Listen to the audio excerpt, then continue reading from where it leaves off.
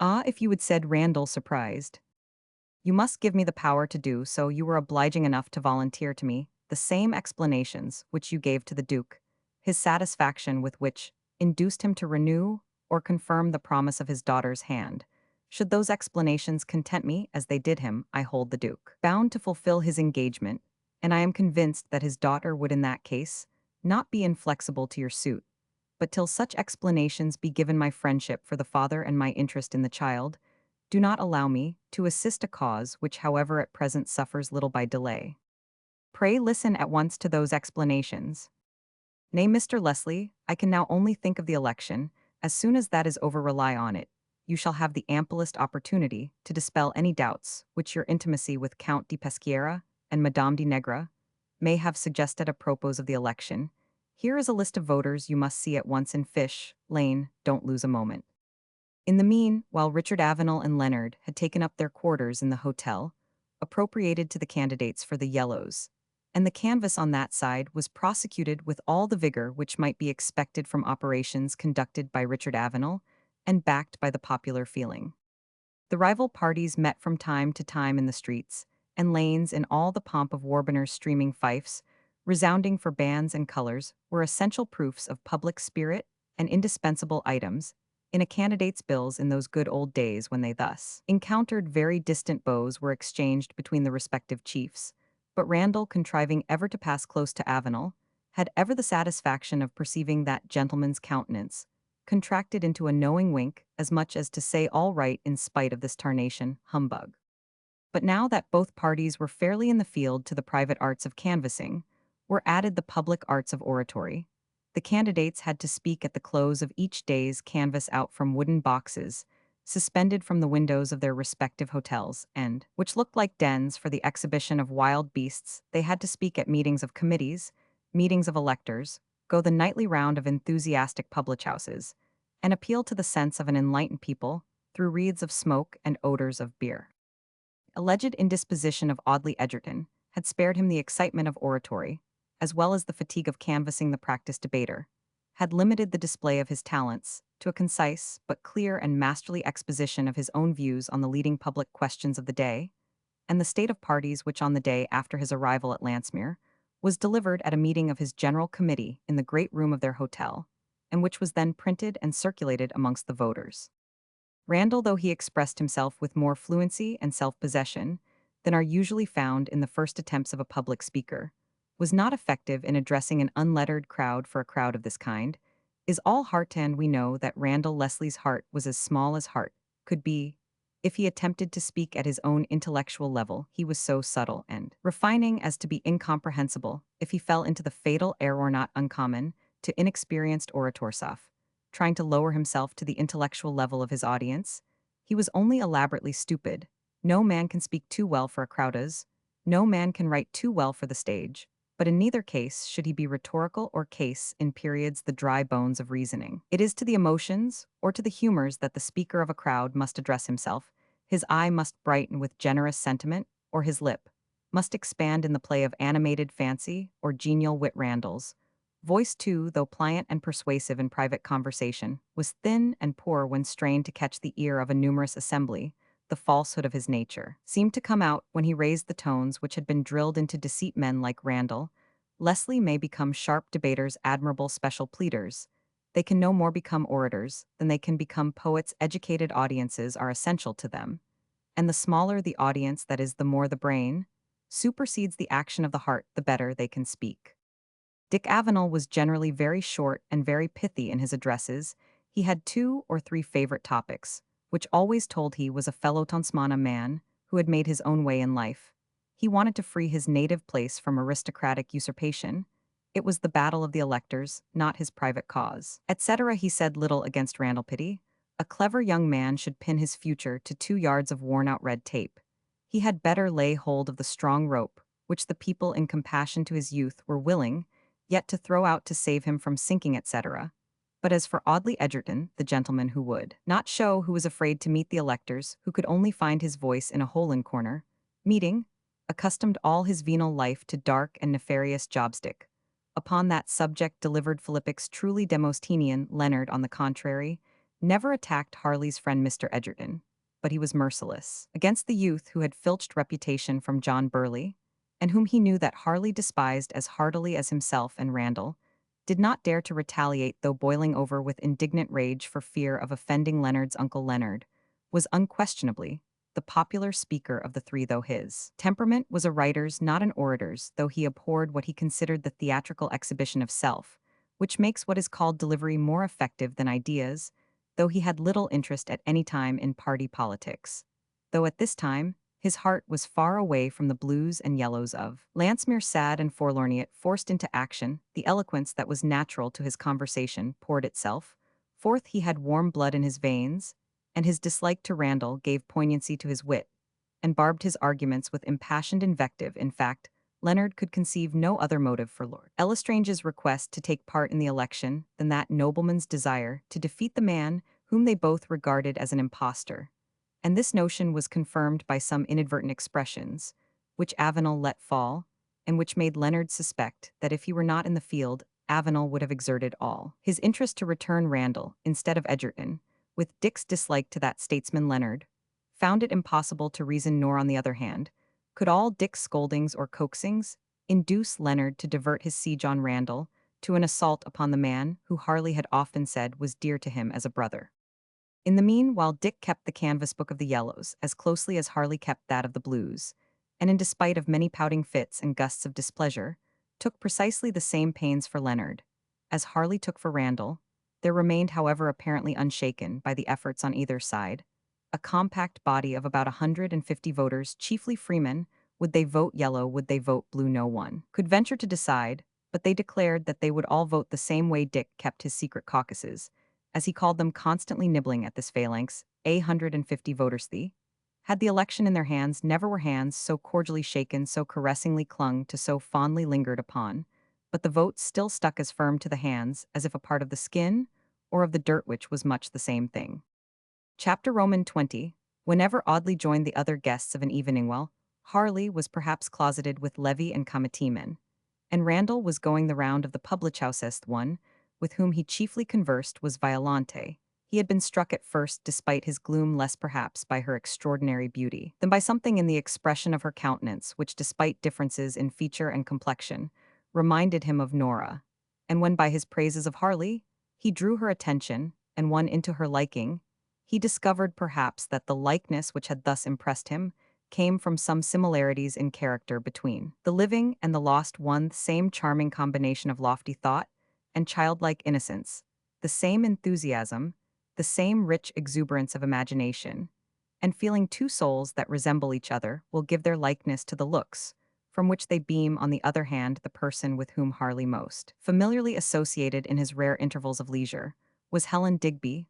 One day Audley Edgerton, standing mournfully by the window of the sitting-room appropriated to his private use, saw the two whom he believed still betrothed take their way across the park side by side. Pray heaven that she may atone to him for all, murmured Audley. But ah, that it had been Violante, then I might have felt assured that the future would efface the past, and found the courage to tell him all. And when last night I spoke of what Harley ought to be to England, how like were Violante's eyes and smile to Nora's, when Nora listened in delighted sympathy to the hopes of my own young ambition. With a sigh he turned away and resolutely sat down to read and reply to the voluminous correspondence which covered the table of the busy public man, for Audley's return to Parliament being considered by his political party as secure to him, were transmitted all the hopes and fears of the large and influential section of it whose members looked up to him as their future chief, and who, in that general election, unprecedented for the number of eminent men it was fated to expel from Parliament,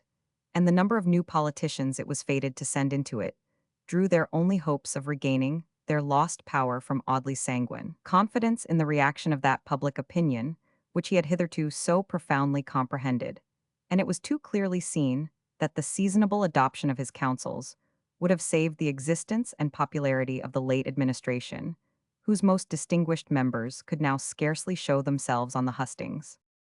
Meanwhile, Lord L'Estrange led his young companion towards a green hill in the center of the park, on which stood a circular temple that commanded a view of the country round. For miles they had walked in silence, till they gained the summit of the sloped and gradual ascent, And then, as they stood still side by side, Harley thus spoke.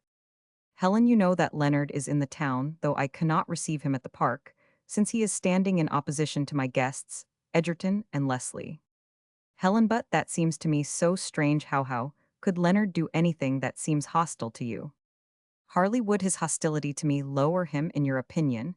If he know that I am his rival, does not rivalry include hate?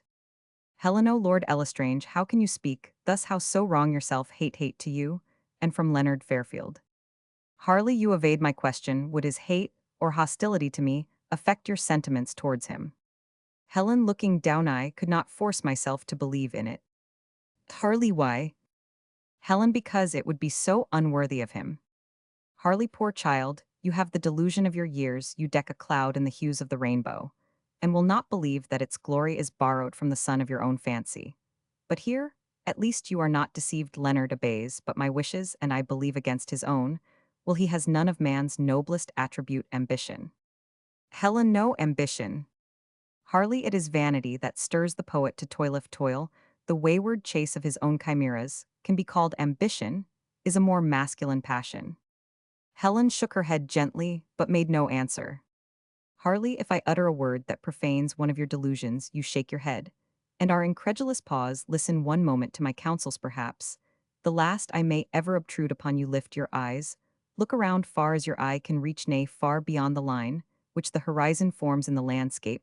Stretch the lands of my inheritance. Yonder you see the home in which my forefathers for many generations lived with honor and died. Lamented all these in the course of nature, might one day have been your own, had you not rejected my proposals. I offered you, it is true, not what is commonly called love. I offered you sincere esteem and affections, the more durable for their calm. You have not been reared by the world in the low idolatry of rank and wealth. But even romance cannot despise the power of serving others, which rank and wealth bestow. For myself, hitherto indolence, and lately disdain, rob fortune of these nobler attributes. But she who will share my fortune may dispense it, so as to atone for my sins of omission. On the other side, grant that there is no bar to your preference for Leonard Fairfield. What does your choice present to you? Those of his kindred, with whom you will associate, are unrefined, and mean. His sole income is derived from precarious labors, the most vulgar of all anxietist fear of bread itself, for the morrow must mingle with all your romance and soon steal from love all its poetry. You think his affection will console you for every sacrifice. Folly. The love of poets is for a mist, a moonbeam, a denizen of air, a phantom that they call an ideal. They suppose for a moment that they have found that ideal in Chloe or Philly's Helen or a milkmaid. By the first time you come to the poet with the baker's bill, where flies the ideal? I knew one more brilliant than Leonard, more exquisitely gifted by nature. That one was a woman. She saw a man hard and cold as that stone at your feet, a false, hollow, sordid worldling. She made him her idol, beheld in him all that history would not recognize, in a Caesar that mythology would scarcely grant to an Apollo. To him, she was the plaything of an hour. She died, and before the year was out, he had married for money. I knew another instance. I speak of myself. I loved, before I was your age. Had an angel warned me, then I would have been incredulous as you. How that ended, no matter. But had it not been for that dream of maudlin delirium, I had lived and acted as others of my kind, and my sphere married from reason and judgment, been now a useful and happy man. Pause. Then, will you still reject me for Leonard Fairfield? For the last time you have the option, me, and all the substance of waking life. Leonard Fairfield, and the shadows of a fleeting dream. Speak. You hesitate, nay, take time to decide. Helena, Lord Elestrange, you who have felt what it is to love, how can you doubt my answer? How think that I could be so base, so ungrateful as take from yourself what you call the substance of waking life, while my heart was far away faithful to what you call a dream? Harley, but can you not dispel the dream? Helen, her whole face, one flush. It was wrong to call it dream. It is the reality of life to me. All things else are as dreams. Harley, taking her hand and kissing it with respect. Helen, you have a noble heart, and I have tempted you in vain. I regret your choice, though I will no more oppose it. I regret it, though I shall never witness your disappointment. As the wife of that man I shall see and know you no more. Heleno, no, do not say that. Why, wherefore? Harley, his brows meeting. He is the child of fraud, and of shame. His father is my foe, and my hate descends to the son. He too, the sun filches from me, but complaints are idle when the next few days are over. Think of me but as one who abandons all right over your actions, and is a stranger to your future fate. Pooh, Dry your tears so long as you love Leonard or esteem me rejoice that our paths do not cross.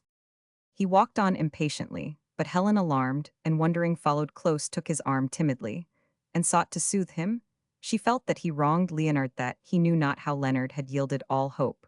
When he learned to whom she was affianced for Leonard's sake, she conquered her bashfulness and sought to explain, but at her first hesitating, faltered words, Harley, who with great effort suppressed the emotions which swelled within him, abruptly left her side, and plunged into the recesses of thick far-spreading groves, that soon wrapped him from her eye. While this conversation occurred between Lord Elestrange and his ward, the soidescent Ricabacca and Violante were walking slowly through the gardens, the philosopher unchanged by his brightening prospexo, far as the outer man was concerned, still characterized by the red umbrella, and the accustomed pipe took the way mechanically towards the sunniest quarter of the grounds now, and then glancing tenderly at Violante's downcast, melancholy face, but not speaking, only at each glance, there came a brisker cloud from the pipe, as if obedient to a fuller heave of the heart. At length, in a spot which lay open towards the south, and seemed to collect all the gentlest beams of the November sun, screened from the piercing east by dense evergreens, and flanked from the bleak north by lofty walls, Ricabacca paused and seated himself. Flowers still bloomed on the sward in front, over which still fluttered the wings of those later and more brilliant butterflies that, unseen in the genial days of our English summer, come with autumnal skies and sport round the mournful steps of the coming winter. Types of those thoughts which visit and delight the contemplation of age, while the current yet glides free from the iron ice, and the leaves yet linger on the boughs, thoughts that associate the memories of the departed summer with messages from suns that shall succeed the winter and expand colors, the most steeped in light and glory, just as the skies through which they gleam are darkening, and the flowers on which they hover fade from the surface of the earth, dropping still seeds that sink deep out of sight below. Daughter, said Ricabacca, drawing Violante to his side, with caressing arm, daughter, mark how they who turn towards the south can still find the sunny side of the landscape. In all the seasons of life, how much of chill or of warmth depends on our choice of the aspect. Sit down, let us reason. Violante sat down, passively clasping her father's hand. In both her own reason, harsh word, to the ears of feeling you shrink, resumed Ricabacca, from even the courtship, even the presence of the suitor, in whom my honor binds me to recognize your future bridegroom. Violante drew away her hands and placed them before her eyes shudderingly. But, continued Ricabacca, rather peevishly, this is not listening to reason. I may object to Mr. Leslie, because he has not an adequate rank or fortune to pretend to a daughter of my house. That would be what everyone would allow to be reasonable in a father. Except, indeed, added the poor sage, trying hard to be sprightly and catching hold of a proverb to help him, except, indeed, those wise enough to recollect that admonitory saying, Casa, il figlio quando viu, e la figlia quando più, marry your son when you will your daughter when you can. Seriously, if I overlook those objections to Mr. Leslie, it is not natural for a young girl to enforce them. What is reason in you is quite another thing from reason in me. Mr. Leslie is young, not a looking, has the air of a gentleman, is passionately enamored of you, and has proved his affection by risking his life against that villainous Peschiera. That is, he would have risked it had Peschiera not been shipped out of the way. If then you will listen to reason, pray, what can reason say against Mr. Leslie? Father, I detest him. Cospetto, persisted Ricabacca, testily, you have no reason to detest him. If you had any reason, child, I am sure that I should be the last person to dispute it. How can you know your own mind in such a matter? It is not as if you had seen anyone else you could prefer, not another man of your own years do you even know, except, indeed, Leonard Fairfield, whom, though I grant he is handsomer, and with more imagination and genius than Mr. Leslie, you still must remember as the boy who worked in my garden. Ah, to be sure, there is Frank Hazeldean, fine lad, but his affections are engaged in. Short, continued the sage dogmatically, there is no one else you can by any possible caprice prefer to Mr. Leslie. And for a girl who has no one else in her head, to talk of detesting a well-looking, well-dressed, clever young man, issa nonsense sky lassia, il poco per haver lasse, ni l'uno ni l'altro. Avra may, which may be thus paraphrased, the young lady who refuses a mortal in the hope of obtaining an angel, loses the one, and will never fall in with the other. So now, having thus shown that the darker side of the question is contrary to reason, let us look to the brighter in the first place. O father, father, cried Violante passionately, you, to whom I once came for comfort in every childish sorrow, do not talk to me with this cutting levity. See, I lay my head upon your breast. I put my arms around you, and now can you reason me into misery? Child, child, do not be so wayward, strive at least against a prejudice, that you cannot defend my Violante, my darling. This is no trifle here. I must cease to be the fond, foolish father, whom you can do what you will with. Here I am Alfonso Duque di Serrano, for here my honor as noble, and my word as man, are involved I then. But a helpless exile, no hope of fairer prospects before me, trembling like a coward at the wiles of my unscrupulous kinsman, grasping at all chances, to save you from his snare self, offered your hand to Randall, Leslie offered, promised, pledged it. And now that my fortunes seem assured, my rank, in all likelihood, restored, my foe crushed, my fears at rest, now does it become me to retract what I myself have urged. It is not the noble, it is the parvenu, who has only to grow rich in order to forget those whom, in poverty, he hailed as his friends. Is it for me to make the poor excuse, never heard on the lips of an Italian prince, that I cannot command the obedience of my child, subject myself to the galling answer, Duke of Serrano?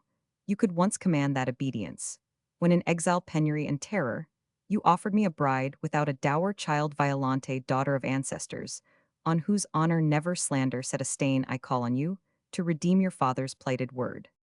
Father, must it be so? Is not even the convent open to me? Nay, look not so coldly on me, if you could but read my heart. And oh, I feel so assured of your own repentance hereafter, so assured that this man is not what you believe him. I so suspect that he has been playing throughout some secret and perfidious part. Ha, interrupted Rickabaca, Harley has perhaps infected you with that notion. No, no, but is not Harley, is not Lord Elestrange one, whose opinion you have cause to esteem? And if he distrusts Mr. Leslie, let him make good his distrust by such proof as will absolve my word, and I shall share your own joy. I have told him this. I have invited him to make good his suspicions. He puts me off, he cannot do so, added Rickabaca in a dejected tone. Randall has already so well explained all that Harley deemed equivocal. Violante, my name and my honor rest in your hands. Cast them away, if you will. I cannot constrain you, and I cannot stoop to implore noblesse oblige. With your birth you took its duties, let them decide between your vain caprice and your father's solemn remonstrance. Assuming a sternness that he was far from feeling and putting aside his daughter's arms, the exile walked away. Violante paused a moment, shivered, looked round, as if taking a last farewell of joy and peace and hope on earth, and then approaching her father with a firm step, she said, I never rebelled, father, I did but entreat. What you say is my law now, as it has ever been, and come, what may, never shall you hear complaint or murmur from me. Poor father, you will suffer more than I shall kiss me. About an hour afterwards, as the short day closed in, Harley, returning from his solitary wanderings, after he had parted from Helen, encountered on the terrace before the house Lady Lansmere and Audley Egerton arm in arm. Harley had drawn his hat over his brows, and his eyes were fixed on the ground, so that he did not see the group upon which he came unawares, until Audley's voice startled him from his reverie. My dear Harley, said the ex-minister with a faint smile, you must not pass us by now that you have a moment of leisure from the cares of the election. And Harley, though we are under the same roof, I see you so little. Lord Elestrange darted a quick glance towards his mother, a glance that seemed to say, you leaning on Audley's arm, have you kept your promise? And the eye that met his own reassured him. It is true, said Harley, but you who know that once engaged in public affairs, one has no heart left for the ties of private life, will excuse me, and this election is so important. And you, Mr. Egerton, said Lady Lansmere, whom the election most concerns, seem privileged to be the only one who appears indifferent to success. Ay, but you are not indifferent, said Lord Elestrange abruptly. No, how can I be so when my whole future career may depend on it? Harley drew Egerton aside. There is one voter you ought at least to call upon, and think he cannot be made to comprehend that, for the sake of any relation, even for the sake of his own son, he is to vote against the Blues against you. I mean, of course, Nora's father, John Avenel, his vote, and his son-in-law's gained your majority at your first election. Egerton, call on John Avenel, have you called? Harley calmly, yes, poor old man, his mind has been affected ever since Nora's death. But your name as the candidate for the borough at that timeth successful candidate, for whose triumph the joy bells chimed with her funeral knell, your name brings up her memory, and he talks in a breath of her. And if you come, let us walk together to his house, it is close by the park lodge. The drop stood on Audley's brow, he fixed his dark handsome eyes in mournful amaze upon Harley's tranquil face. Harley, at last, then you have forgotten the past. No, but the present is more imperious, All my efforts are needed to requite your friendship. You stand against her brotheriate. Her father votes for you, and her mother says to her son, let the old man alone. Conscience is all that is well alive in him. And he thinks if he were to vote against the blues, he would sin against honor and electioneering prejudice. Some skeptics would say, but you must be touched by this trait of human nature in her father to you, Audley Edgerton, who are the soul of honor. What ails you? Edgerton, nothing, a spasm at the heart, my old complaint. Well, I will call on the poor man later. But not, no, not with you, nay. Nay, I will not, I cannot. Harley, just as you joined us, I was talking to your mother. Harley, I, and what of? Edgerton, yourself, I saw you from my windows walking with your betrothed afterwards. I observed her coming home alone, and by the glimpse I caught of her gentle countenance, it seemed sad. Harley, do you deceive us? Harley, deceive I how? Edgertondo, you really feel that your intended marriage will bestow on you the happiness which is my prayer as it must be your mother's. Harley, happiness, I hoped so, but perhaps. Edgerton, perhaps what? Harley, perhaps the marriage may not take place. Perhaps I have a rival, not an open one, a secret stealthy wooer, in one too, whom I have loved, served, trusted. Question me not now. Such instances of treachery make one learn more how to prize a friendship honest, devoted, faithful as your own. Audley Edgerton, but here comes your protege, released a while from his canvas, and your confidential adviser, Baron Levy. He accompanied Randall through the town today. So anxious is he to see that that young man does not play false and regard his own interest before yours. Would that surprise you? Edgerton, you are too severe upon Randall. Leslie, he is ambitious, worldly, has no surplus of affection at the command of his heart. Harley, is it Randall Leslie you describe?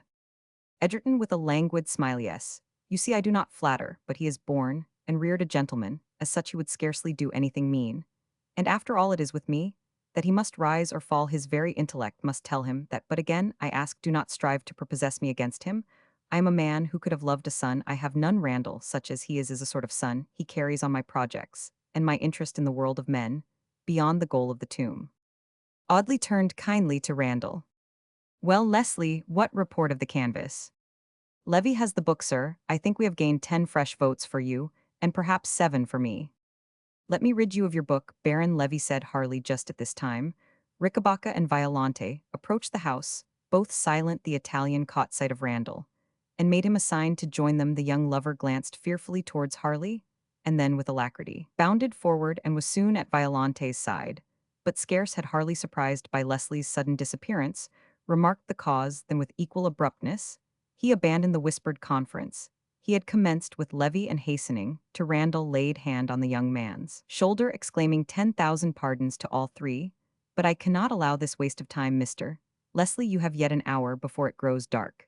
There are 3 outvoters 6 miles off, influential farmers, whom you must canvass in person with my father's steward. Hasten to the stables, choose your own horse to saddle, Baron Levy. Go and order my lord's steward, Mr. Smart, to join Mr. Leslie at the stables, then come back to Meckwick. What loitering still, Mr. Leslie? You will make me throw up your whole cause in disgust at your indolence and apathy. Alarmed at this threat, Randall lifted his accusing eyes to heaven and withdrew. Meanwhile, Audley had drawn close to Lady Lansmere, who was leaning in thought over the balustrade of the terrace. Do you note, said Audley, whispering, how Harley sprang forward when the fair Italian came in sight? Trust me? I was right. I know little of the young lady, but I have conversed with her. I have gazed on the changes in her face. If Harley ever love again, and if ever love influence and exalt his mind, wish with me that his choice may yet fall where I believe that his heart inclines it. Lady Lansmere, ah, that it were so. Helen, I own, is charming, but Violante is equal in birth. Are you not aware that she is engaged to your young friend, Mr. Leslie? Audley, Randall told me so, but I cannot believe it. In fact, I have taken occasion to sound that fair creature's inclinations, and if I know aught of women, her heart is not with Randall. I cannot believe her to be one whose affections are so weak as to be easily constrained, nor can I suppose that her father could desire to enforce a marriage that is almost a misalliance. Randall must deceive himself, and from something Harley just let fall in our painful but brief conversation, I suspect that his engagement with Miss Digby is broken off. He promises to tell me more later. Yes, continued Audley mournfully. Observe Violante's countenance, with its ever-varying play. Listen to her voice, to which feeling seems to give the expressive music. And tell me whether you are not sometimes reminded off in one word. There is one who, even without rank or fortune, would be worthy to replace the image of Leonora and be, to Harley, what Leonora could not. For sure I am that Violante loves him. Harley meanwhile had lingered with Ricabacca and Violante speaking, but on indifferent subjects, obtaining short answers from the first and none from the last when the sage drew him a little aside and whispered, "She has consented to sacrifice herself to my sense of honor, but oh, Harley, if she be unhappy, it will break my heart.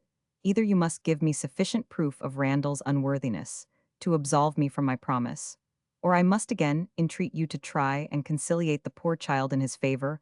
All you say has weight with her. She respects you as a second father."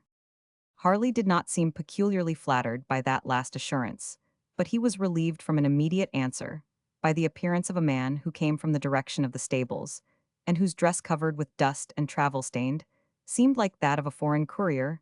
No sooner did Harley catch sight of this person than he sprang forward and accosted him briefly and rapidly. "You have been quick. I did not expect you so soon. You discovered the trace you gave my letter." "And have brought back the answer, my lord," replied the man, taking the letter from a leathern pouch at his side. Harley hastily broke open the seal and glanced over the contents, which were comprised in a few lines. "Good, say not whence you came. Do not wait here. Return at once to London." Harley's face seemed so unusually cheerful as he rejoined the Italians that the Duke exclaimed, "A dispatch from Vienna, my recall." "From Vienna, my dear friend, not possible, yet I cannot calculate on hearing from the prince till a day or two before the close of this election. But you wish me to speak to Violante, join my mother yonder. What can she be saying to Mr. Egerton? I will address a few words apart to your fair daughter, that may at least prove the interest in her fate taken by her second father." "Kindest of friends," said the unsuspecting pupil of Machiavelli, and he walked towards the terrace. Violante was about to follow. Harley detained her. "Do not go till you have thanked me, for you are not the noble Violante, for whom I take you, unless you acknowledge gratitude to anyone who delivers you from the presence of an admirer in Mr. Randall Leslie." "Violante, ought I to hear this of one whom? Harley, one whom your father obstinately persists in obtruding on your repugnance. Yet, oh dear child, you who, when almost an infant ere yet, you knew what snares and pitfalls for all who trust to another lie under the sword at our feet, even when decked the fairest with the flowers of spring, you who put your small hands around my neck, and murmured in your musical voice, 'Save us, save my father, you at least. I will not forsake in a peril worse than that which menaced you, Thena peril, which affrights you more than that which threatened you in the snares of Peschiera. Randall Leslie may thrive in his meaner objects of ambition, those I fling to him in scorn, but you the presuming varlet.'" Harley paused a moment, half stifled with indignation. He then resumed calmly, "Trust to me and fear not I will rescue this hand from the profanation of Randall Leslie's touch. And then farewell for life, to every soft emotion before me, expands the welcome solitude the innocent save the honest, righted the perfidious stricken by a just retribution, and then what then? Why, at least I shall have studied Machiavelli with more effect than your wise father, and I shall lay him aside, needing no philosophy to teach me never again to be deceived." His brow darkened, he turned abruptly away, leaving Violante lost in a maze fear, and a delight vague, yet more vividly felt than all. Chapter Roman 21. That night, after the labors of the day, Randall had gained the sanctuary of his own room and seated himself at his table to prepare the heads of the critical speech he would have now very soon to deliver on the day of nomination. Critical speech, when in the presence of foes and friends, reporters from London, and amidst all the jarring interests that he sought to weave into the sole self-interest of Randall Leslie, he would be called upon to make the formal exposition of his political opinions. Randall Leslie, indeed, was not one of those speakers whom either modesty, fastidiousness, or conscientious desire of truth predisposes towards the labor of written composition. He had too much cleverness to be in want of fluent period or ready, commonplace, ordinary materials of oratorical impromptu, too little taste for the beautiful to study what graces of diction will best adorn a noble sentiment, too obtuse a conscience to care if the popular argument were purified from the dross which the careless flow of a speech wholly extemporaneous rarely fails to leave around it. But this was no ordinary occasion. Elaborate study here was requisite, not for the orator, but the hypocrite. Hard task to please the blues and not offend the yellows, appear to side with Audley Egerton, yet insinuate sympathy with Dick Avenel, confront, with polite smile, the younger opponent whose words had lodged arrows in his vanity, which rankled the more gallingly because they had raised the skin of his conscience. He had dipped his pen into the ink and smoothed the paper before him when a knock was heard at the door. "Come in," said he impatiently. Levy entered saunteringly. I am come to talk over matters with you, mon cher, said the Baron, throwing himself on the sofa, and first I wish you joy of your prospects of success. Randall postponed his meditated composition, with a quick sigh drew his chair towards the sofa, and lowered his voice into a whisper. You think with me that the chance of my success is good. Chance, why, it is a rubber of whist in which your partner gives you all the winnings, and in which the adversary is almost sure to revoke either Avenel or his nephew. It is true, must come in, but not both two parvenus aspiring to make a family seat of an earl's borough too absurd. I hear from Ricabocca, or rather the Duke di Serrano, that this same young Fairfield is greatly indebted to the kindness of Lord L'Estrange. Very odd that he should stand against the Lancemere interest. Ambition, mon cher, you yourself are under some obligations to Mr. Edgerton, yet in reality he has more to apprehend from you than from Mr. Fairfield. I disown obligations to Mr. Edgerton, and if the electors prefer me to him, whom Bytheby they once burned in effigy, it is no fault of mine. The fault, if any, will rest with his own dearest friend L'Estrange. I do not understand how a man of such clear sense as L'Estrange undoubtedly possesses should be risking Edgerton's election in his zeal for mine, nor do his formal courtesies to myself deceive me. He has even implied that he suspects me of connivance with Peschiera's schemes on Violante, but those suspicions he cannot support, for of course, Levy, you would not betray me. What possible interest could I serve in that? None that I can discover, certainly, said Randall, relaxing into a smile. And when I get into Parliament, aided by the social position which my marriage will give me, I shall have so many ways to serve, you know. It is certainly your interest not to betray me, and I shall count on you as a witness, if a witness can be required. Count on me certainly, my dear fellow, said the Baron, and I suppose there will be no witness the other way done for eternally, is my poor dear friend Peschiera, whose cigars, Bytheby, were matchless. I wonder if there will be any for sale, and if he were not so done for, it is not you, it is L'Estrange that he would be tempted to do for. We may blot Peschiera out of the map of the future, rejoined Randall. Men, from whom henceforth we have nothing to hope or to fear, are to us as the races before the deluge. Fine remark, quoth the Baron admiringly. Peschiera, though not without brains, was a complete failure. And when the failure of one I have tried to serve is complete, the rule I have adopted through life is to give him up altogether. Of course, said Randall. Of course, echoed the Baron. On the other hand, you know that I like pushing forward young men of mark, and promise you really are amazingly clever. But how comes it? You don't speak better, do you know? I doubt whether you will do in the House of Commons all that I expected from your address and readiness in private life. Because I cannot talk trash vulgar enough for a mob poo, I shall succeed wherever knowledge is really power. Besides, you must allow for my infernal position. You know, after all, that Avenel, if he can only return himself, or his nephew, still holds in his hands the choice of the candidate upon our side. I cannot attack him. I cannot attack his insolent nephew. Insolent not that, but bitterly eloquent. He hits you hard. You are no match for him, Randall, before a popular audience, though en petit comite the devil himself were hardly a match for you. But now to a somewhat more serious point, your election. You will win your bride is promised to you, but the old Leslie lands in the present possession of Squire Thornhill. You have not gained, and your chance of gaining them is in great jeopardy. I did not like to tell you this morning, Git, would have spoiled your temper for canvassing. But I have received a letter from Thornhill himself.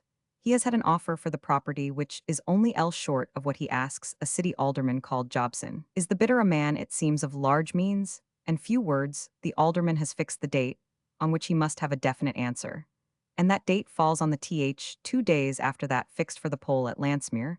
The brute declares he will close with another investment if Thornhill does not then come into his terms. Now, as Thornhill will accept these terms unless I can positively promise him better, and as those funds on which you calculated, had the marriage of Peschiera with Violante and Frank Hazeldean with Madame de Negra taken place, fail you, I see no hope for your being in time with the money, and the old lands of the Leslies must yield their rents to a Jobson. I care for nothing on earth like those old lands of my forefathers, said Randall, with unusual vehemence. I reverence so little amongst the living, and I do reverence the dead, and my marriage will take place so soon, and the dower would so amply cover the paltry advance required. Yes, but the mere prospect of a marriage to the daughter of a man whose lands are still sequestered would be no security to a moneylender. Surely, said Randall, you who once offered to assist me when my fortunes were more precarious, might now accommodate me with this loan as a friend, and keep the title deeds of the estate as a moneylender, added the Baron, laughing. Pleasantly, no moan share. I will still lend you half the sum required in advance. But the other half is more than I can afford as friend or hazard as moneylender. And it would damage my character. Out of all rule, if the estate's falling by your default of payment into my own hands, I should appear to be the real purchaser of the property of my own distressed client. But now I think of it, did not Squire Hazeldean promise you his assistance in this matter? He did so, answered Randall, as soon as the marriage between Frank and Madame de Negra was off his mind. I meant to cross over to Hazeldean immediately after the election. How can I leave the place till then? If you do, your election is lost, but why not write to the squire? It is against my maxim to write where I can speak, however. There is no option. I will write at once. Meanwhile, communicate with Thornhill, keep up his hopes, and be sure at least that he does not close with this greedy alderman before the day fixed for decision. I have done all that already, and my letter is gone. Now do your part. And if you write as cleverly as you talk, you would coax the money out from a stonier heart than poor Mr. Hazeldean's. I leave you now. Good night. Levy took up his candlestick, nodded, yawned, and went. Randall still suspended the completion of his speech, and indited the following epistle. My dear Mr. Hazeldean, I wrote to you a few hasty lines on leaving town to inform you that the match you so dreaded was broken off, and proposing to defer particulars till I could visit your kind and hospitable roof, which I trusted to do for a few hours during my stay at Landsmere, since it is not a day's journey hence to Hazeldean. But I did not calculate on finding so sharp a contest. In no election throughout the kingdom do I believe that a more notable triumph or a more stunning defeat for the great landed interest can occur, for in this town so dependent on agriculture, we are opposed by a low and sordid manufacture of the most revolutionary notions, who has moreover the audacity to force his own nephew, that very boy whom I chastised for impertinence on your village green, son of a common carpenter, actually the audacity, I say, to attempt to force this peasant of a nephew, as well as himself, into the representation of Landsmere against the earl's interest, against your distinguished brother. Off myself, I say nothing. You should hear the language in which these two men indulge against all your family, if we are beaten by such persons.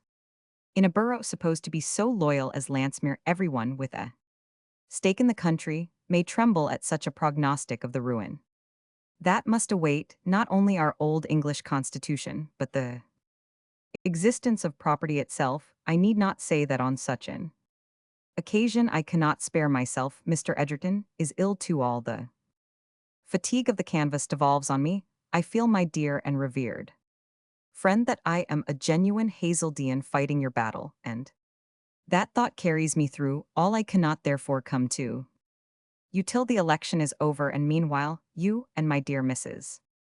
Hazeldean must be anxious to know more about the affair that so preyed on both your hearts than I have yet informed you, or can well trust to a letter. Be assured, however, that the worst is over. The lady has gone abroad. I earnestly entreated Frank, who showed me Mrs. Hazeldean's most pathetic letter to him, to hasten at once to the hall and relieve your minds. Unfortunately, he would not be ruled by me, but talked of going abroad to not, I trust, nay, I feel assured, in pursuit of Madame de Negra. But still, in short, I should be so glad to see you, and talk over the whole. Could you not come hither, I pray do? And now, at the risk of your thinking that in this I am only consulting my own interest, but Noyer noble English heart will never so missiege me, I will add with homely frankness that, if you could accommodate me immediately with the loan you not long since so generously offered, you would save those lands once in my family from passing away from us forever. A city alderman on Jobsonis, meanly taking advantage of Thornhill's necessities, and driving a hard bargain for those lands he has fixed. The inst for Thornhill's answer, and Levy, who is here assisting Mr. Edgerton's election, informs me that Thornhill will accept his offer, unless I am provided with L beforehand. The other L to complete the advance required. Levy will lend me. Do not be surprised at the usurer's liberality. He knows that I am about shortly to marry a very great heiress. You will be pleased When you learn whom, and will then be able to account for my indifference to Miss Sticterites, and her dower will amply serve to repay his loan, and your own if I may trust to your generous affection for the grandson of a Hazeldean, I have the less scruple.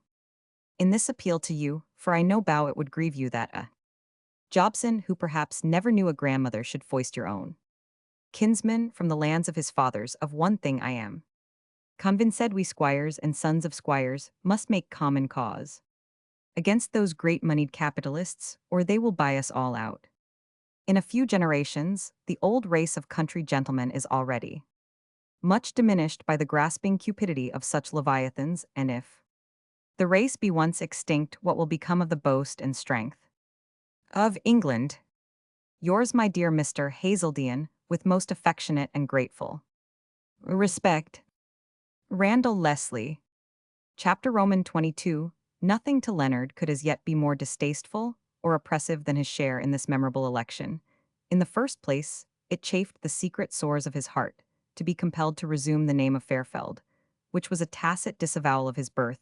It had been such delight to him that the same letters which formed the name of Nora should weave also that name of Iran too, which he had given distinction, which he had associated with all his nobler toils, and all his hopes of enduring fame a mystic link between his own career and his mother's obscurer genius. It seemed to him as if it were rendering to her the honors accorded to himself subtle and delicate fancy, of the affections of which only poets would be capable, but which others than poets may perhaps comprehend. That earlier name of Fairfield was connected in his memory with all the ruder employments, the meaner trials of his boyhood, the name of Iran, with poetry and fame. It was his title in the ideal world, amongst all fair shapes and spirits. In receiving the old appellation, the practical world with its bitterness and strife returned to him as at the utterance of a spell. But in coming to Lancemere he had no choice. To say nothing of Dick and Dick's parents, with whom his secret would not be safe, Randall Leslie knew that he had gone by the name of Fairfield, knew his supposed parentage, and would be sure to proclaim them. How account for the latter name, without setting curiosity to decipher the anagram it involved, and perhaps guiding suspicion to his birth from Nora to the injury of her memory, yet preserved from stain? His feelings as connected with Nora sharpened and deepened, as they all had been by his discovery of her painful narrative, were embittered still more by coming in contact with her parents. Old John was in the same helpless state of mind and body as before, neither worse nor better, but waking up at intervals with vivid gleams of interest in the election, at the wave of a blue banner, at the cry of blue, forever. It was the old broken clown charger who, dozing in the meadows, starts at the roll of the drum. No persuasions Dick could employ would induce his father to promise to vote even one yellow. You might as well have expected the old Roman, with his monomaniac cry against Carthage, to have voted for choosing Carthaginians for consuls. But poor John, nevertheless, was not only very civil, but very humble to Dick, very happy to oblige the gentleman. Your own son, bawled Dick, and here is your own grandson. Very happy to serve you both, but you see you are the wrong color.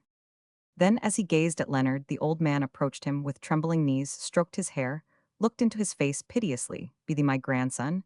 He faltered. Wife, Nora had no son, had she. My memory begins to fail me, sir, pray excuse it, but you have a look about the eyes that old John began to weep, and his wife led him away.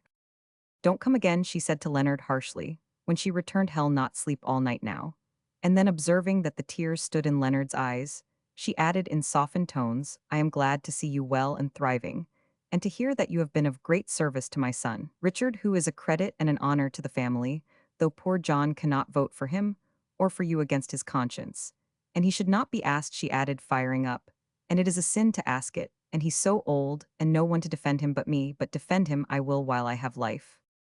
The poet recognized woman's brave, loving, wife-like heart here, and would have embraced the stern grandmother if she had not drawn back from him. And as she turned towards the room to which she had led her husband, she said over her shoulder, I am not so unkind as I seem, boy, but it is better for you, and for all, that you should not come to this house, Agambetter, that you had not come into the town. Fie, mother, said Dick, seeing that Leonard, bending his head, silently walked from the room. You should be prouder of your grandson than you are of me. Prouder of him who may shame us all yet. What do you mean? But Mrs. Avenel shook her head and vanished. Never mind her, poor old soul, said Dick, as he joined Leonard at the threshold. She always had her tempers, and since there is no vote to be got in this house, and one can't set a caucus on one's own fatherette, least in this extraordinary rotten and prejudiced old country, which is quite in its age well, not come here to be snubbed any more, bless their old hearts nevertheless. Leonard's acute sensibility in all that concerned his birth, deeply wounded by Mrs. Avenel's allusions, which he comprehended better than his uncle did, was also kept on the edge by the suspense to which he was condemned by Harley's continued silence as to the papers. Confided to that nobleman, it seemed to Leonard almost unaccountable that Harley should have read those papers be in the same town with himself, and yet volunteer no communication at length. He wrote a few lines to Lord Elestrange, bringing the matter that concerned him so deeply before Harley's recollection, and suggesting his own earnest interest in any information that could supply the gaps and omissions of the desultory fragments.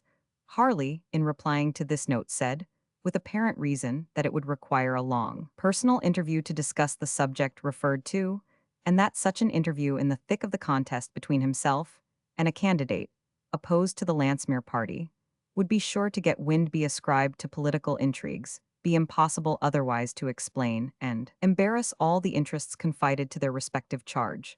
That for the rest he had not been unmindful of Leonard's anxiety, which must now mainly be to see justice done to the dead parent, and learn the name, station, and character of the parent, yet surviving, and in this Harley trusted to assist him as soon as the close of the poll would present a suitable occasion. The letter was unlike Harley's former cordial tone. It was hard and dry. Leonard respected Elestrange too much to own to himself that it was unfeeling. With all his rich generosity of nature, he sought excuses for what he declined to blame. Perhaps something in Helen's manner or words had led Harley to suspect that she still cherished too tender an interest in the companion of her childhood. Perhaps, under this coldness of expression, there lurked the burning anguish of jealousy. And Leonard so well understood, and could so nobly compassionate even in his prosperous rival, that torture of the most agonizing of human passions, in which all our reasonings follow the distorted writhings of our pain. And Leonard himself, amidst his other causes of disquiet, was at once so gnawed and so humbled by his own jealousy. Helen, he knew, was still under the same roof as Harley. They, the betrothed, could see each other daily, hourly. He would soon hear of their marriage. She would be borne afar from the very sphere of his existence, echoed into a loftier region accessible only to his dreams, and yet to be jealous of one to whom both Helen and himself were under such obligations debased him in his own esteem. Jealousy here was so like ingratitude. But for Harley, what could have become of Helen left to his boyish charge, who had himself been compelled in despair to think of sending her from his side to be reared into smileless youth in his mother's humble cottage, while he faced famine alone, gazing on the terrible river from the bridge, by which he had once begged for very alms, begged of that Audley Egerton to whom he was now opposed as an equal, or flying from the fiend that glared at him under the lids of the haunting Chatterton. No jealousy here was more than agony, it was degradation, it was crime. But all if Helen were happy in these splendid nuptials, was he sure even of that consolation? Bitter was the thought either way that she should wholly forget him in happiness from which he stood excluded, as a thing of sin, or sinfully herself remember, and be wretched. With that healthful strength of will which is more often proportioned to the susceptibility of feeling than the world suppose, the young man at last wrenched himself for a while from the iron that had entered into his soul, and forced his thoughts to seek relief in the very objects from which they otherwise would have the most loathingly recoiled. He aroused his imagination to befriend his reason. He strove to divine some motive not explained by Harley, not to be referred to the mere defeat by counterscheme of the scheming Randall, nor even to be solved by any service to Audley Egerton, which Harley might evolve from the complicated meshes of the election. Some motive that could more interest his own heart in the contest, and connect itself with Harley's promised aid in clearing up the mystery of his parentage. Nora's memoir had clearly hinted that his father was of rank and station far beyond her own. She had thrown the glow of her glorious fancies over the ambition and the destined career of the lover, in whom she had merged her ambition as poetess and her career as woman. Possibly, the father might be more disposed to own and to welcome the son if the son could achieve an opening and give promise of worth in that grand world of public life, in which alone reputation takes precedence of rank. Possibly, too, if the son thus succeeded and became one whom a proud father could with pride acknowledge, possibly, he might not only secure a father's welcome, but vindicate a mother's name. This marriage, which Nora darkly hinted she had been led to believe was fraudulent, might after all have been legal ceremony, concealed, even till now, by worldly shame at disparity of rank. But if the son could make good his own footing there, where rank itself owned its chiefs in talent that shame might vanish. These suppositions were not improbable, nor were they uncongenial to Leonard's experience of Harley's delicate benignity of purpose. Here, too, the image of Helen allied itself with those of his parents to support his courage and influence his new ambition. True that she was lost to him. Forever no worldly success, no political honors could now restore her to his side, but she might hear him named with respect in those circles in which alone she would hereafter move, and in which parliamentary reputation ranks higher than literary fame, and perhaps in future years, when love retaining its tenderness was purified from its passion, they might thus meet as friends. He might without a pang take her children on his knees, and say perhaps in their old age, when he had climbed to a social equality, even with her highborn lord, it was the hope to regain the privilege bestowed on our childhood that strengthened me to seek distinction when you and happiness forsook my youth. Thus regarded the election which had before seemed to him so poor and vulgar an exhibition of vehement passions, for petty objects with its trumpery of banners, and its discord of trumpets suddenly grew into vivid interest, and assumed dignity and importance. It is ever thus with all mortal strife in proportion as it possesses, or is void of the diviner, something that quickens the pulse of the heart, and elevates the wing of the imagination. It presents a mockery to the philosopher, or an inspiration to the bard. Feel that something and no contest is mean, feel it not? And like Byron you may class with the slaughter of Canna, that field which at Waterloo restored the landmarks of nations, or may jeer with Juvenal at the dust of Hannibal, because he sought to deliver Carthage from ruin and free a world from Rome. Chapter Roman 23, once then grappling manfully with the task he had undertaken and constraining himself to look on what Rickenbacker would have called the southern side of things, whatever there was really great in principle or honorable to human nature deep below the sordid details and pitiful interests apparent on the face of the agitated current, came clear to his vision. The ardor of those around him began to be contagious. The generous devotion to some cause apart from self which pervades an election, and to which the poorest voter will often render sacrifices that may be called sublime, the warm personal affection, which community of zeal creates for the defender of beloved opinions all, concurred to dispel that indifference to party politics, and counteract that disgust of their baser leaven, which the young poet had first conceived. He even began to look with complacency for itself on a career of toil and honors, strange to his habitual labors and intellectual ambition. He threw the poetry of idea within him, as poets ever do, into the prose of action to which he was hurried forward. He no longer opposed Dick Avenel, when that gentleman represented how detrimental it would be to his business at Screwstone, if he devoted to his country the time and the acumen required by his mill and its steam engine, and how desirable it would be on all accounts that Leonard Fairfield should become the parliamentary representative of the Avenels. If therefore said Dick, two of us cannot come in, and one must retire, leave it to me to arrange with the committee that you shall be the one to persist. Oh, never fear. But what all scruples of honor shall be satisfied, I would not for the sake of the Avenels have a word said against their representative.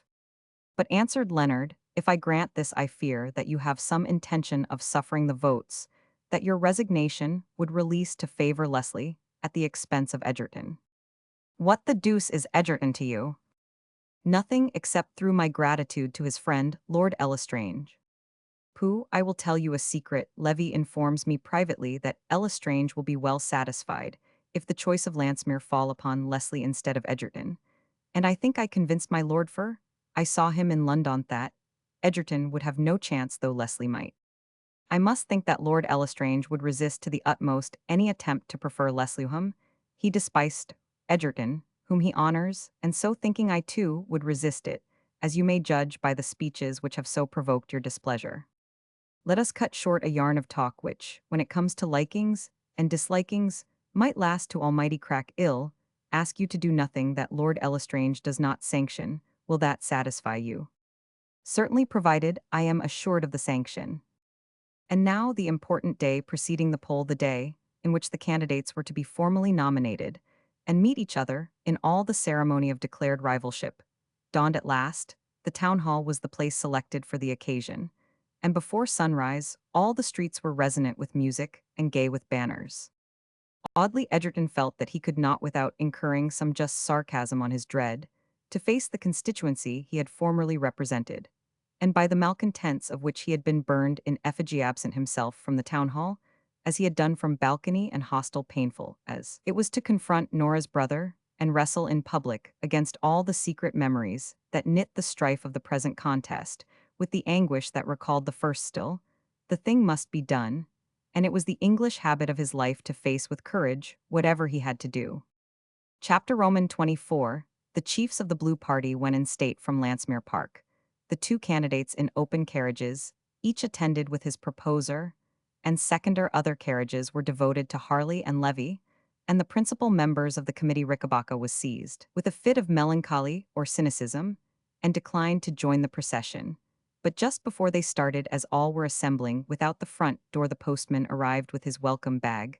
There were letters for Harley, some for Levy, many for Egerton, one for Randall Leslie. Levy, soon hurrying over his own correspondence, looked in the familiar freedom wherewith he usually treated his particular friends over Randall's shoulder. From the squire said he, he has written at last what made him delay so long. Hope he relieves your mind. Yes, cried Randall, giving way to a joy that rarely lighted up his close and secret countenance. He does not write from Hazelden not there. When my letter arrived in London, could not rest at the Hall place. Reminded him too much of Franklin again, to town on the receipt of my first letter, concerning the rupture of the marriage, to see after his son, and take up some money to pay off his postobit. Read what he says. So while I was about a mortgage, never did I guess that I should be the man to encumber the Hazelden estate. I thought I might as well add L as L to the total. Why should you be indebted at all to that Baron Levy? Don't have dealings with money lenders. Your grandmother was a Hazelden, and from a Hazelden you shall have the whole sum required in advance for those rude lands. Good light soil some of them, as to repayment we'll talk of that later, if Frank and I come together again, as we did of old. Why, my estates will be his some day, and he'll not grudge the mortgage. So fond as he always was of you, and if we don't come together, what do I care for hundreds or thousands, either more or less? So I shall be down at Landsmere the day after tomorrow, just in the thick of your polling. Beat the manufacturer, my boy, and stick up for the land. Tell Levy to have all ready. I shall bring the money down in good banknotes, and a brace of pistols in my coat pocket to take care of them in ease robbers get scent of the notes and attack me on the road, as they did my grandfather 60 years ago. Come next Michaelmas, a Landsmere election puts one in mind of pistols.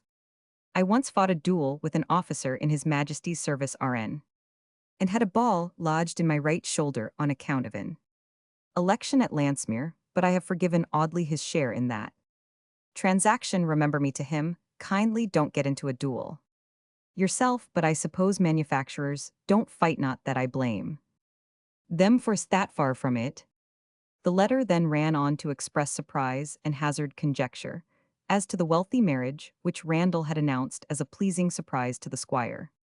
Well said, Levy, returning the letter. You must have written as cleverly as you talk, or the squire is a booby indeed. Randall smiled, pocketed his letter, and responding to the impatient call of his proposer, sprang lightly into the carriage. Harley, too, seemed pleased with the letters delivered to himself, and now joined Levy as the candidates drove slowly off.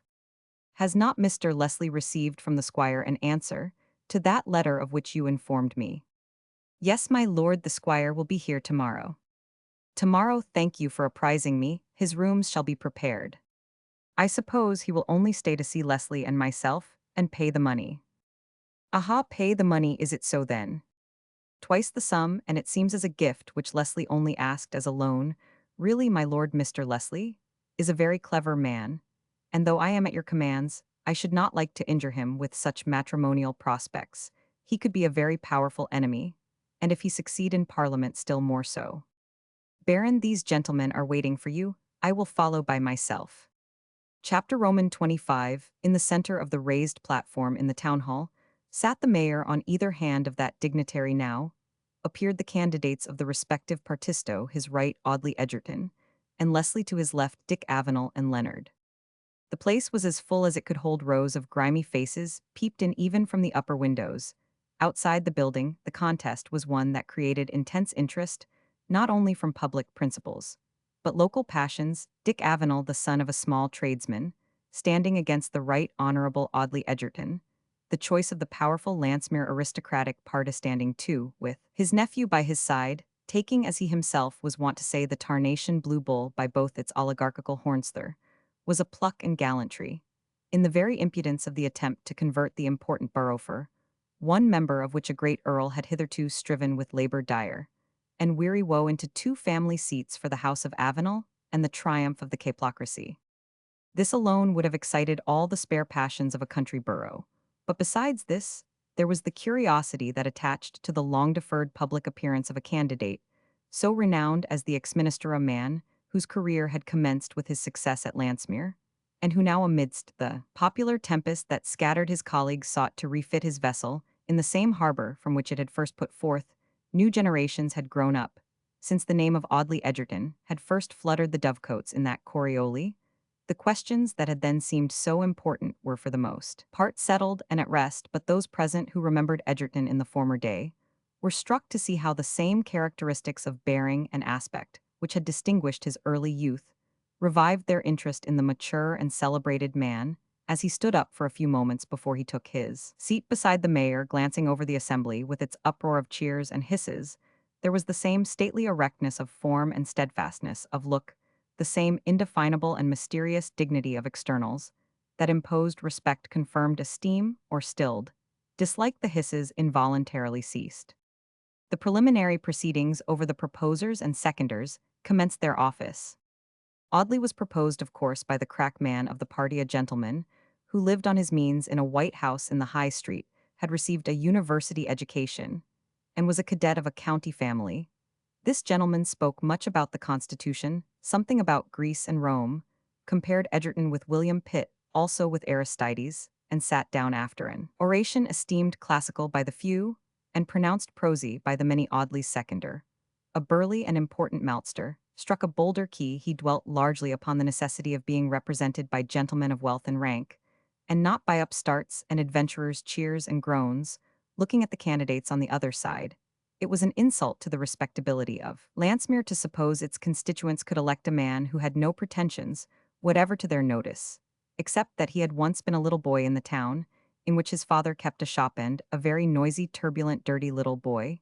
He was Dick. Smoothed his spotless shirt front, and looked daggers, while the blues laughed heartily, and the yellows cried shame. As for the other candidate on the same side, he, the maltster, had nothing to say against him. He was no doubt seduced into presumption by his uncle, and his own inexperience. It was said that that candidate, Mr. Fairfield, was an author and a poet. If so, he was unknown to fame, for no bookseller in the town had ever even heard of Mr. Fairfield's works. Then it was replied, Mr. Fairfield had written under another name. What would that prove? Either that he was ashamed of his name, or that the works did him no credit. For his part, he, the maltster, was an Englishman. He did not like anonymous scribblers. There was something not right in whatever was concealed. A man should never be afraid to put his name to what he wrote.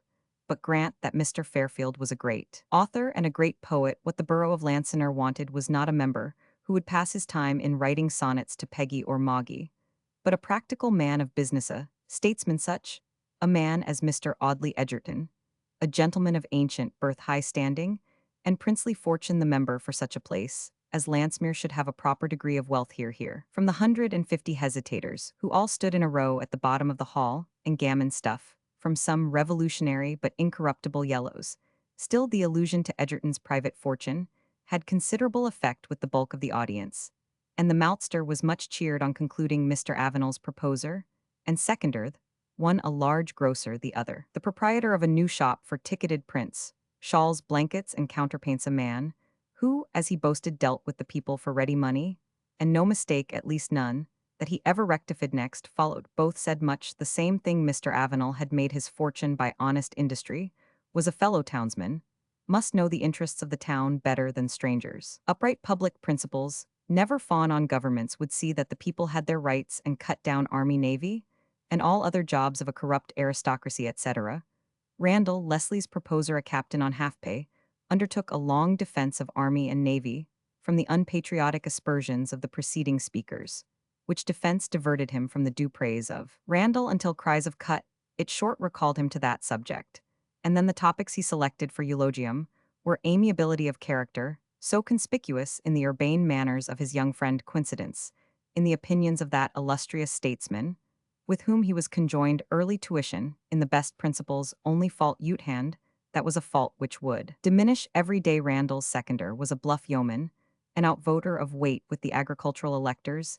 He was too straightforward by half adverted to Audley Edgerton's early desertion of questions, espoused by landed interest, hoped he had had enough of the large towns, and he the yeoman was ready to forgive and forget, but trusted that there would be no chance of burning their member again in effigy. As to the young gentleman, whose nomination he had the pleasure to second, did not know much about him. But the Leslies were an old family in the neighboring county, and Mr. Leslie said he was nearly related to Squire Hazeldena's, good a man as ever stood upon shoe leather. He, the yeoman, liked a good breed in sheep and bullocks, and a good breed in men he supposed was the same thing. He the yeoman was not for a busesh, was for king and constitution. He should have no objection, for instance, to have tithes lowered. And the Maltax repealed not the least objection. Mr. Leslie seemed to him a likely young chap and uncommon well-spoken, and on the whole, for aught he the yeoman could see, would do quite as well in Parliament as nineteenths of the gentlemen sent there. The yeoman sat down little cheered by the blues, much by the yellows, and with a dim consciousness that somehow or other he had rather damaged than not the cause of the party he had been chosen to advocate. Leonard was not particularly fortunate in his proposer, a youngish gentleman who, having tried various callings with signal unsuccess, had come into a small independence and set up for a literary character.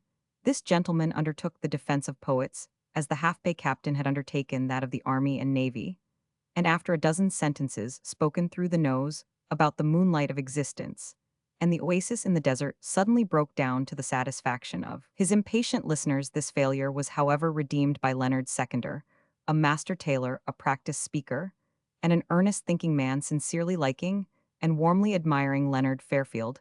His opinions were delivered with brief simplicity, and accompanied by expressions of trust in Leonard's talents and honesty that were effective because expressed with feeling. These preparatory orations over a dead silence succeeded, and Audley Edgerton arose.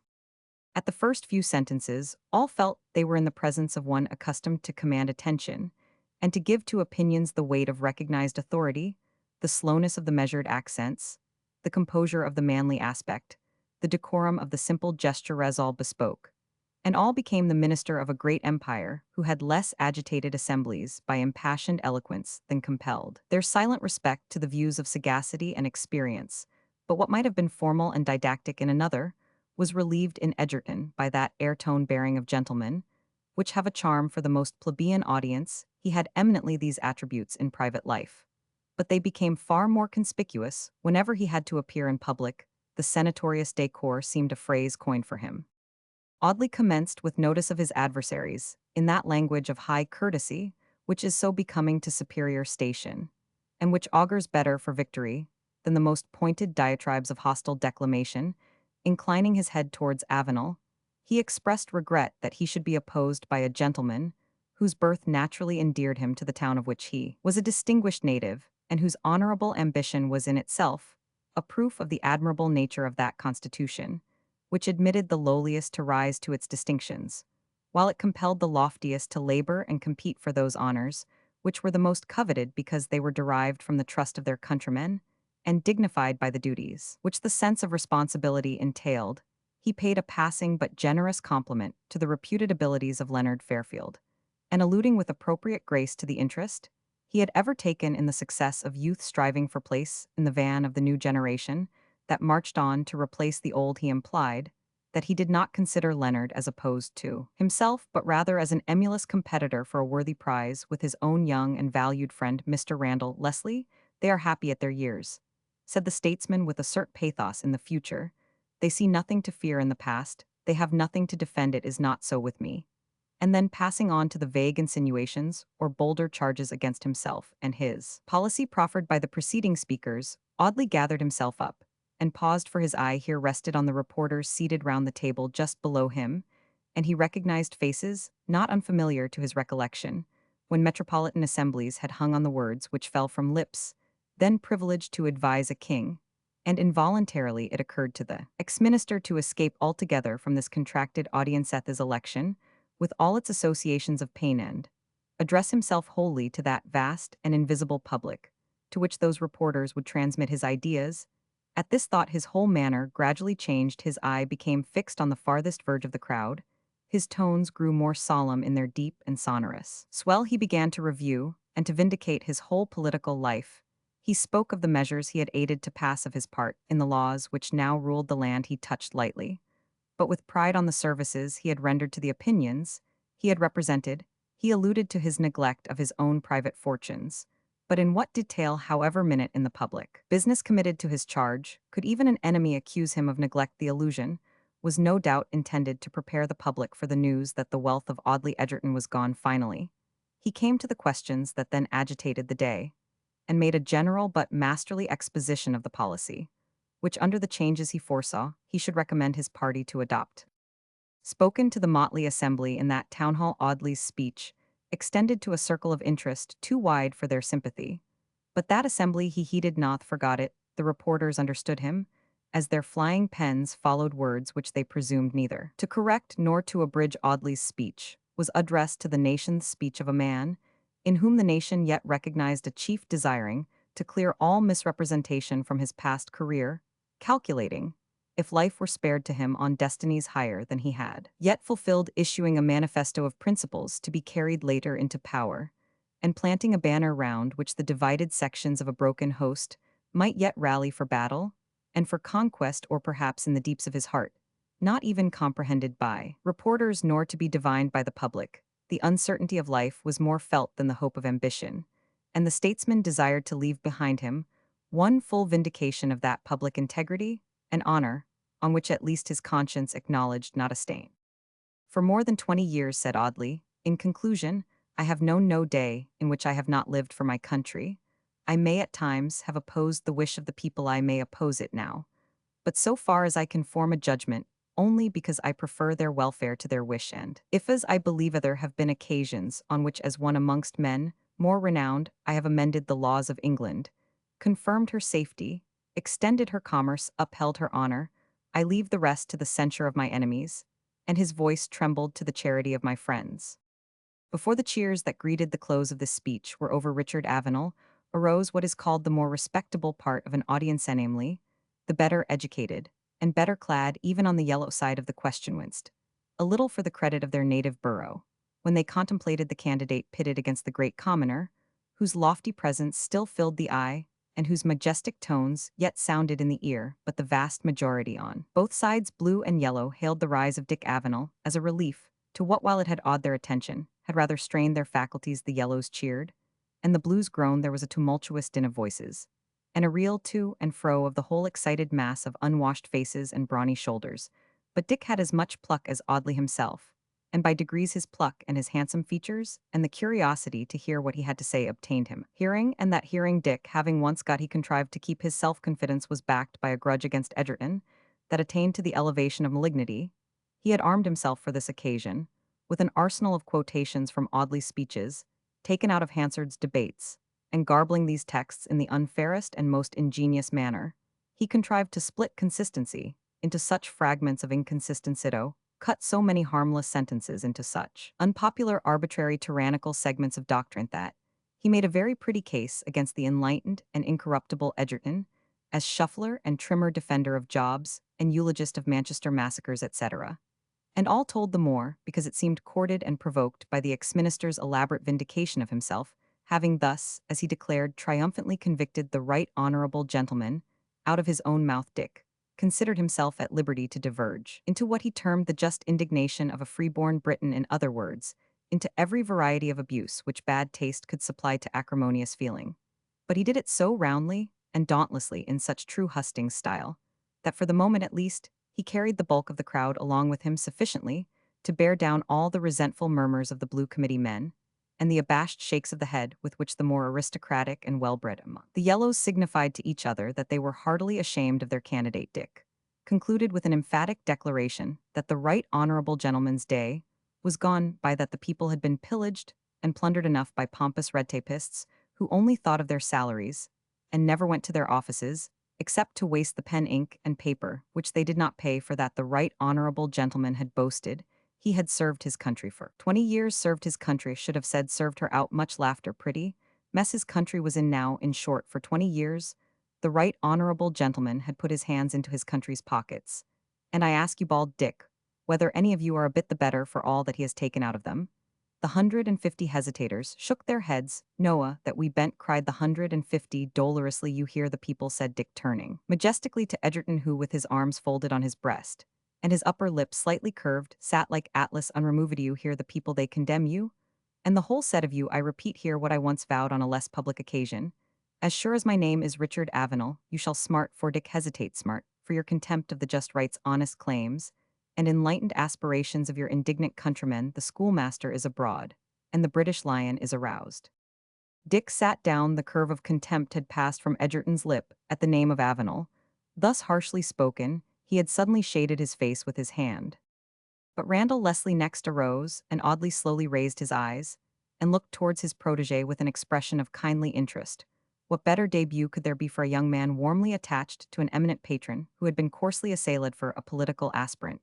Vindicating the principles which that patron represented, the Blues palpitating with indignant excitement, all prepared to cheer every sentence that could embody their sense of outrage, even the meanest amongst the yellows. Now that Dick had concluded, dimly aware that their orator had laid himself terribly open, and richly deserved, more especially from the friend of Audley Edgerton, whatever punishing retort could vibrate from the heart of a man to the tongue of an orator, a better opportunity for an honest young debutante could not exist. A more disagreeable, annoying, perplexing, unmanageable opportunity for Randall Leslie. The malice of the fates could not have contrived. How could he attack Dick Avenel, who counted upon Dick Avenel to win his election? How could he exasperate the yellows when Dick's solemn injunction had been, say nothing to make the yellows not vote for you? How could he identify himself with Edgerton's policy, when it was his own policy to make his opponents believe him an unprejudiced, sensible youth who would come all right and all yellow one of these days? Demosthenes himself would have had a sore throat worse than when he swallowed the golden cup of Harpalus, had Demosthenes been placed in so cursed a fix. Therefore Randall Leslie may well be excused if he stammered and boggled, if he was appalled by a cheer when he said a word in vindication of Edgerton, and looked cringing and pitiful when he sneaked out a counter-civility to Dick. The Blues were sadly disappointed. Damped, the yellows smirked and took heart. Oddly, Edgerton's brows darkened. Harley, who was on the platform half seen behind the front row, a quiet listener, bent over and whispered dryly to Audley, "You should have given a lesson beforehand to your clever young friend. His affection for you overpowers him." Audley made no rejoinder but tore a leaf out of his pocketbook and wrote in pencil these words: "Say that you may well feel embarrassed how to reply to Mr. Avenel, because I had especially requested you not to be provoked to one angry expression against a gentleman whose father and brother-in-law gave the majority of 2, by which I gained my first seat in Parliament, then plunge at once into general politics." He placed this paper in Randall's hand, just as that unhappy young man was on the point of a thorough breakdown. Randall paused, took breath, read the words attentively, and amidst a general titter his presence of mind returned to him. He saw a way out of the scrape, collected himself, suddenly raised his head, and in tones unexpectedly firm and fluent enlarged on the text afforded to him, enlarged so well that he took the audience by surprise, pleased the Blues by an evidence of Audley's generosity, and touched the yellows by so affectionate a deference to the family of their 2 candidates. Then the speaker was enabled to come at once to the topics on which he had elaborately prepared himself, and delivered a set harangue very artfully put together. Temporizing, it is true and trimming, but full of what would have been called admirable tact and discretion in an old stager who did not want to commit himself to anybody or to anything. On the whole, the display became creditable, at least as an evidence of thoughtful reserve, rare in a man so young, too refining and scholastic for oratory, but a very good escape on both sides of the question. Randall wiped his pale forehead and sat down, cheered especially by the lawyers present, and self-contented. It was now Leonard's turn to speak, keenly nervous, as men of the literary temperament are constitutionally shy. His voice trembled as he began, but he trusted unconsciously less to his intellect than his warm heart and noble temper, and the warm heart prompted his words, and the noble temper gradually dignified his manner. He took advantage of the sentences which Audley had put into Randall's mouth, in order to efface the impression made by his uncle's rude assault. Would that the right honorable gentleman had himself made that generous and affecting allusion to the services which he had deigned to remember, for in that case, he, Leonard, was confident that Mr. Avenel would have lost all the bitterness which political contest was apt to engender in proportion to the earnestness with which political opinions were entertained happy. It was when some such milder sentiment, as that which Mr. Edgerton had instructed Mr. Leslie to convey, preceded the sharp encounter, and reminded antagonists, as Mr. Leslie had so emphatically done, that every shield had two sides, and that it was possible to maintain the one side to be golden without denying the truth of the champion, who asserted the other side to be silver. Then, without appearing to throw over his uncle, the young speaker contrived to insinuate an apology on his uncle's behalf with such exquisite grace and good feeling that he was loudly cheered by both parties, and even Dick did not venture to utter the dissent which struggled to his lips. But if Leonard dealt thus respectfully with Edgerton, he had no such inducement to spare Randall Leslie, with the intuitive penetration of minds, accustomed to analyze character and investigate human nature. He detected the varnished insincerity of Randall's artful address. His color rose, his voice swelled, his fancy began to play, and his wit to sparkle when he came to take to pieces his younger antagonist's rhetorical mosaic. He exposed the falsehood of its affected moderation. He tore into shreds the veil of words with their motley woof of yellow and blue, and showed that not a single conviction could be discovered behind it. Mr. Leslie's speech said, "He puts me in mind of a ferry boat, it seems made for no purpose, but to go from one side to the other." The simile hit the truth so exactly that it was received with a roar of laughter. Even Edgerton smiled. "For myself," concluded Leonard, as he summed up his unsparing analysis, "I am new to party warfare, yet if I were not opposing Mr. Leslie as a candidate for your suffrages, if I were but an elector belonging, as I do, to the people by my condition and my labors, I should feel that he is one of those politicians in whom the welfare, the honor, the moral elevation of the people find no fitting representative." Leonard sat down amidst great applause, and after a speech that raised the Yellows in their own estimation and materially damaged Randall Leslie in the eyes of the Blues, Randall felt this with a writhing of the heart, though a sneer on the lips. He glanced furtively towards Dick Avenel, on whom, after all, his election in spite of the Blues might depend. Dick answered the furtive glance by an encouraging wink. Randall turned to Edgerton and whispered to him, "How I wish I had had more practice in speaking, so that I could have done you more justice." "Thank you, Leslie. Mr. Fairfield has supplied any omission of yours, so far as I am concerned, and you should excuse him for his attack on yourself, because it may serve to convince you where your fault as a speaker lies." Were asked Leslie with jealous sullenness. "In not believing a single word that you say," answered Edgerton very dryly, and then turning away he said aloud to his proposer, and with a slight sigh, "Mr. Avenel may be proud of his nephew. I wish that young man were on our side. I could train him into a great debater." And now the proceedings were about to terminate with a show of hands, when a tall, brawny elector in the middle of the hall suddenly arose, and said he had some questions to put. A thrill ran through the assembly, for this elector was the demagogue of the yellow fellow, whom it was impossible to put down, a capital speaker with lungs of brass. "I shall be very short," said the demagogue, and therewith, under the shape of questions to the two blue candidates, he commenced a most furious onslaught on the Earl of Landsmere and the Earl's son, Lord Lestrange, accusing the last of the grossest intimidation and corruption, and citing instances thereof as exhibited towards various electors in Fish Lane and the back slums, who had been turned from yellow promises by the base arts of blue aristocracy, represented in the person of the noble lord, whom he now dared to reply. The orator paused, and Harley suddenly passed into the front of the platform in token that he accepted the ungracious invitation. Great as had been the curiosity to hear Audley Edgerton, yet greater, if possible, was the curiosity to hear Lord Lestrange, absent from the place for so many years, heir to such immense possessions, with a vague reputation for talents that he had never proved. Strange indeed, if blue and yellow had not strained their ears and hushed their breaths to listen.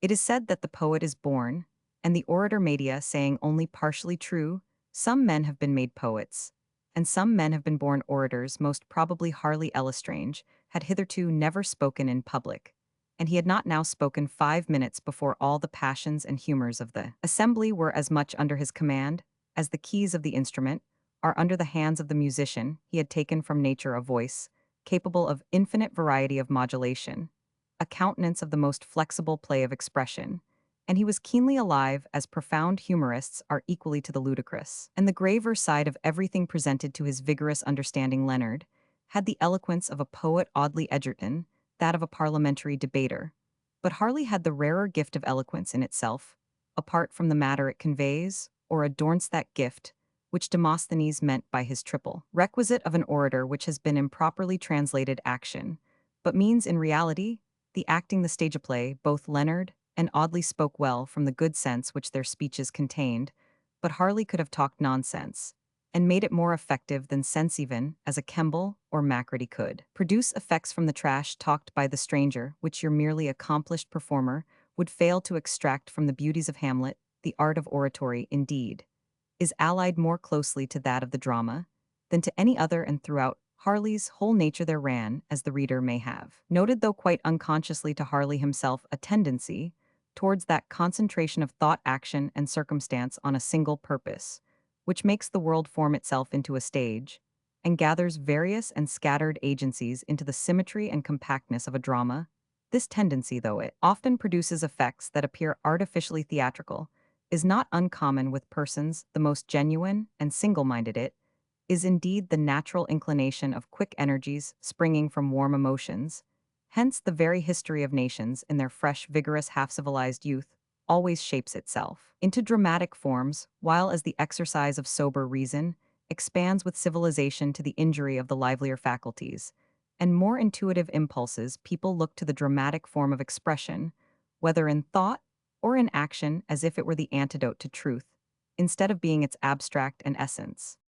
But to return from this long and somewhat metaphysical digression, whatever might be the cause why Harley Lestrange spoke so wonderfully well, there could be no doubt that wonderfully well he did speak.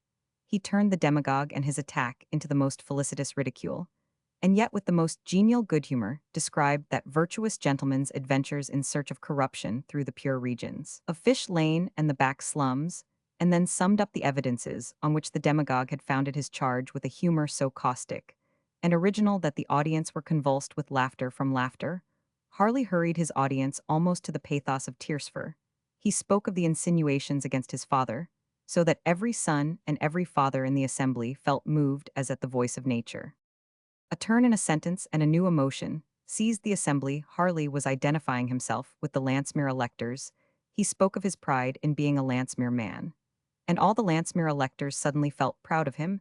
He talked with familiar kindness of old friends, remembered in his schoolboy holidays, rejoicing to find so many alive and prospering. He had a felicitous word to each.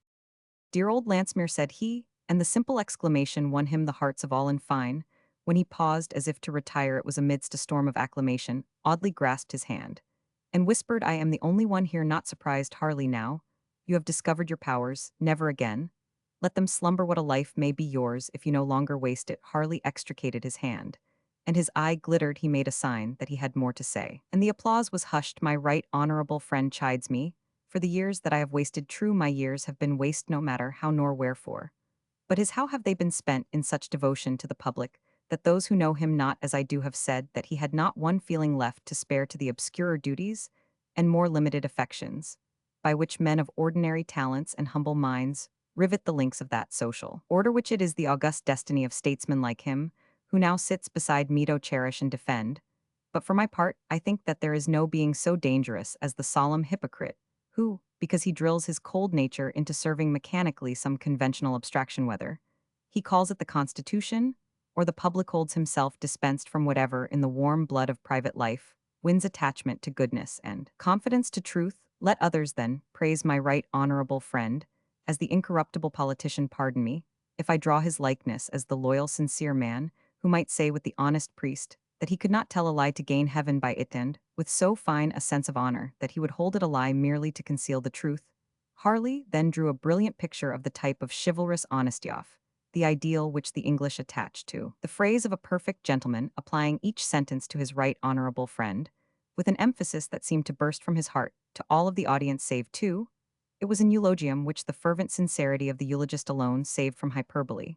But Levy rubbed his hands and chuckled inly, and Egerton hung his head and moved restlessly on his seat. Every word that Harley uttered lodged an arrow in Audley's breast. Amidst the cheers that followed this admirable sketch of the loyal man, Harley recognized Leonard's enthusiastic voice. He turned sharply towards the young man. "Mr. Fairfield cheers this description of integrity, and its application let him imitate the model set before him. and he may live to hear praise as genuine as mine from some friend who has tested his worth, as I have tested Mr. Edgerton's Mr. Fairfield. Is a poet his claim to that title was disputed by. One of the speakers who preceded Mune justly disputed Mr. Fairfield. Is every inch a poet? But it has been asked, are poets fit for the business of senates? Will they not be writing sonnets to Peggy and Moggy? When you want them to concentrate their divine imagination on the details of a beer bill, do not let Mr. Fairfield's friends be alarmed at the risk of injury to the two candidates whose cause I espouse. Truth compels me to say that poets, when they stoop to action, are not less prosaic than the dullest amongst us. They are swayed by the same selfish interests, they are moved by the same petty passions.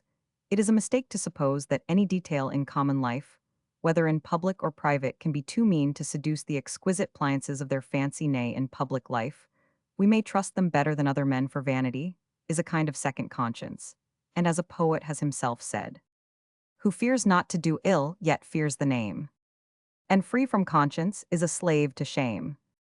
In private life alone, we do well to be on our guard against these children of fancy, for they so devote to the muse all their treasury of sentiment that we can no more expect them to waste a thought on the plain duties of men than we can expect the spendthrift who dazzles the town to fritter away his money in paying his debts.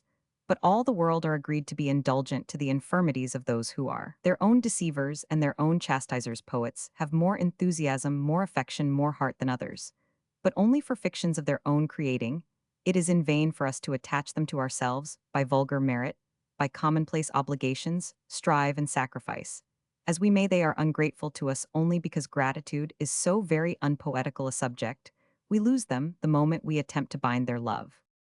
Light as air at sight of human ties, spreads its light wings and in a moment flies.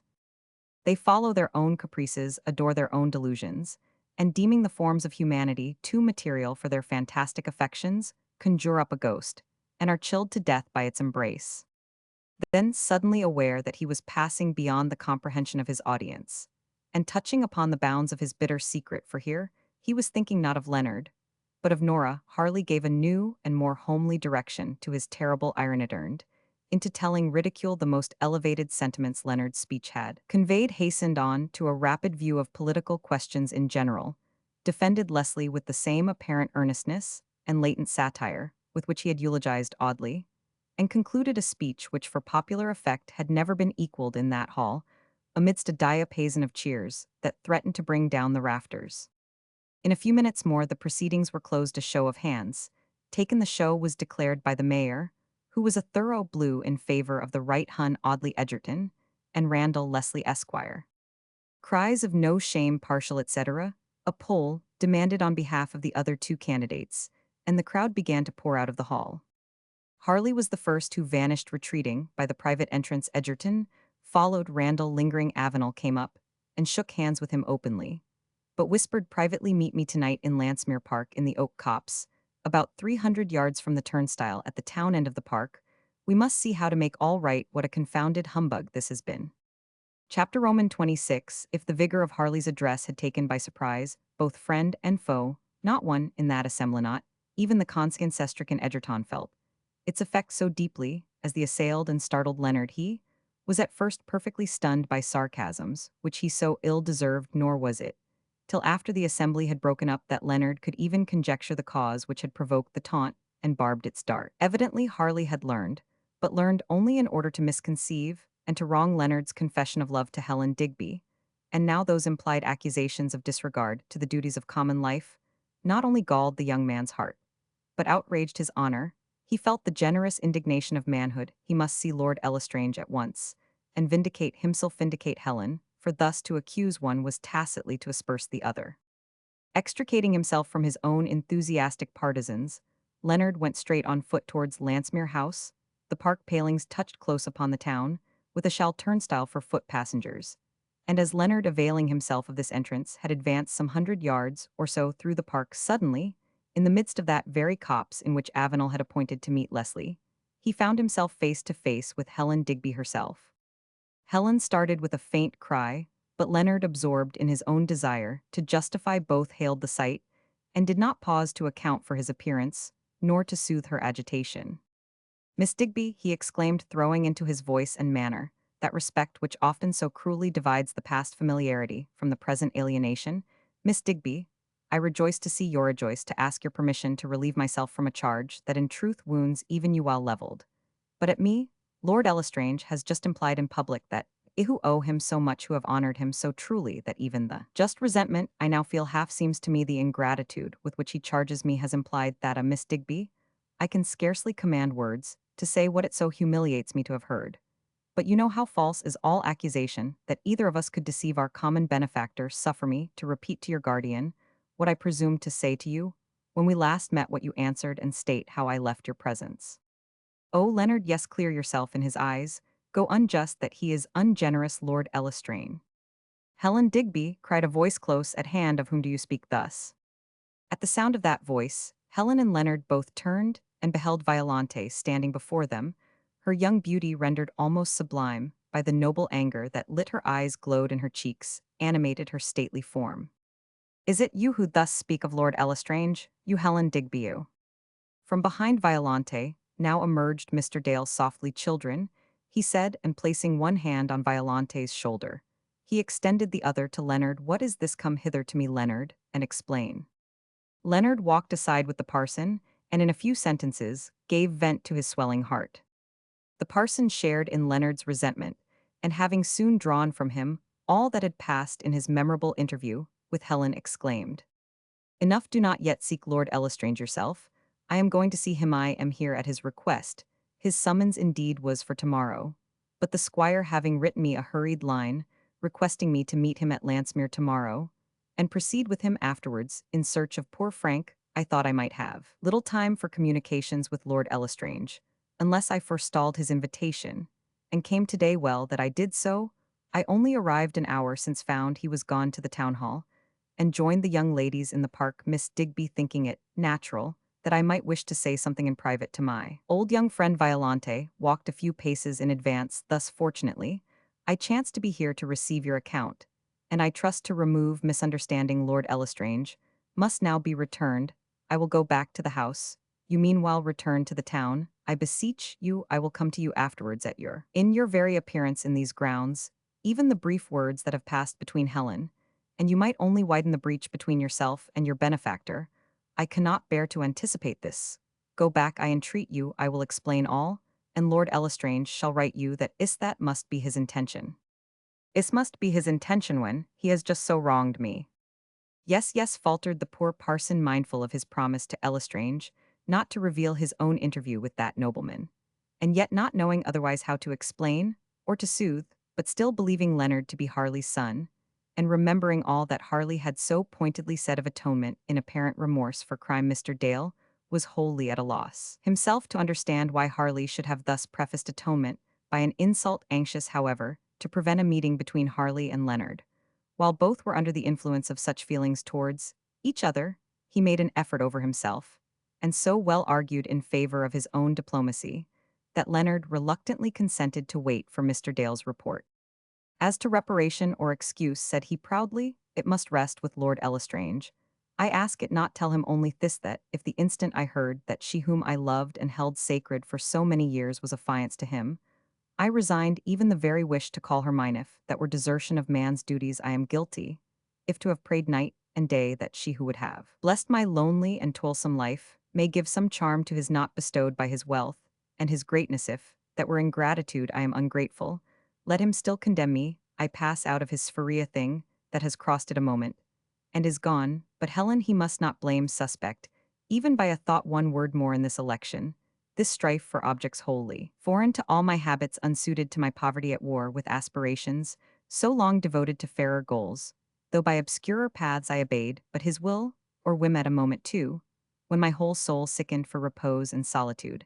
I had forced myself at last to take interest in what I had before loathed, but in every hope for the future, every stimulant to ambition. Lord Elestrange's esteem still stood before me.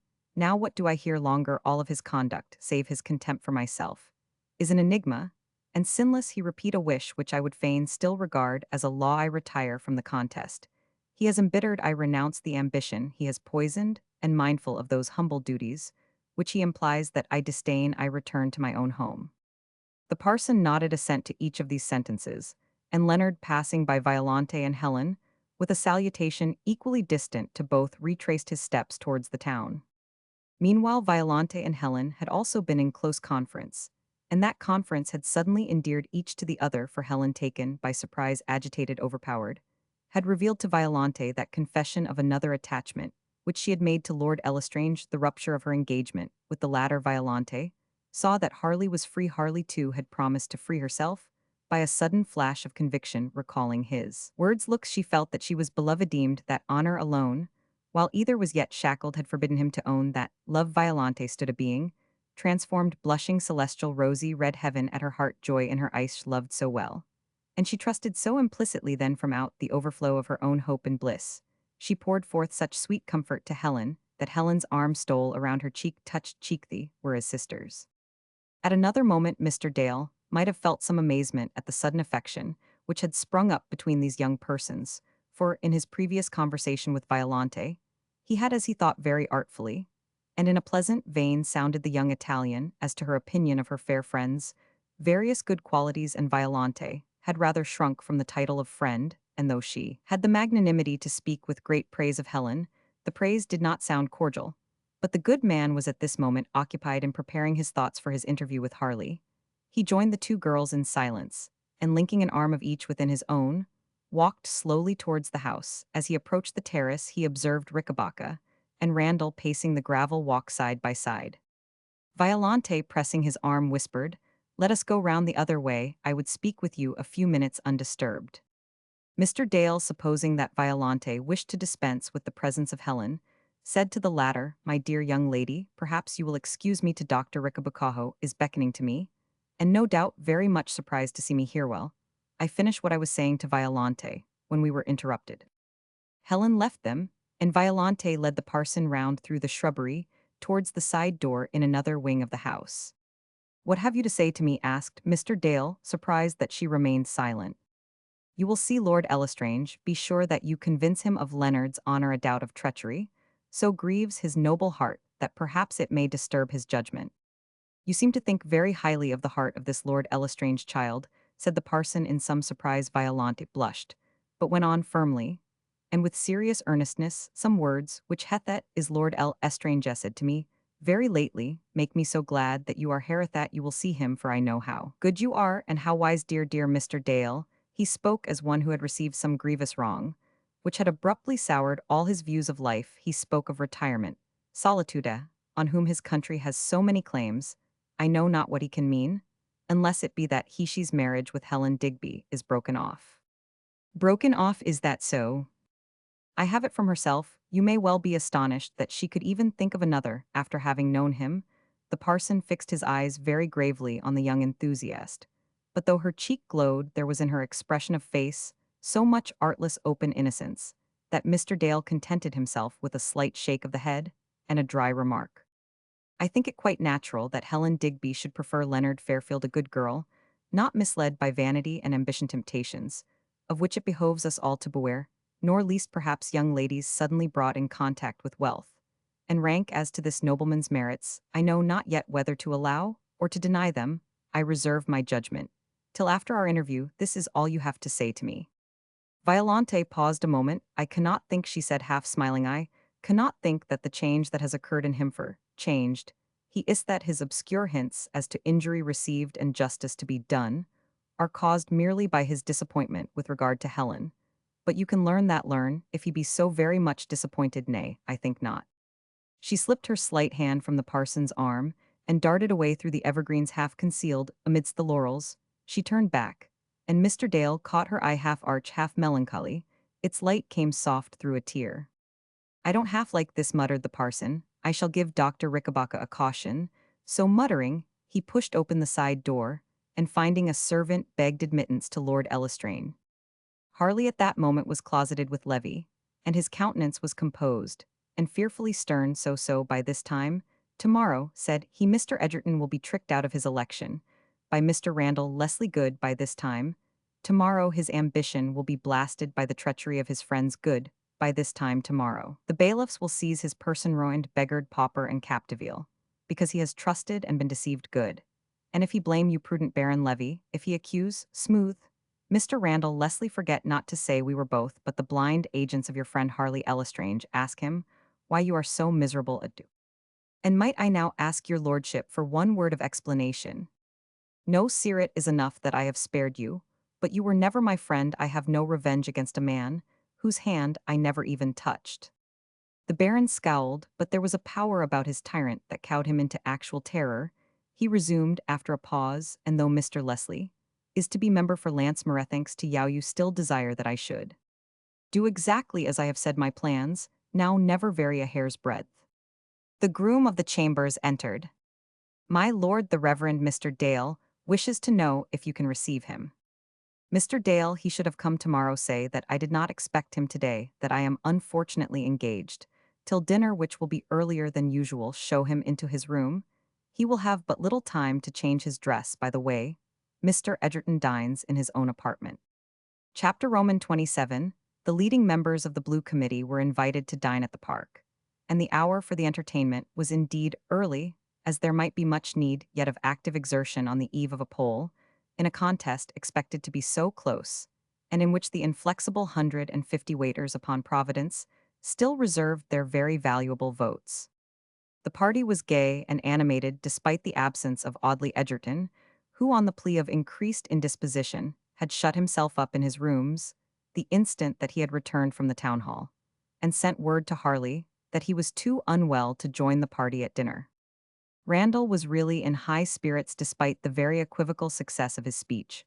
What did it signify if a speech failed provided the election was secure? He was longing for the appointment with Dick Avenel, which was to make all right. The squire was to bring the money for the purchase of the coveted lands. The next morning Rickenbacker had assured him again and again of Violante's hand. If ever Randall Leslie could be called a happy man, it was as he sat at that dinner taking wine with Mr. Mayor and Mr. Alderman, and looking across the gleaming silver plateau down the long vista into wealth and power. The dinner was scarcely over when Lord Estrange, in a brief speech, reminded his guests of the work still before them, and after a toast to the health of the future members for Lancemere, dismissed the committee to their labors. Levy made a sign to Randall, who followed the Baron to his own room. Leslie, your election is in some jeopardy. I find from the conversation of those near me at dinner that Edgerton has made such way amongst the Blues by his speech, and they are so afraid of losing a man who does them so much credit that the committee men not only talk of withholding from you their second votes, and of plumping Edgerton, but of subscribing privately amongst themselves to win over that coy body of 150, upon whom I know that Avenel counts in whatever votes he may be able to transfer to you. It would be very unhandsome in the committee, which pretends to act for both of us, to plump Edgerton, said Randall with consistent anger. But I don't think they can get those 150 without the most open and exorbitant bribery and expense, which Edgerton will not pay, and which it would be very discreditable to Lord Lestrange or his father to countenance. I told them flatly, returned Levy, that as Mr. Edgerton's agent, I would allow no proceedings that might vitiate the election, but that I would undertake the management of these men myself, and I am going into the town. In order to do so, I have also persuaded the leading committee men to reconsider their determination to plump Edgerton. They have decided to do as Lestrange directs, and I know what he will say. You may rely on me, continued the Baron, who spoke with a dogged seriousness, unusual to his cynical temper, to obtain for you the preference over Audley, if it be in my power to do so. Meanwhile, you should really see Avenel this very night.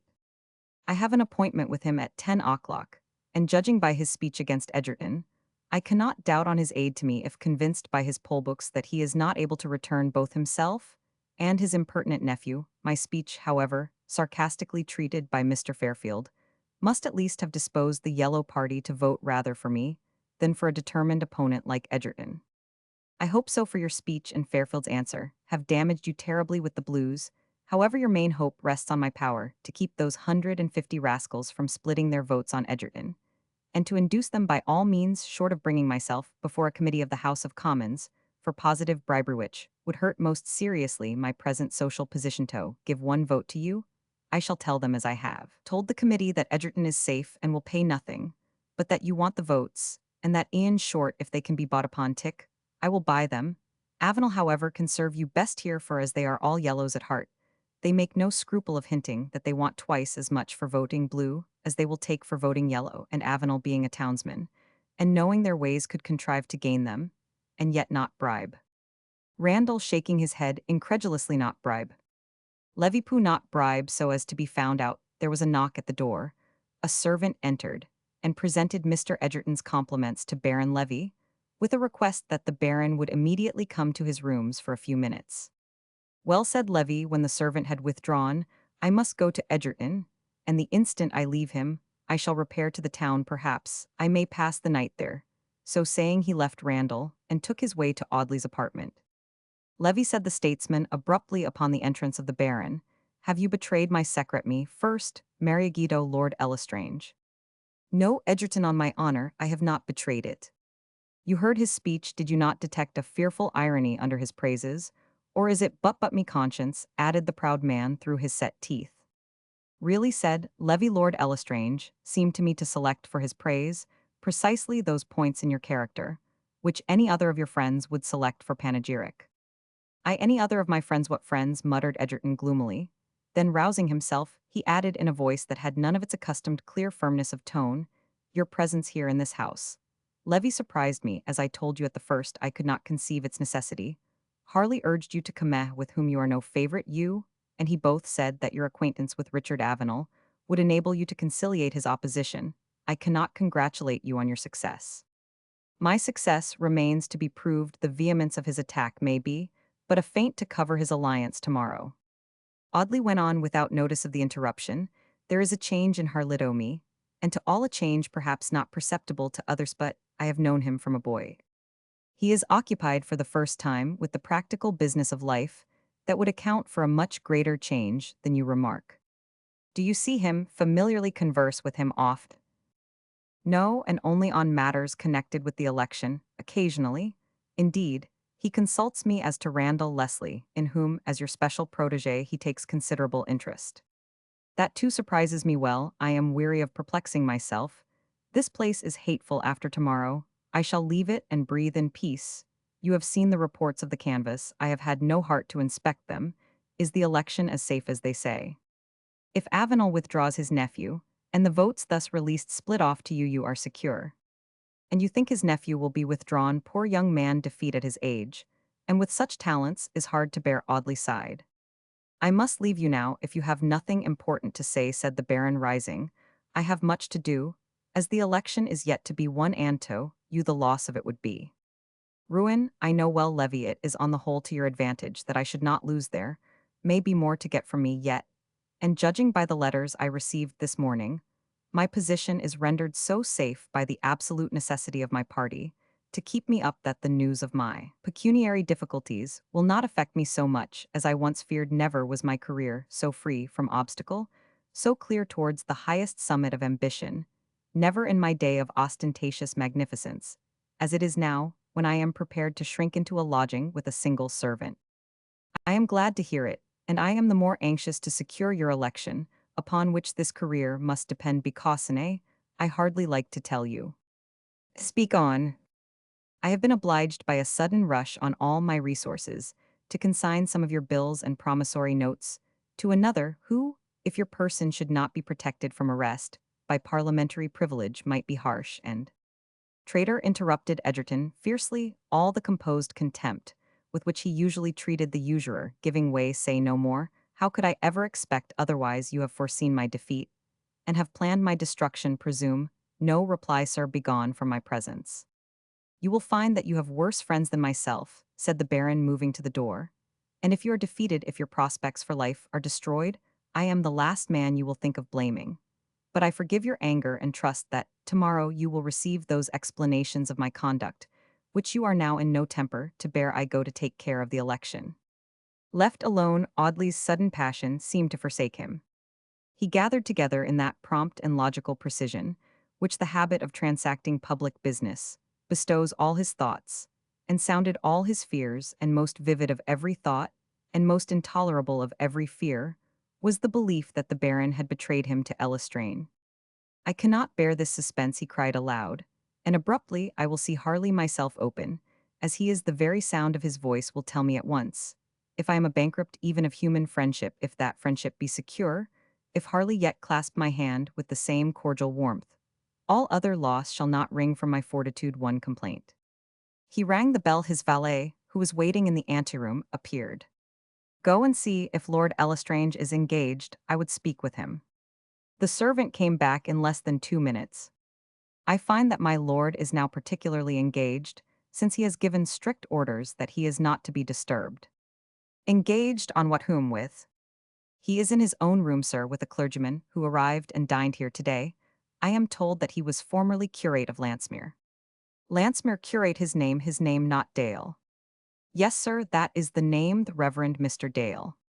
Leave me, said Audley in a faint voice. Dale, the man who suspected Harley, who called on me in London, spoke of a child end, sent me to find, but another grave he closeted with Harley. Audley sank back on his chair, and literally gasped for breath. Few men in the world had a more established reputation for the courage that dignifies manhood, whether the physical courage or the moral. But at that moment, it was not grief, not remorse that paralyzed Audley, it was fear. The brave man saw before him, as a thing visible and menacing, the aspect of his own treachery, that crime of a coward. And into cowardice he was stricken. What had he to dread? Nothing save the accusing face of an injured friend, nothing.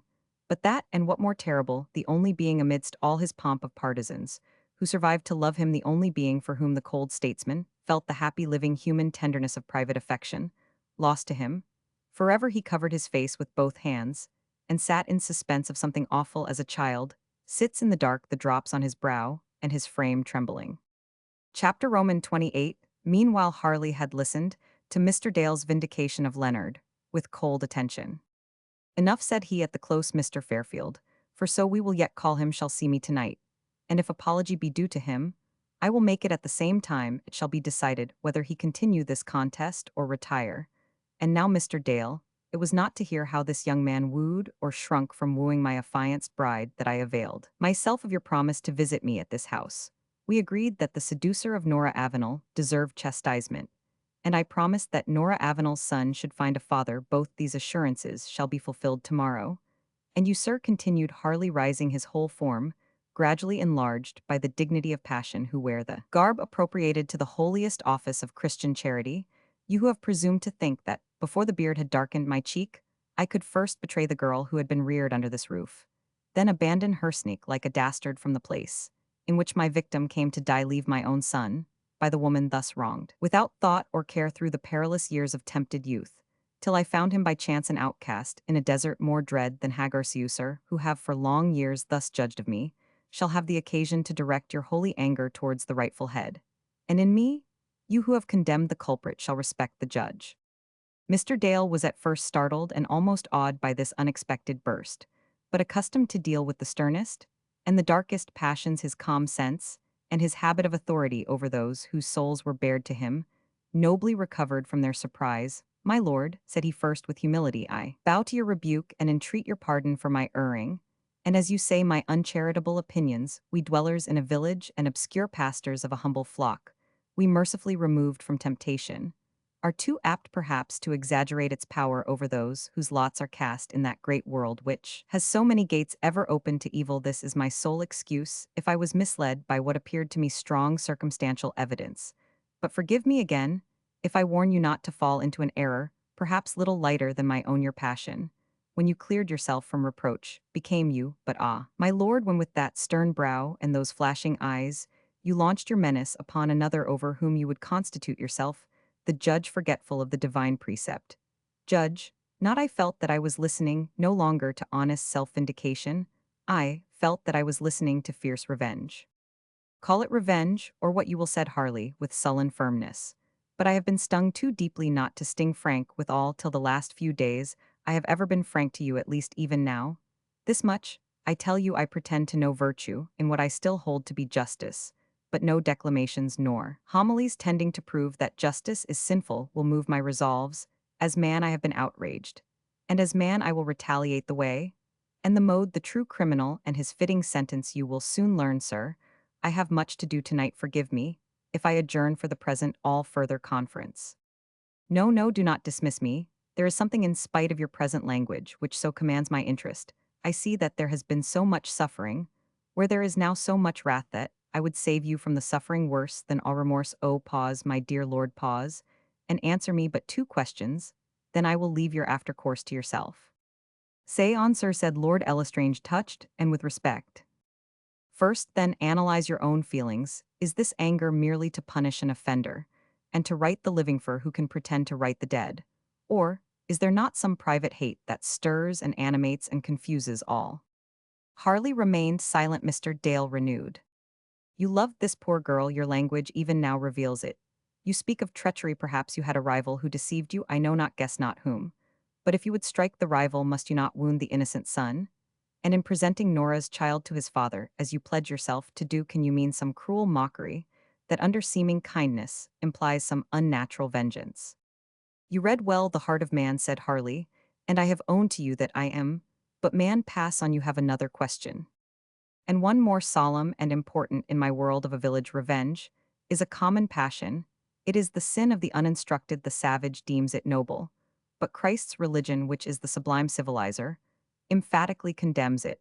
Why? Because religion ever seeks to ennoble a man, and nothing so debases him as revenge. Look into your own heart, and tell me whether, since you have cherished this passion, you have not felt all sense of right and wrong. Confused, have not felt that whatever would before have seemed to you mean and base appears now, but just means to your heated end. Revenge is ever a hypocrite. Rage at least strikes with the naked sword, but revenge, stealthy and patient, conceals the weapon of the assassin. My lord, your color changes. What is your answer to my question? Oh, exclaimed Harley with a voice thrilling in its mournful anguish. It is not since I have cherished the revenge that I am changed, that right and wrong grow dark to me, that hypocrisy seems the atmosphere fit for earth. No, it is since the discovery that demands the vengeance. It is useless, sir. He continued impetuously, useless to argue with me. Were I to sit down patient and impotent, under the sense of the wrong which I have received, I should feel, indeed, that debasement, which you ascribe to the gratification of what you term revenge. I should never regain the self-esteem, which the sentiment of power now restores to me. I should feel as if the whole world could perceive and jeer at my meek humiliation. I know not why I have said so much. I have betrayed to you so much of my secret mind, and stooped to vindicate my purpose. I never meant it again. I say, we must close this conference. Harley here walked to the door and opened it significantly. One word more, Lord Lestrange, but one, you will not hear me. I am a comparative stranger. But you have a friend dear, and intimate now under the same roof. Will you consent at least to take counsel of Mr. Audley Egerton? None can doubt his friendship for you, none can doubt that whatever he advise will be that which best becomes your honor. What, my lord, you hesitate, you feel ashamed to confide to your dearest friend a purpose which his mind would condemn? Then I will seek him, I will implore him to save you from what can but entail repentance. Mr. Dale, I must forbid you to see Mr. Egerton. What has passed between us ought to be as sacred to you. As a priest of Rome holds confession, this much, however, I will say to content you. I promise that I will do nothing that shall render me unworthy of Mr. Audley Egerton's friendship, or which his fine sense of honor shall justify him in blaming. Let that satisfy you. Ah, my lord, cried Mr. Dale, pausing irresolute at the doorway, and seizing Harley's hand, I should indeed be satisfied if you would submit yourself to higher counsel than mine, than Mr. Egerton's, than man's. Have you never felt the efficacy of prayer? My life has been wasted, replied Harley, and I dare not therefore boast that I have found prayer efficacious, but so far back as I can remember it, has at least been my habit to pray to heaven night and morning, until the natural and obstinate candor of the man forced out the last words, which implied reservation. He stopped short. Until you have cherished revenge, you have not dared to pray, since, oh, reflect what evil there is within us, when we dare not come before heaven, dare not pray for what we wish. You are moved, I leave you to your own thoughts. Harley inclined his head, and the parson passed him by and left him alone, startled indeed, but was he softened as Mr. Dale hurried along the corridor. Much agitated, Violante stole from a recess formed by a large bay window, and linking her arm in his, said anxiously, but timidly, I have been waiting for you, dear Mr. Dale, and so long you have been with Lord Lestrange. Well, why do you not speak? You have left him comforted, happier. It's happier, no. What, said Violante with a look of surprise, and a sadness not unmixed with petulance in her quick tone. What does he then so grieve that Helen prefers another? Despite the grave emotions that disturbed his mind, Mr. Dale was struck by Violante's question, and the voice in which it was said. He loved her tenderly, child, Said he, I am glad that Helen has escaped Lord Elestrange. Beware, oh, beware how he excite any gentler interest in yourself. He is a dangerous man, more dangerous, for glimpses of a fine original nature. He may well move the heart of the innocent and inexperienced, for he has strangely crept into mine. But his heart is swollen with pride and ire and malice. You mistake it as false, cried Violante impetuously. I cannot believe one word that would asperse him, who has saved my father from a prison, or from death. You have not treated him gently, he fancies. He has been wronged by Leonard, received ingratitude from Helen. He has felt the sting in proportion to his own susceptible and generous heart. And you have chided where you should have soothed poor Lord Elestrange, and you have left him still indignant and unhappy. Foolish girl, I have left him meditating sin. I have left him afraid to pray. I have left him on the brink of some design I know not what but, which involves more than Leonard in projects of revenge. I have left him so that if his heart be really susceptible and generous, he will wake from wrath, to be the victim of long and unavailing remorse. If your father has influence over him, tell Dr. Rickabaca what I say and bid him seek. And in his turn save the man who saved himself. He has not listened to religion, may be more docile to philosophy. I cannot stay here longer, I must go to Leonard. Mr. Dale broke from Violante and hurried down the corridor. Violante stood on the same spot, stunned and breathless. Harley on the brink of some strange sin. Harley to wake the victim of remorse. Harley to be saved. As he had saved her father, her breast heaved, her color went and came, her eyes were raised, her lips murmured. She advanced with soft footsteps up the corridor. She saw the lights gleaming from Harley's room, and suddenly they were darkened as the inmate of the room shut to the door with angry and impatient hand. An outward act often betrays the inward mind. As Harley had thus closed the door, so had he sought to shut his heart from the intrusion of softer and holier thoughts. He had turned to his hearthstone, and stood on it resolved, and hardened the man who had loved with such pertinacious fidelity. Far so many years could not at once part with hate.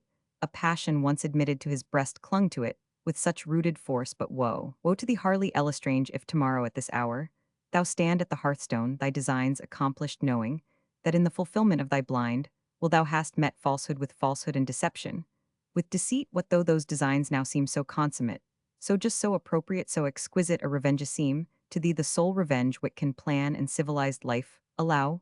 Wilt thou ever wash from thy memory the stain that will sully then honor? Thou too, professing friendship still, and masking perfidy under smiles, grant that the wrong be great as thou deem it 10 times greater. The sense of thy meanness, O gentleman and soldier, will bring the blush to thy cheek in the depth of thy solitude. Thou, who now thinkest others unworthy a trustful love, wilt feel thyself forever unworthy theirs. Thy seclusion will know not repose. The dignity of man will forsake thee. Thy proud I will quail from the gaze. Thy step will no longer spurn the earth that it treads on. He who has once done a base thing is never again wholly reconciled to honor, and wothous woe, if thou learn too late that thou hast exaggerated thy fancied wrong, that there is excuse where thou seest none, that thy friend may have erred, but that his error is venial compared to thy fancied retribution.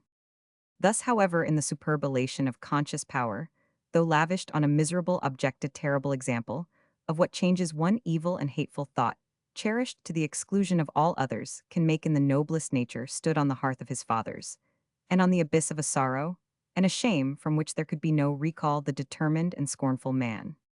A hand is on the door, does not hear it, a form passes the threshold, does not see it, a light step pauses, a soft eye gazes, deaf and blind still to both. Violante came on gathering courage and stood at the hearth by his side. Chapter Roman Lord Lestrange, noble friend. You aren't here, Violante, is it? I whom you seek for. What, good heavens, what has happened? Why are you so pale? Why tremble? Have you forgiven Helen? Asked Violante, beginning with evasive question. And her cheek was pale. No more Helen, the poor child. I have nothing in her to forgive, much to thank her, for she has been frank and honest. And Leonard, whom I remember in my childhood, you have forgiven him. Fair mediator, said Harley, smiling, though coldly happy, is the man who deceives another. All plead for him. And if the man deceived cannot forgive, no one will sympathize or excuse. But Leonard did not deceive you. Yes, from the first it is a long tale, and not to be told to you, but I cannot forgive him. Adieu, my lord. Helen must then still be very dear to you. Violante turned away, her emotion was so artless, her very anger so charming, that the love against which, in the prevalence of his later and darker passions, he had so sternly struggled, rushed back upon Harley's breast, but it came only in storm. Stay, but talk not of Helen, he exclaimed. Ah, if Leonard's sole offense had been what you appear to deem it, do you think I could feel resentment? No, I should have gratefully hailed the hand that severed a rash and ungenial tie. I would have given my ward to her lover with such a dower, as it suits my wealth to bestow. But his offense dates from his very birth. To bless and to enrich the son of a man who Violante listened to me, we may soon part, and forever others may misconstrue my actions. You at least shall know from what just principle they spring. There was a man whom I singled out of the world as more than a brother, in the romance of my boyhood. I saw one who dazzled my fancy, captivated my heart. It was a dream of beauty breathed into waking life. I loved, I believed myself beloved. I confided all my heart to this friend thigh's more than brother he undertook to befriend. And to aid my suit on that very pretext, he first saw this ill-fated girl, saw betrayed, destroyed her, left me ignorant that her love which I had thought mine had been lavished so wildly on. Another left me to believe that my own suit she had fled, but in generous self-sacrifice for she was poor and humbly born, that o vain idiot, that I was self-sacrifice had been too strong for a young human heart, which had broken in the struggle left me, to corrode my spring of life in remorse, clasped my hand in mocking comfort, smiled at my tears of agony, not one tear himself for his own poor victim. And suddenly, not long since I learned all this, and in the father of Leonard Fairfield, you behold the man who has poisoned all the wellspring of joy to me. You weep, O Violante. The past he has blighted and embittered that I could forgive, but the future is blasted too, for just ere this treason was revealed to me, I had begun to awake from the torpor of my dreary penance, to look with fortitude towards the duties I had slighted, to own that the pilgrimage before me was not barren. And then, oh then, I felt that all love was not buried in a grave. I felt that you had fate so granted might have been all to my manhood, which youth only saw through the delusion of its golden mists. True, I was then bound to Helen, true, that honor to her might forbid me all hope, but still even to know that my heart was not all ashes, that I could love again, that glorious power and privilege of our being was still mine, seemed to me so heavenly sweet. But then this revelation of falsehood burst on me, and all truth seemed blotted. From the universe I am freed, from Helen off freed forsooth, because not even rank and wealth and benefits, and confiding tenderness, could bind to me one human heart free from her. But between me and your fresh nature stands suspicion, as in Upas tree not a hope that would pass through the tainted air and fly to you, but falls dead under the dismal boughs I love. Ha ha, I, whom the past has taught the impossibility to be loved again, know if those soft lips murmured yes to the burning prayer, that had I been free but 2 short weeks ago, would have rushed from the frank deeps of my heart. I should but imagine that you deceived yourself, a girl's first fleeting delusive fancy, nothing more were you my bride. Violante, I should but debase your bright nature by my own curse of distrust. At each word of tenderness, my heart would say, how long will this last? When will the deception come? Your beauty, your gifts would bring me but jealous terror eternally. I should fly from the present to the future, and say these hairs will be gray while flattering. Youth will surround her in the zenith of her charms. Why then do I hate and curse my foe? Why do I resolve upon revenge?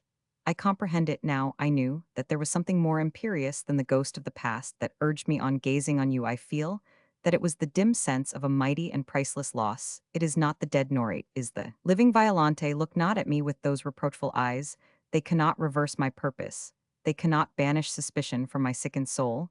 They cannot create a sunshine in the midst of this ghastly twilight.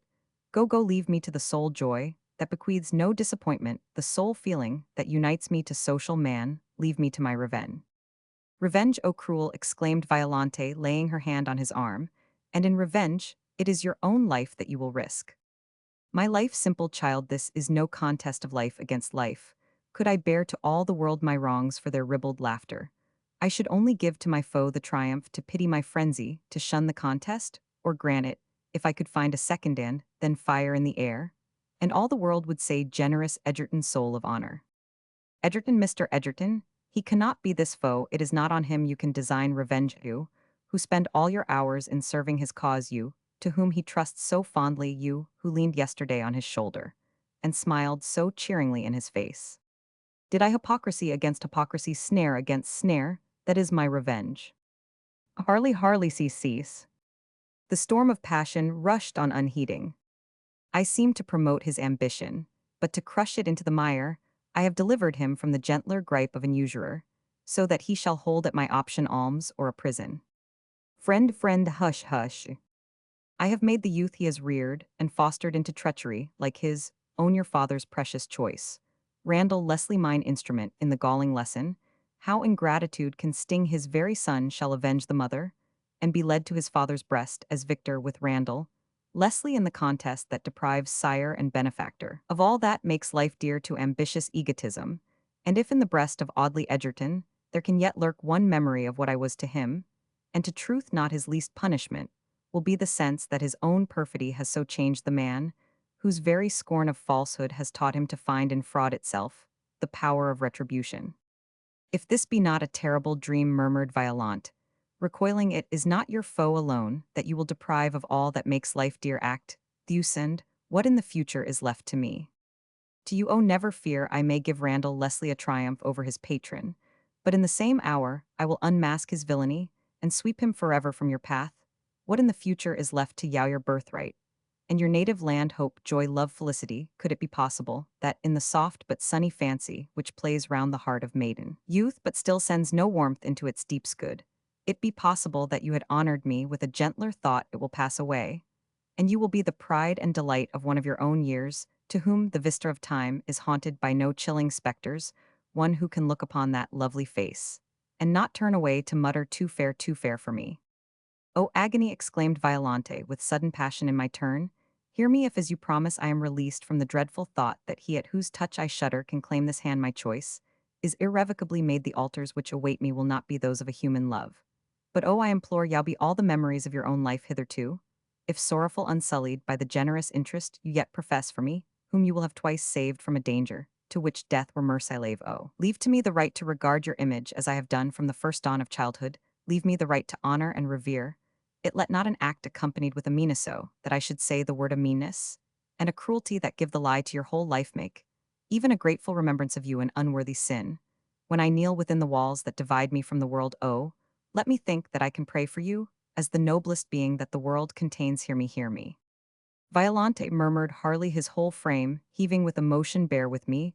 Do not ask of me the sacrifice of what seems to me the cause of manhood itself. To sit down meek and patient under a wrong that debases me, with the consciousness that all my life I have been the miserable dupe to affections I deemed so honest to regrets, that I believed so wholly I should feel more mean in my pardon than you can think me in revenge. Were it an acknowledged enemy, I could open my arms to him at your bidding. But the perfidious friendesque, it not my cheek burns at the thought, as at the stain of a blow. Give me but tomorrow day I demand no more holly to myself, and to the past, and mold me for the future, as you will pardon the ungenerous thoughts that extended distrust to you. I retract them, they are gone dispelled before those touching words, those ingenuous eyes at your feet. Violante, I repent, and I implore your father himself shall banish your sordid suitor before this hour. Tomorrow you will be free. Oh, then will you not give me this hand to guide me again into the paradise of my youth? Violante, it is in vain to wrestle with myself, to doubt, to reason, to be wisely fearful. I love you, I trust again, in virtue.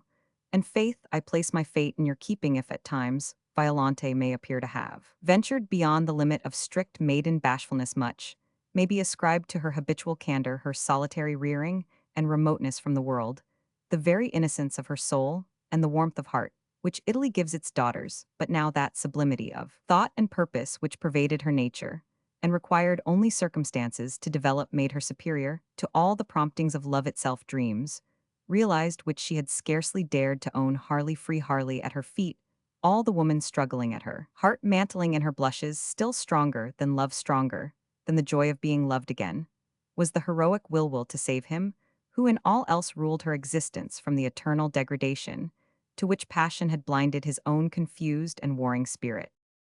Leaving one hand in his impassioned clasp, as he still knelt before her, she raised on high the other. Ah, she said scarce audibly, if heaven vouchsafe me the proud and blissful privilege to be allied to your fate, to minister to your happiness, never should I know one fear of your distrust, no time, no change, no sorrow, not even the loss of your affection could make me forfeit the right to remember that you had once confided to me a heart so noble. Bother, her voice rose in its tone, and the glow fled from her cheek. But, O thou the ever-present here, and receive the solemn vow, if to me he refused to sacrifice the sin that would debase him, that sin be the barrier between us evermore, and may my life, devoted to thy service, atone for the hour in which he belied the nature he received from thee. Harley, release me, I have spoken firm as yourself, I leave the choice to you. You judge me harshly, said Harley, rising with sullen anger. But at least I have not the meanness to sell what I hold as justice, though the bribe may include my last hope of happiness. Meanness, oh unhappy beloved, Harley exclaimed Violante, with such a gush of exquisite reproachful tenderness, that it thrilled him as the voice of the parting guardian angel. Meanness. But it is that from which I implore you to save yourself. You cannot judge, you cannot see, you are dark, dark, lost Christian, that you are what worse than heathen darkness to feign. The friendship the better to betray, to punish falsehood, by becoming yourself so false to accept the confidence, even of your bitterest foe, and then to sink below his own level in deceit. And oh, worse than all, to threaten that a son of the woman you profess to love should swell your vengeance against a father. No, it was not you that said this, it was the fiend. Enough, exclaimed Harley, startled, conscience-stricken, and rushing into resentment, in order to escape the sense of shame. Enough, you insult the man you profess to honor. I honored the prototype of gentleness and valor. I honored one who seemed to me to clothe with life every grand and generous image that is born from the souls of poets. Destroy that ideal, and you destroy the Harley whom I honored. He is dead to me. Forever I will mourn for him as his widow, faithful to his memory, weeping over the thought of what he was. Sobs choked her voice. But as Harley, once more melted, sprang forward to regain her side, she escaped with a yet quicker movement, gained the door, and darting down the corridor vanished from his sight. Harley stood still one moment, thoroughly irresolute, nay, almost subdued, then sternness, though less rigid than before, gradually came to his brow. The demon had still its hold in the stubborn and marvelous pertinacity with which the man clung to all that once struck root at his heart, with a sudden impulse that still withheld decision yet spoke of sore-shaken purpose. He strode to his desk, drew from it Nora's manuscript, and passed from his room. Harley had meant never to have revealed to Audley the secret he had gained, until the moment when revenge was consummated. He had contemplated no vain reproach, his wrath would have spoken forth in deeds, and then a word would have sufficed as the key to all willing. Perhaps to hail some extenuation of perfidy, though the possibility of such extenuation he had never before admitted. He determined on the interview, which he had hitherto so obstinately shunned, and went straight to the room in which Audley Egerton still sat solitary and fearful. Chapter Roman 30. Egerton heard the well-known step, advancing near and nearer up the corridor, heard the door open and reclose, and he felt by one of those strange and unaccountable instincts, which we call forebodings, that the hour he had dreaded for so many secret years had come at last. He nerved his courage, withdrew his hands from his face, and rose in silence. No less silent Harley stood before him. The two men gazed on each other. You might have heard their breathing. You have seen Mr. Dale, said Egerton at length. You know all, said Harley, completing the arrested sentence. Audley drew a long sigh. Be it so. But no, Harley, you deceive yourself. You cannot know all from anyone living save myself. My knowledge comes from the dead, answered Harley, and the fatal memoir dropped from his hand upon the table. The leaves fell with a dull, low sound, mournful and faint as might be the tread of a ghost. If the tread gave sound, they fell, those still confessions of an obscure, uncomprehended life, amidst letters and documents eloquent of the strife that was then agitating millions, fleeting turbulent fears and hopes that torture parties and perplex a nation. The stormy business of practical public life, so remote from individual love and individual sorrow. Egerton's eyes saw them fall. The room was but partially lighted at the distance where he stood. He did not recognize the characters, but involuntarily he shivered and involuntarily drew near. Hold yet a while, said Harley. I produce my charge, and then I leave you to dispute the only witness that I bring. Audley Egerton, you took from me the gravest trust one man can confide to another. You knew how I loved Leonora Avenel. I was forbidden to see and urge my suit. You had the access to her presence which was denied to myself. I prayed you to remove scruples that I deemed too generous, and to woo her not to dishonor, but to be my wife. Was it so? Answer. It is true, said Audley, his hand clenched at his heart. You saw her, whom I thus loved, her thus confided to your honor. You wooed her for yourself. Is it so? Harley, I deny it not. Cease here. I accept the penalty. I resign your friendship. I quit your roof.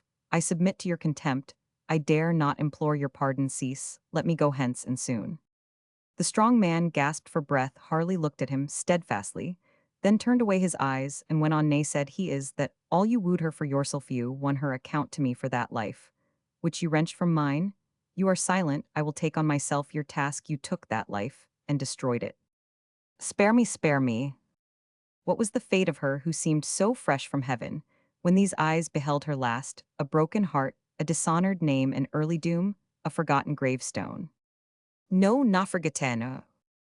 Not forgotten scarce a year past, and you were married to another. I aided you to form those nuptials which secured your fortunes. You have had rank, and power and fame peers, call you the type of English gentlemen priests, hold you, as a model of Christian honor strip. The mask oddly Egerton let the world know you for what you are. Egerton raised his head and folded his arms calmly, but he said with a melancholy humility, I bear all from you, it is just say on. You took from me the heart of Nora Avenel, you abandoned her, you destroyed, and her memory cast no shadow over your daily sunshine, while over my thoughts, over my life, O Egerton, oddly, oddly how could you have deceived me thus? Here the inherent tenderness under all this hate. The fount embedded under the hardening stone broke out. Harley was ashamed of his weakness, and hurried on.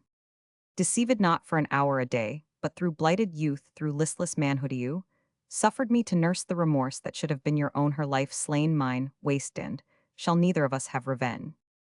Revenge, ah, Harley, you have had it. No, but I await it not in vain. From the charnel have come to me the records I produce. And whom did fate select to discover the wrongs of the mother? Whom appoint as her avenger your son, your own son, your abandoned nameless son?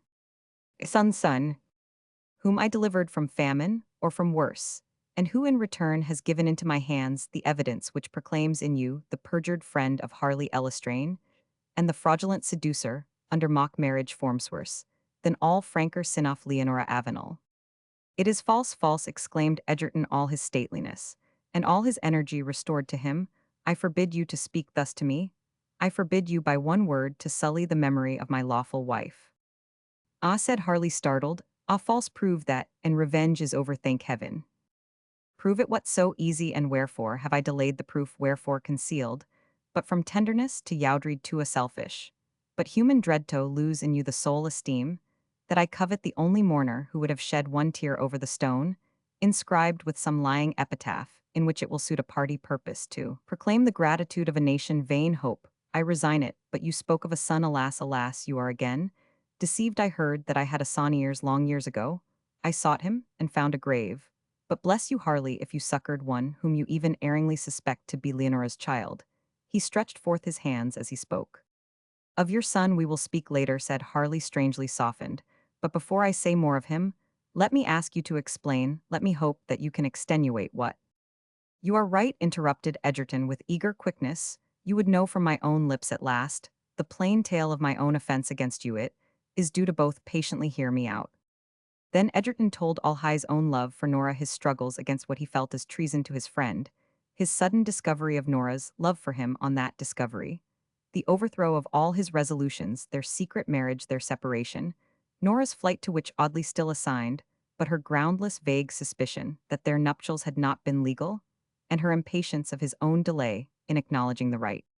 His listener interrupted him here with a few questions, the clear and prompt replies to which enabled Harley to detect Levy's plausible perversion of the facts, and he vaguely guessed the cause of the usurer's falsehood, in the criminal passion which the ill-fated bride had inspired.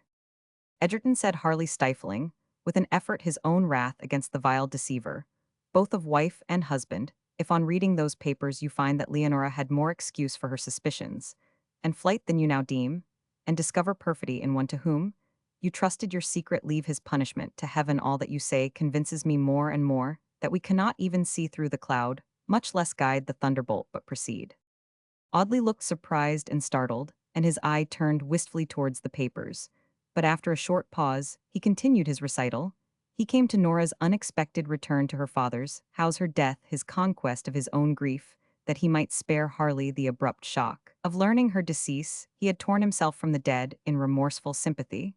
With the living he spoke of Harley's illness, so nearly fatal, repeated Harley's jealous words, that he would rather mourn Nora's death than take comfort from the thought that she had loved another. He spoke of his journey to the village where Mr. Dale had told him Nora's child was placed, and hearing that child and mother were alike gone, whom now could I write by acknowledging a bond that I feared would so wring your heart. Oddly again paused a moment, and resumed in short, nervous, impressive sentences. This cold, austere man of the world, for the first time, bared his heart, unconscious perhaps that he did so, unconscious that he revealed how deeply amidst state cares and public distinctions He had felt the absence of affections how mechanical was that outer circle in the folds of life, which is called a career, how valueless wealth had grown on to inherit it of his gnawing and progressive disease alone. He did not speak, he was too proud and too masculine to appeal to pity for physical ills.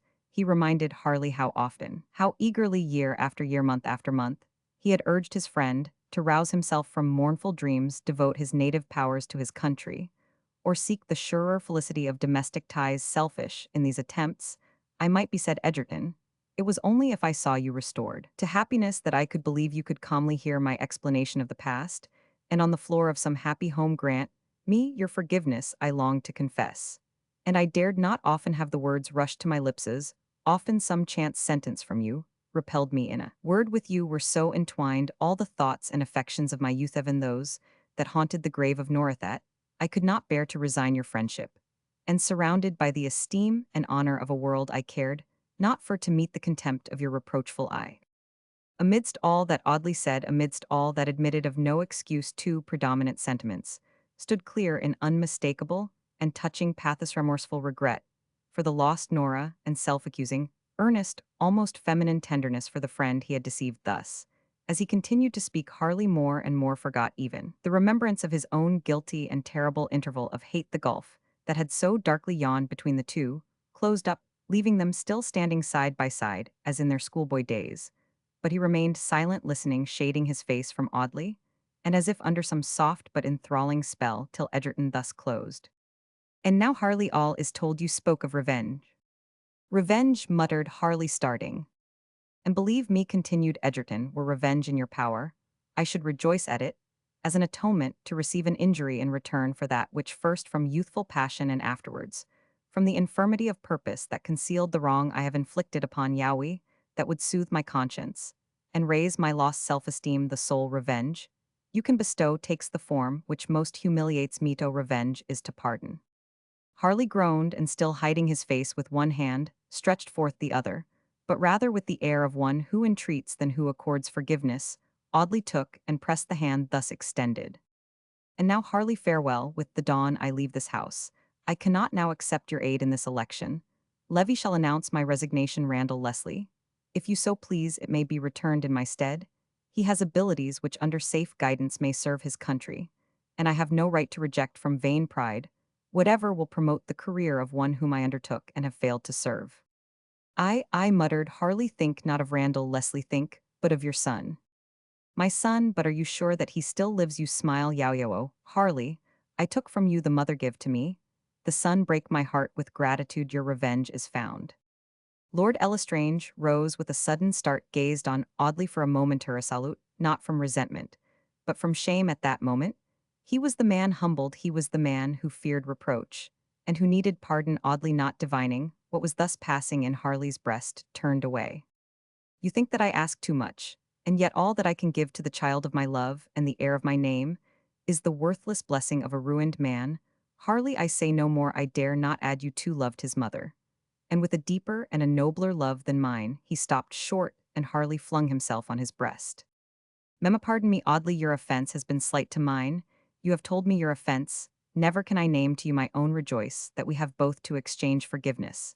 And in that exchange, we are equal still. Audley, brothers, still look up, think that we are boys, now as we were once boys who have had their wild quarrel, and who the moment it is over feel dearer to each other than before. Oh, Harley, this is revenge, it strikes home, murmured Edgerton, and tears gushed fast from eyes that could have gazed unwinking on the rack. The clock struck. Harley sprang forward. I have time yet, he cried, much to do, and to undo. You are saved from the grasp of Levy. Your election will be won, your fortunes in much may be restored. You have, before you, honors not yet achieved. Your career, as yet, is scarce begun. Your son will embrace you tomorrow. Let me go your hand again. Ah, Audley, we shall be so happy yet. Chapter Roman 31. There is a hitch, said Dick pithily, when Randall joined him in the oak copse at 10 o'clock. Life is full of hitches. Randall, the art of life is to smooth them away. What hitch is this, my dear Avenel? Dick Leonard has taken huff at certain expressions of Lord Lestrange's at the nomination today, and talks of retiring from the contest. Randall, with secret glee, but his resignation would smooth a hitch, not create one. The votes promised to him would thus be freed and go to Dick the Right Honorable Red Tapist. Randall, are you serious? Dick, as an undertaker, the fact is there are two parties among the yellows, as there are in the church. High yellow and low yellow. Leonard has made great way with the high yellows, and has more influence with them than I, and the high yellows infinitely preferred Edgerton to yourself. They say politics apart, he would be an honor to the borough. Leonard is of the same opinion, and if he retires, I don't think I could coax either him or the Highflyers to make you any the better by his resignation. Randall, but surely your nephew's sense of gratitude to you would induce him not to go against your wishes. Dick, unluckily, the gratitude is all the other way. It is I who am under obligations to him, not he to me. As for Lord Lestrange, I can't make head or tail of his real intentions. And why he should have attacked Leonard in that way puzzles me more than all, for he wished Leonard to stand. And Levy has privately informed me that, in spite of my lord's friendship for the right honorable, you are the man he desires to secure. Randall, he has certainly shown that desire throughout the whole canvass. Dick, I suspect that the boroughmongers have got a seat for Edgerton elsewhere, or perhaps, should his party come in again, he is to be pitchforked into the upper house. Randall, smiling at Avenel, you are so shrewd you see through everything. I will also add that Edgerton wants some short respite from public life, in order to nurse his health and attend to his affairs. Otherwise, I could not even contemplate the chance of the electors preferring me to him, without a pang. Dick, pang stuff considerable. The oak trees don't hear us. You want to come into Parliament, and no mistake if I am the man to retire, as I always proposed, and had got Leonard to agree to before this confounded speech of Estrangescum into Parliament. You will, for the low yellows I can twist round my finger, provided the high yellows will not interfere. In short, I could transfer to you votes promised to me, but I can't answer for those promised to Leonard. Levy tells me you are to marry a rich girl, and will have lots of money, so of course you will pay my expenses if you come in through my votes. Randall, my dear Avenel, certainly I will. Dick, and I have two private bills I want to smuggle through Parliament. Randall, they shall be smuggled, rely on it. Mr. Fairfield being on one side of the house, and I on the other, we too could prevent all unpleasant opposition. Private bills are easily managed with that tact which I flatter myself I possess. Dick, and when the bills are through the house, and you have had time to look about you, I dare say, you will see that no man can go against public opinion, unless he wants to knock his own head against a stone wall, and that public opinion is decidedly yellow. Randall, with candor, I cannot deny that public opinion is yellow, and at my age it is natural that I should not commit myself to the policy of a former generation. Blue is fast wearing out. But to return to Mr. Fairfield, you do not speak as if you had no hope of keeping him straight to what I understand to be his agreement with yourself. Surely, his honor is engaged to it.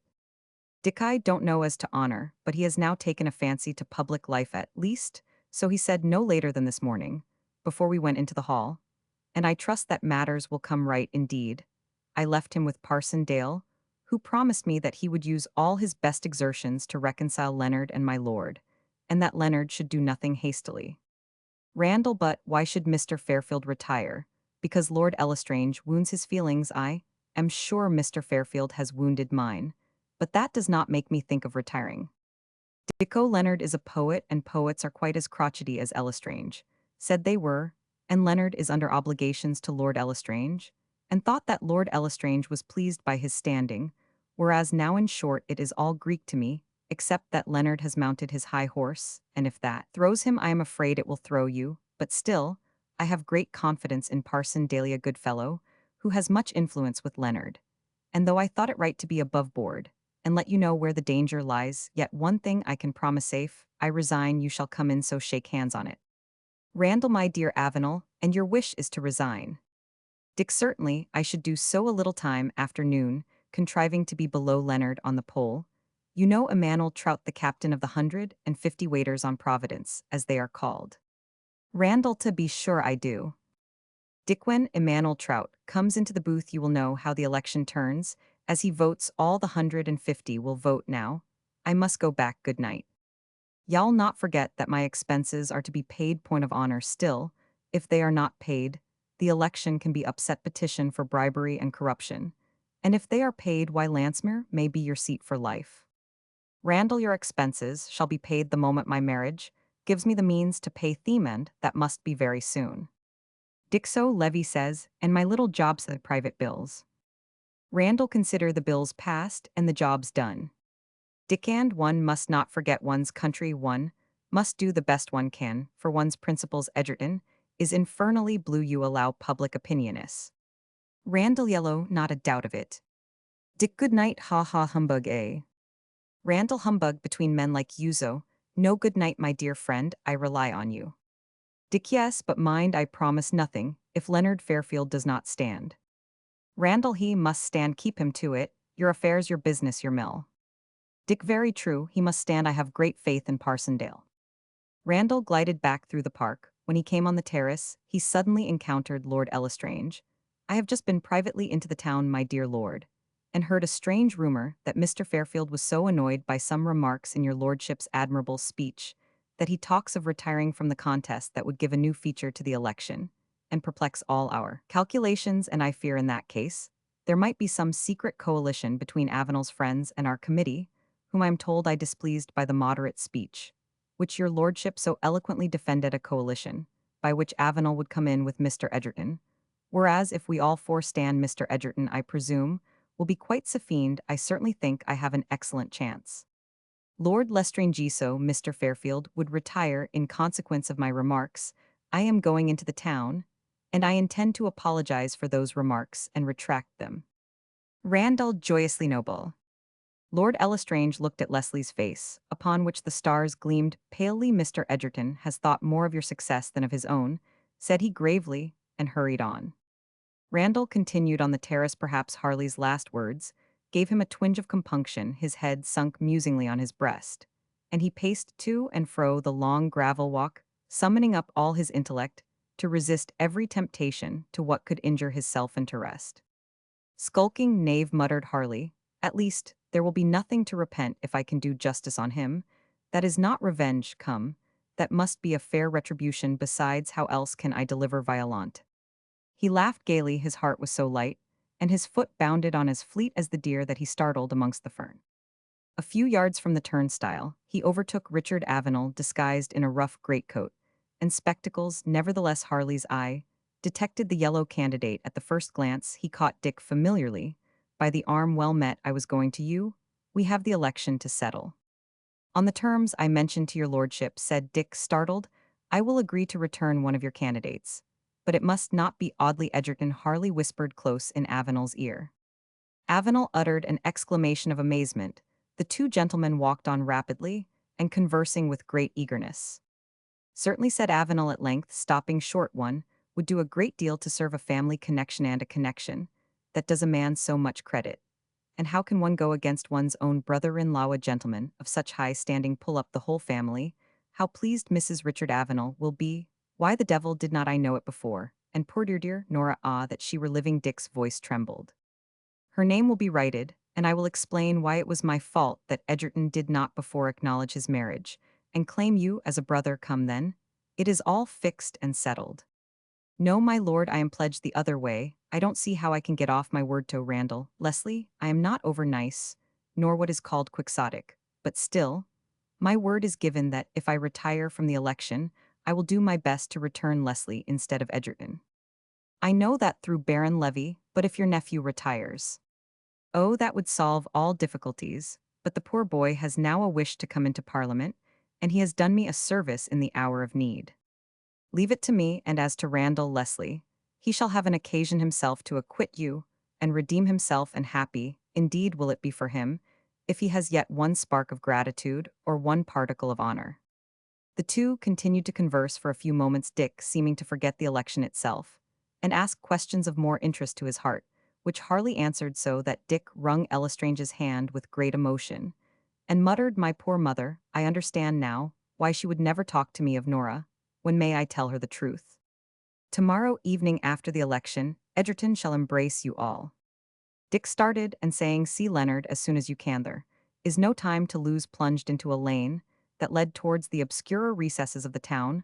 Harley continued his way with the same light elastic tread, which, lost during his abnegation of his own nature, was now restored to the foot that seemed loath to leave a print upon the mire. At the commencement of the High Street, he encountered Mr. Dale and Fairfield walking slowly arm in arm. Harley Leonard, I was coming to you, give me your hand, forget for the present the words that justly stung and offended you. I will do more than apologize, I will repair the wrong, excuse me, Mr. Dale. I have one word to say in private to Leonard, he drew Fairfield aside. Avenel tells me that, if you were to retire from this contest, it would be a sacrifice of inclination, is it so? My lord, I have sorrows that I would fain forget, and though I at first shrunk from the strife in which I have been since engaged, yet now a literary career seems to me to have lost its old charm, and I find that in public life there is a distraction to the thoughts which embitter solitude that books fail to bestow. Therefore, if you still wish me to continue this contest, though I know not your motive, it will not be as it was to begin, a reluctant and a painful obedience to your request. I understand it was a sacrifice of inclination to begin the contest.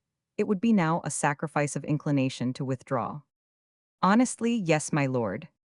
I rejoice to hear it, for I ask that sacrifice, a sacrifice, which you will recall hereafter with delight, and pride, a sacrifice sweeter, if I read your nature areto sweeter, far than all which commonplace ambition could bestow. And when you learn why I make this demand, you will say, this indeed is reparation for the words that wounded my affections and wronged my heart. My lord, exclaimed Leonard, the injury is repaired already. You give me back your esteem. When you so well anticipate my answer, your esteem, life smiles again. I can return to my more legitimate career. Without a sigh, I have no need of distraction from thought now. You will believe that, whatever my past presumption, I can pray sincerely for your happiness.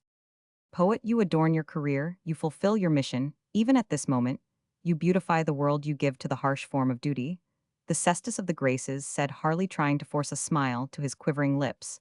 But we must hasten back to the prose of existence. I accept your sacrifice.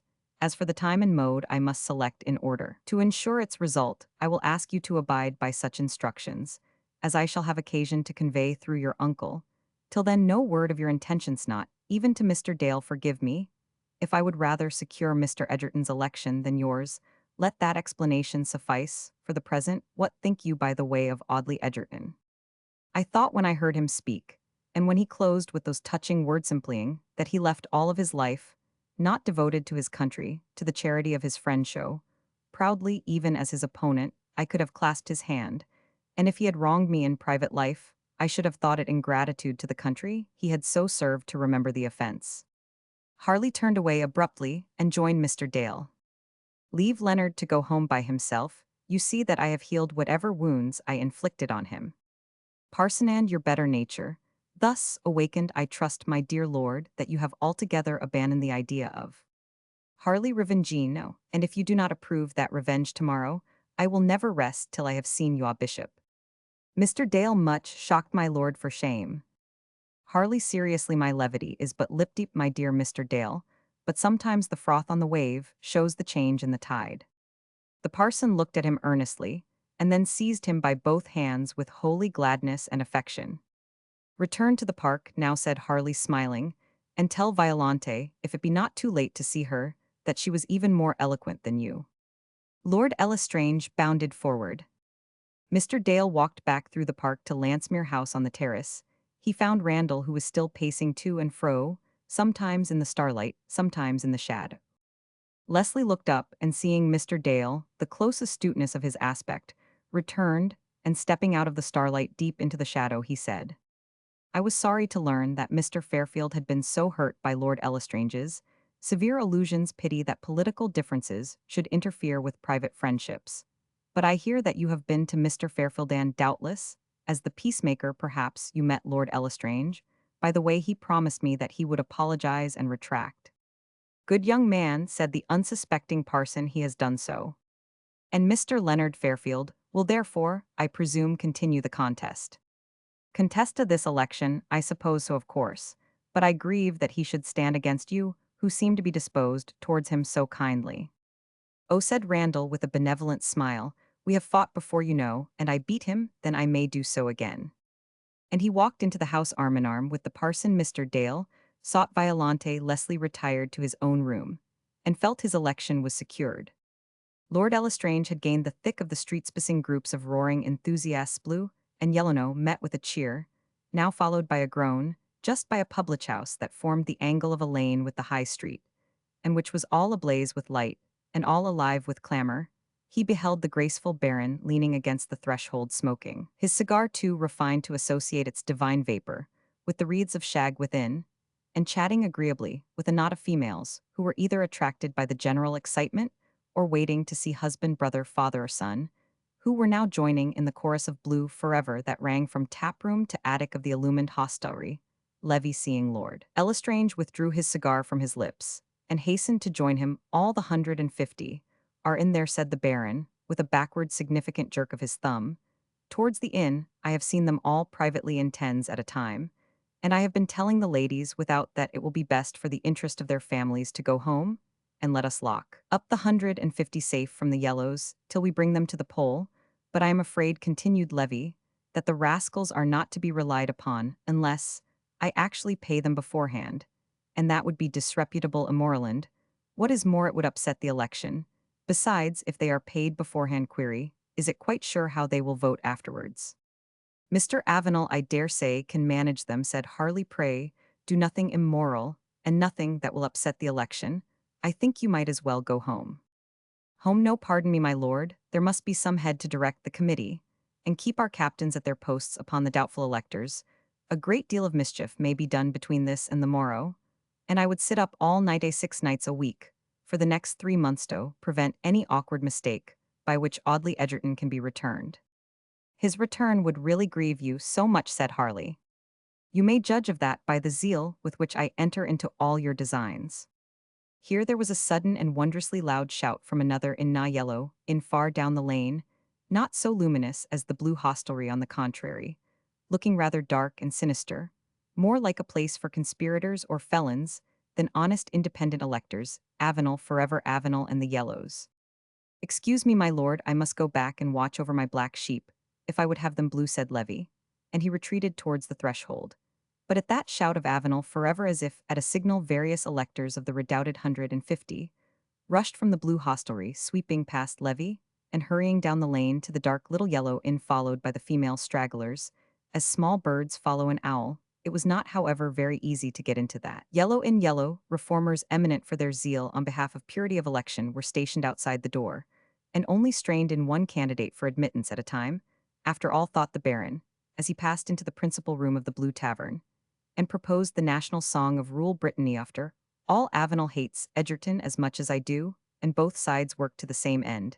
And thrumming on the table, he joined with a fine lass in the famous line, for Britons never will be slaves.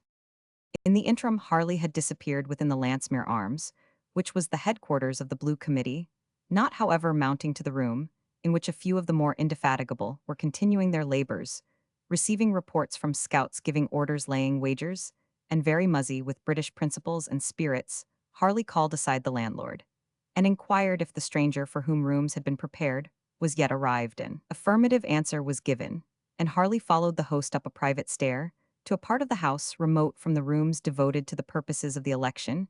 He remained with this stranger about half an hour, and then walked into the committee room, got rid of the more excited, conferred with the more sober, issued a few brief directions to such of the leaders as he felt he could most rely upon, and returned home as rapidly as he had quitted it.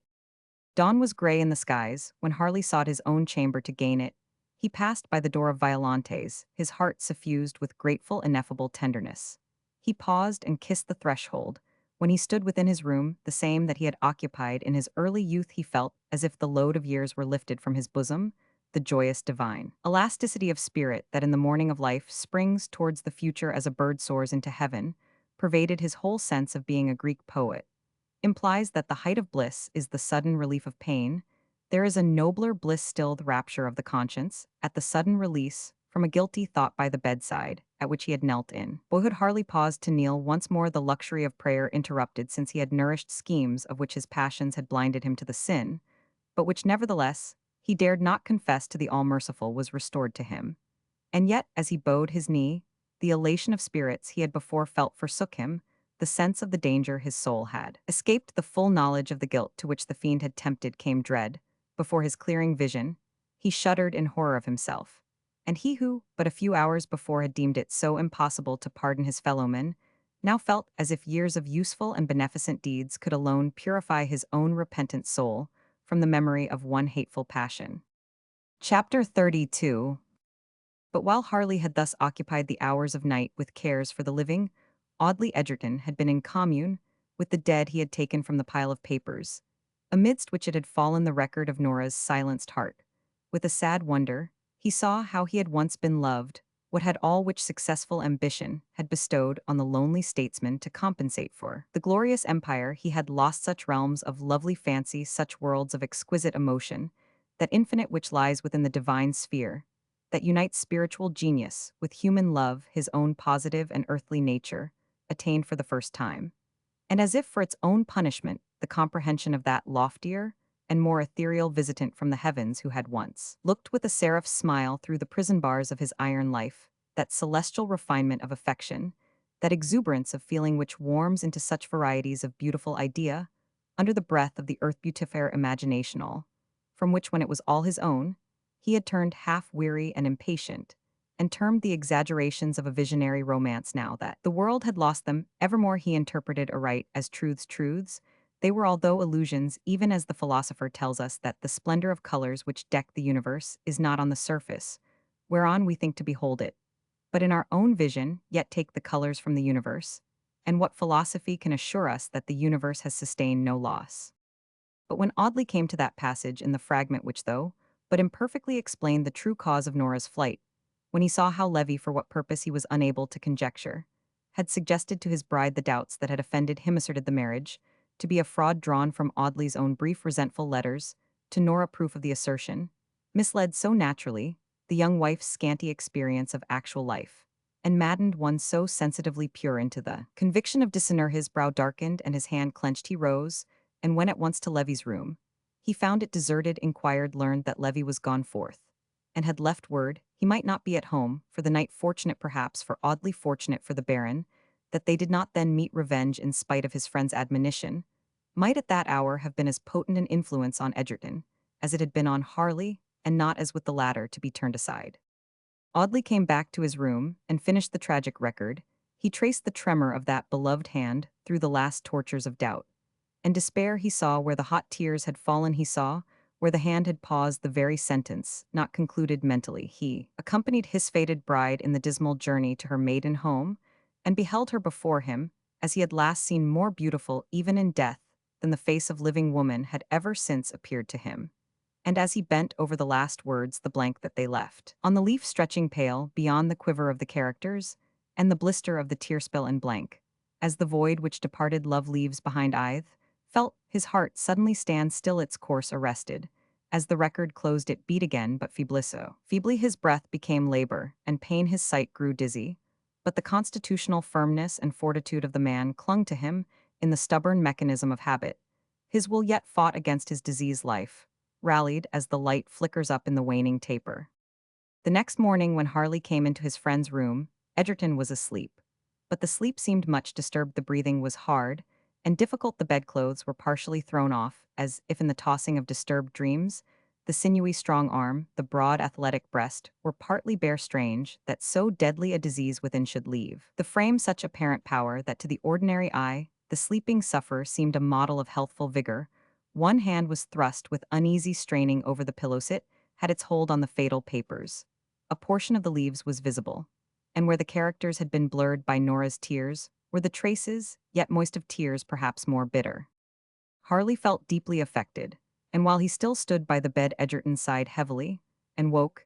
He stared round him as if perplexed and confused, till his eyes resting on Harley, he smiled and said, "So early? Ah, I remember, it is the day for our great boat race. We shall have the current against us, but you and I tow. Thurwin, did we ever lose?"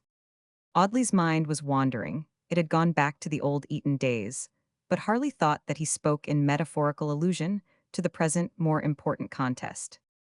"True, my Audlyu and I towed Thurwin, did we ever lose? But will you rise? I wish you would be at the polling place to shake hands with your voters. As they come up by 4 o'clock, you will be released, and the election won." "The election, how? What?" said Egerton, recovering himself. "I recollect now, yes, I accept this last kindness from you. I always said I would die in harness public life. I have no other. Ah, I dream again. Oh, Harley, my son, my son. You shall see him after 4 o'clock. You will be proud of each other. But make haste and dress. Shall I ring the bell for your servant?" "Do," said Egerton briefly, and sinking back, Harley quitted the room and joined Randall, and some of the more important members of the Blue Committee, who were already hurrying over their breakfast. All were anxious and nervous, except Harley, who dipped his dry toast into his coffee.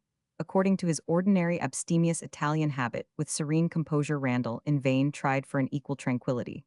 But though sure of his election there would necessarily follow a scene trying to the nerve of his hypocrisy, he would have to affect profound chagrin in the midst of vile, joy have to act the part of decorous high-minded sorrow, that by some untoward chance, some unaccountable cross-splitting Randall Leslie's gain, should be oddly Edgerton's loss. Besides, he was flurried in the expectation of seeing the squire, and of appropriating the money which was to secure the dearest object of his ambition breakfast, was soon dispatched the committeemen bustling for their hats, and looking at their watches gave the signal for departure. Yet no Squire Hazeldean had made his appearance. Harley stepping from the window upon the terrace beckoned to Randall, who took his hat and followed. Mr. Leslie said Harley, leaning against the balustrade, and carelessly patting Nero's rough, honest head, you remember that you were good enough to volunteer to me the explanation of certain circumstances, in connection with the Count di Peschiera, which you gave to the Duke di Serrano, and I replied that my thoughts were at present engaged on the election, but as soon as that was over, I should be very willing to listen to any communications affecting yourself and my old friend the Duke, with which you might be pleased to favor me. This address took Randall by surprise, and did not tend to calm his nerves. However, he replied readily, upon that, as upon any other matter that may influence the judgment you form of me, I shall be but too eager to remove a single doubt that, in your eyes, can rest upon my honor. You speak exceedingly well, Mr. Leslie. No man can express himself more handsomely, and I will claim your promise with the less scruple, because the Duke is powerfully affected by the reluctance of his daughter to ratify the engagement that binds his honor in case your own is indisputably cleared. I may boast of some influence over the young lady, since I assisted to save her from the infamous plot of Peschiera, and the Duke urges me to receive your explanation in the belief that if it satisfy me as it has satisfied him, I may conciliate his child in favor of the addresses of a suitor who would have hazarded his very life against so redoubted a duelist as Peschiera. Lord L'Estrange, replied Randall, bowing, I shall indeed owe you much if you can remove that reluctance on the part of my betrothed bride, which alone clouds my happiness, and which would at once put an end to my suit, did I not ascribe it to an imperfect knowledge of myself, which I shall devote my life to improve into confidence and affection. No man can speak more handsomely, reiterated Harley, as if with profound admiration. And indeed he did. I, Randall, as we eye some rare curiosity, I am happy to inform you too, continued L'Estrange, that if your marriage with the Duke of Serrano's daughter take place. If, echoed Randall, I beg pardon for making an hypothesis of what you claim the right to esteem a certainty. I correct my expression. When your marriage with that young lady takes place, you will at least escape the rock, on which many young men of ardent affections have split at the onset of the grand voyage. You will form no imprudent connection. In a word, I received yesterday dispatch from Vienna, which contains the full pardon and formal restoration of Alfonso Duke di Serrano, and I may add that the Austrian government, sometimes misunderstood in this country, is bound by the laws it administers, and can in no way dictate to the Duke, once restored, as to the choice of his son-in-law, or as to the heritage that may devolve on his child. And does the Duke yet know of his recall? Exclaimed Randall, his cheeks flushed, and his eyes sparkling. No, I reserve that good news with other matters, till after the election is over, but Edgerton keeps us waiting sadly. Ah, here comes his valet. Audley's servant approached. Mr. Edgerton feels himself rather more poorly than usual, my lord. He begs you will excuse his going with you into the town at present. He will come later, if his presence is absolutely necessary. No, pray tell him to rest and nurse himself. I should have liked him to witness his own triumph. That is all. Say, I will represent him at the polling place. Gentlemen, are you ready? We will go on. The polling booth was erected in the center of the marketplace. The voting had already commenced, and Mr. Avenel and Leonard were already at their posts in order to salute and thank the voters in their cause who passed before them. Randall and L'Estrange entered the booth amidst loud hurrahs, and to the national air of "See, the conquering hero comes," the voters defiled in quick succession, those who voted entirely according to principle or color, which came to much the same thing, and were therefore above what is termed management, flocked in first, voting straightforwardly for both blues or both yellows. At the end of the first half hour, the yellows were about 10 ahead of the blues, Then sundry split votes began to perplex conjecture as to the result, and Randall at the end of the first hour had 15 majority over Audley Edgerton 2 over. Dick Avenel, Leonard Fairfield heading the poll by 5. Randall owed his place in the lists to the voters that Harley's personal efforts had procured for him, and he was well pleased to see that Lord Elestrange had not withdrawn from him a single promise, so obtained this augured well for Harley's ready belief in his appointed explanations. In short, the whole election seemed going just as he had calculated, but by 12 o'clock there were some changes in the relative position of the candidates. Dick Avenel had gradually gained ground, passing Randall, passing even Leonard. He stood at the head of the poll. By a majority of 10, Randall came next. Audley was 20 behind Randall, and Leonard 4 behind Audley. More than half the constituency had polled, but none of the committee on either side, nor one of the redoubted core of 150.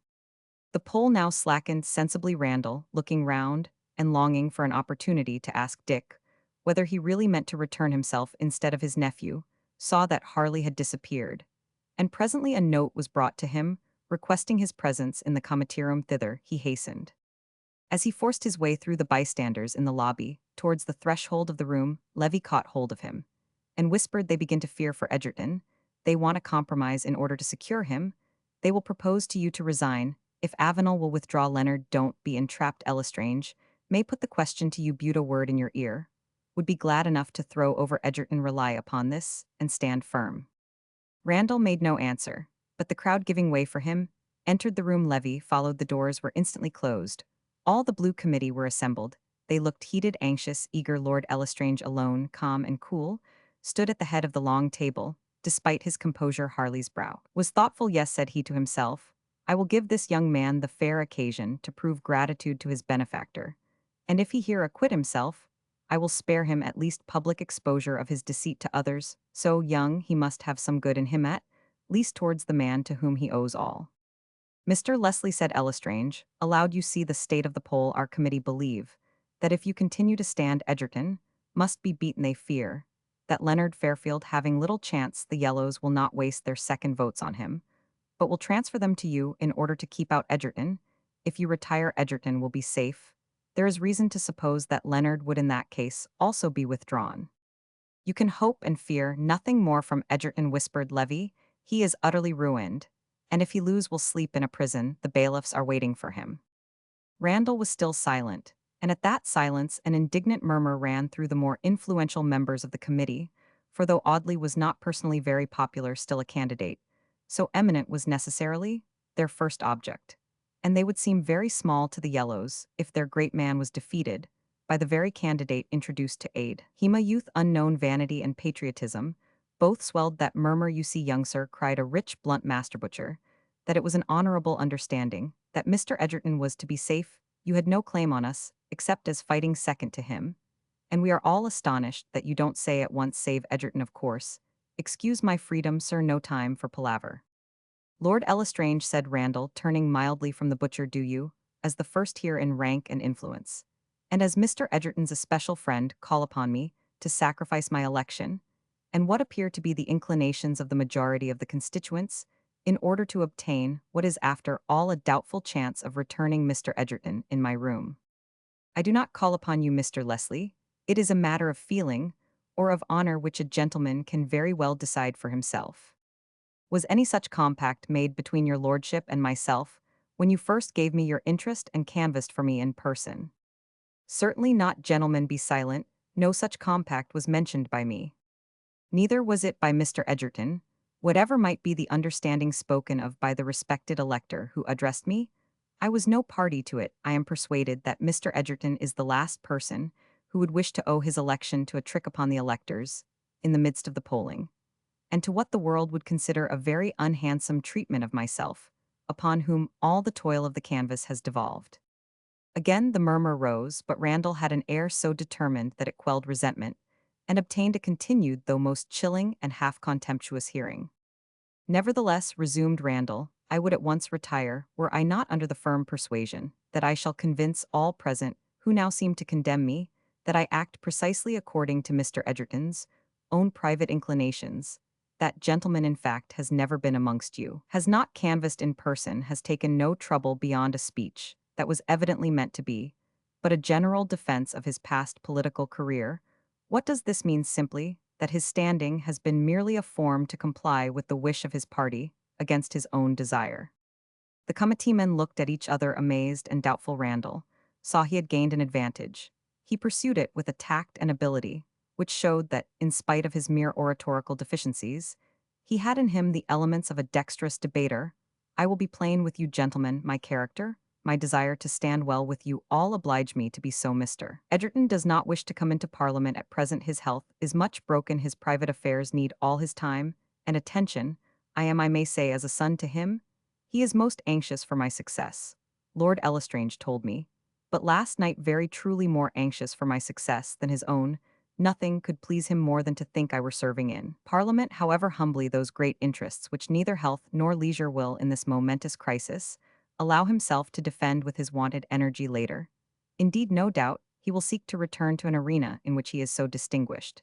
And when the popular excitement which produces the popular injustice of the day is over, what constituency will not be proud to return such a man? In support and proof of what I have thus said, I now appeal to Mr. Edgerton's own aged gentleman, who, in spite of his vast fortune and the rank he holds in society, has consented to act gratuitously on behalf of that great statesman. I ask you then respectfully, Baron Levy, is not Mr. Edgerton's health much broken and in need of rest? It is, said Levy. And do not his affairs necessitate his serious and undivided attention? They do, indeed, quoth the Baron. Gentlemen, I have nothing to urge in behalf of my distinguished friend, as against the statement of his adopted son, Mr. Leslie. Then all I can say, cried the butcher, striking his huge fist on the table, is that Mr. Edgerton has behaved d.d. unhandsome to us, and we shall be the laughing-stock of the borough. Softly, softly, said Harley, there is a knock at the door behind. Excuse me. Harley quitted the room, but only for a minute or two. On his return, he addressed himself to Randall. Are we then to understand, Mr. Leslie, that your intention is not to resign? Unless your lordship actually urge me to the contrary, I should say let the election go on, and all take our chance. That seems to me the fair manly English, great emphasis on the last adjective, honorable course.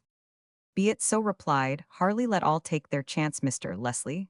We will no longer detain you. Go back to the polling place, and of the candidates should be present. And you, Baron Levy, be good enough to go also and return, thanks to those who may yet vote for Mr. Edgerton. Levy bowed and went out arm in arm with Randall. Capital, said the Baron, you have a wonderful head. I did not like Elestrange's look nevertheless, but he can't hurt me now. The votes he got for me, instead of for Edgerton, have already polled the committee, indeed may refuse to vote for me. But then there is Avenel's body of reserve. Yes, the election is virtually over. When we get back, Hazeldean will have arrived with the money for the purchase of my ancestral property. Dr. Rickabaca is already restored to the estates and titles of Serrano. What do I care further for Lord Elestrange still? I do not like his look. Pooh, you have done just what he wished. I am forbidden to say more here. We are at the booth, a new placard since we left. How are the numbers? Avenel 40 ahead of you, you 30 above Edgerton, and Leonard Fairfield still last on the poll. But where are Avenel and Fairfield? Both those candidates had disappeared, perhaps gone to their own committeeroom. Meanwhile, as soon as the doors had closed on Randall and the Baron, in the midst of the angry hubbub succeeding to their departure, Lord Elestrange sprang upon the table the action, and his look stilled every sound. Gentlemen, it is in our hands to return one of our candidates, and to make our own choice between the two. You have heard Mr. Leslie and Baron Levy to their statement. I make but this reply: Mr. Edgerton is needed by the country, and whatever his health or his affairs, he is ready to respond to that call. If he has not canvassed, if he does not appear before you at this moment, the services of more than 20 years plead for him in his stead. Which then of the two candidates do you choose as your member? A renowned statesman or a beardless boy? Both have ambition and ability. The one has identified those qualities with the history of a country, and as it is now alleged, to his prejudice, with a devotion that has broken a vigorous frame and injured a princely fortune. The other evinces his ambition by inviting you to prefer him to his benefactor, and proves his ability by the excuses he makes for ingratitude. Choose between the two, one Edgerton or a Leslie. Edgerton forever, cried all the assembly, as with a single voice, followed by a hiss for Leslie. But said a grave and prudent committeeman, have we really the choice? Does not that rest with the yellows? Is not your lordship too sanguine? Open that door behind a deputation from our opponents waits in the room on the other side, the passage admit them. The committee were hushed in breathless silence, while Harley's order was obeyed, and soon to their great surprise, Leonard Fairfield himself, attended by 6 of the principal members of the Yellow Party, entered the room. Lord Lestrange, you have a proposition to make to us, Mr. Fairfield on behalf of yourself, and Mr. Avenel, and with the approval of your committee. Leonard advancing to the table we are convinced that neither party can carry both its candidates. Mr. Avenel is safe. The only question is which of the 2 candidates on your side. It best becomes the honor of this constituency to select my resignation, which I am about to tender, will free sufficient votes to give the triumph either to Mr. Edgerton or to Mr. Leslie. Edgerton forever, cried once more the excited Blues. Yes, Edgerton forever, said Leonard with a glow upon his cheek. We may differ from his politics, but who can tell us those of Mr. Leslie? We may differ from the politician, but who would not feel proud of the senator? A great and incalculable advantage is bestowed on that constituency, which returns to Parliament a distinguished man. His distinction ennobles the place he represents, it sustains public spirit, it augments the manly interest in all that affects the nation. Every time his voice hushes the assembled Parliament, it reminds us of our common country, and even the discussion amongst his constituents, which his voice provokes, clears their perceptions of the public interest, and enlightens themselves from the intellect, which commands their interests and compels their attention. Edgerton, then, forever, if our party must subscribe to the return of one opponent, let all unite to select the worthiest, my Lord Lestrange. When I quit this room, it will be to announce my resignation, and to solicit those who have promised me their votes to transfer them to Mr. Audley Edgerton. Amidst the uproarious huzzas, which followed this speech, Leonard drew near. To Harley, my lord, I have obeyed your wishes, as conveyed to me by my uncle, who is engaged at this moment elsewhere, in carrying them into effect. Leonard, said Harley in the same undertone, you have ensured to Audley Edgerton what you alone could doth triumph, over a perfidious dependent, the continuance of the sole career, in which he has hitherto found the solace, or the zest of life. He must thank you with his own lips. Come to the park after the close of the poll there, and then shall the explanations yet needful to both be given and received. Here Harley bowed to the assembly, and raised his voice. Gentlemen, yesterday, at the nomination of the candidates, I uttered remarks that have justly pained Mr. Fairfield in your presence. I wholly retract and frankly apologize for them in your presence. I entreat his forgiveness, and say that if he will accord me his friendship, I will place him in my esteem and affection side by side with the statesman whom he has given to his country. Leonard grasped the hand extended to him with both his own, and then, overcome by his emotions, hurried from the room, while Blues and Yellows exchanged greetings, rejoiced in the compromise that would dispel all party irritation, secure the peace of the borough, and allow quiet men who had detested each other the day before, and vowed reciprocal injuries to trade and custom, the indulgence of all amiable and fraternal feelings until the next general election. In the mean, while the polling had gone on slowly as before, but still, to the advantage of Randall, not 2/3 of the constituency, will poll, murmured Levy, looking at his watch.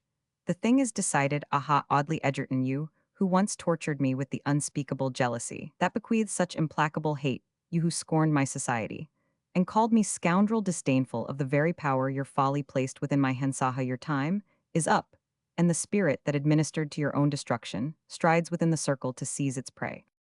You shall have my first franc, Levy, said Randall, to enclose your letter to Mr. Thornhill's solicitor. This affair of the election is over. We must now look to what else rests on our hands. What the devil is that placard? Cried Levy, turning pale. Randall looked, and right up the marketplace, followed by an immense throng, moved high over the heads of all a yellow board that seemed marching through the air comet-like.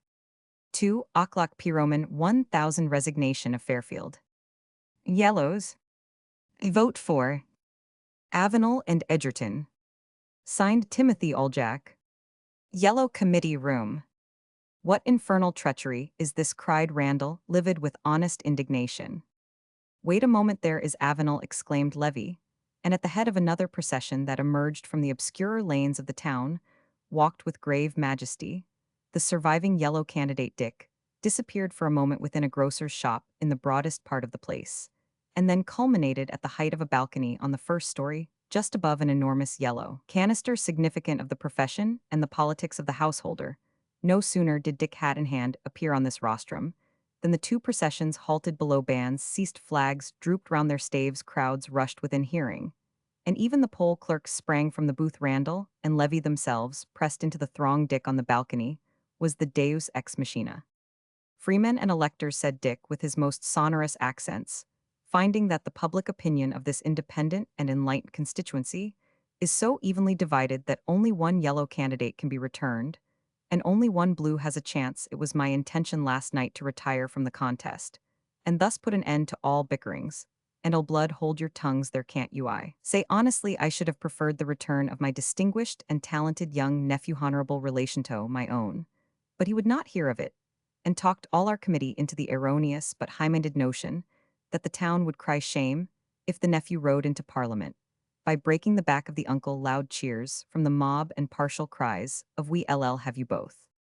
Y'all do no such thing, and you know it." Hold your jaw, resumed Dick with imperious good humor. Let me go on, can't you? Time presses. In a word, my nephew resolved to retire. If at 2 o'clock this day there was no chance of returning both of us, and there is none now, then the next thing for the yellows who have not yet voted is to consider how they will give their second votes. If I had been the man to retire, why, for certain reasons, I should have recommended them to split with Leslie, a clever chap, and pretty considerable sharp. Hear, hear, hear, cried the Baron lustily.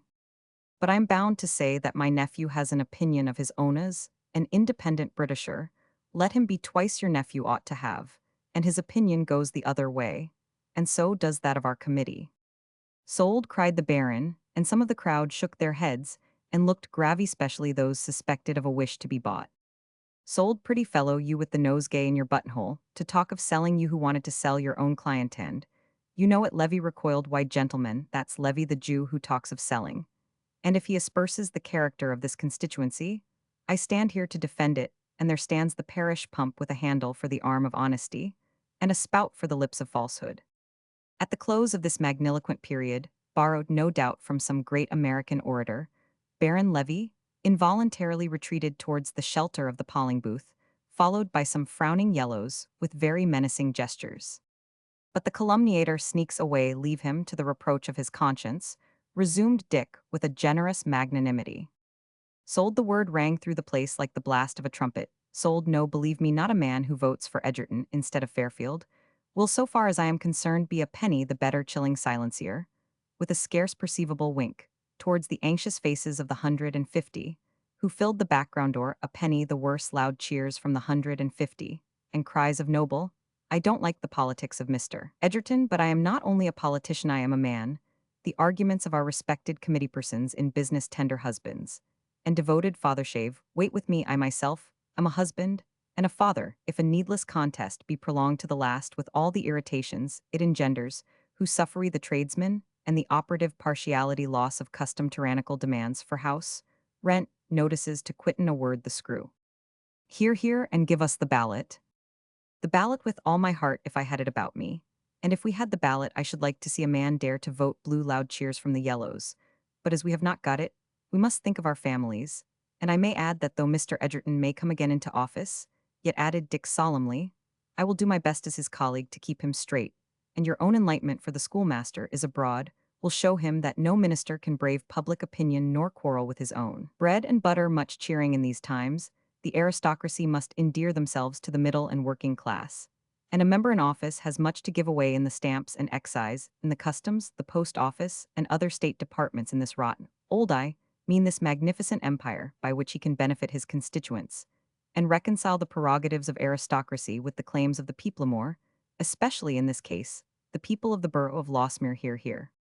And therefore sacrificing party inclinations, since it seems that I can in no way promote them, on the altar of general good feeling, I cannot oppose the resignation of my nephew, honorable relationer, blind my eyes to the advantages that may result to a borough so important to the nation at large, if the electors think fit to choose my right honorable brother. I mean the right honorable blue candidatias, my brother colleague, not that I presume to dictate or express a wish one way or the other, only as a family man.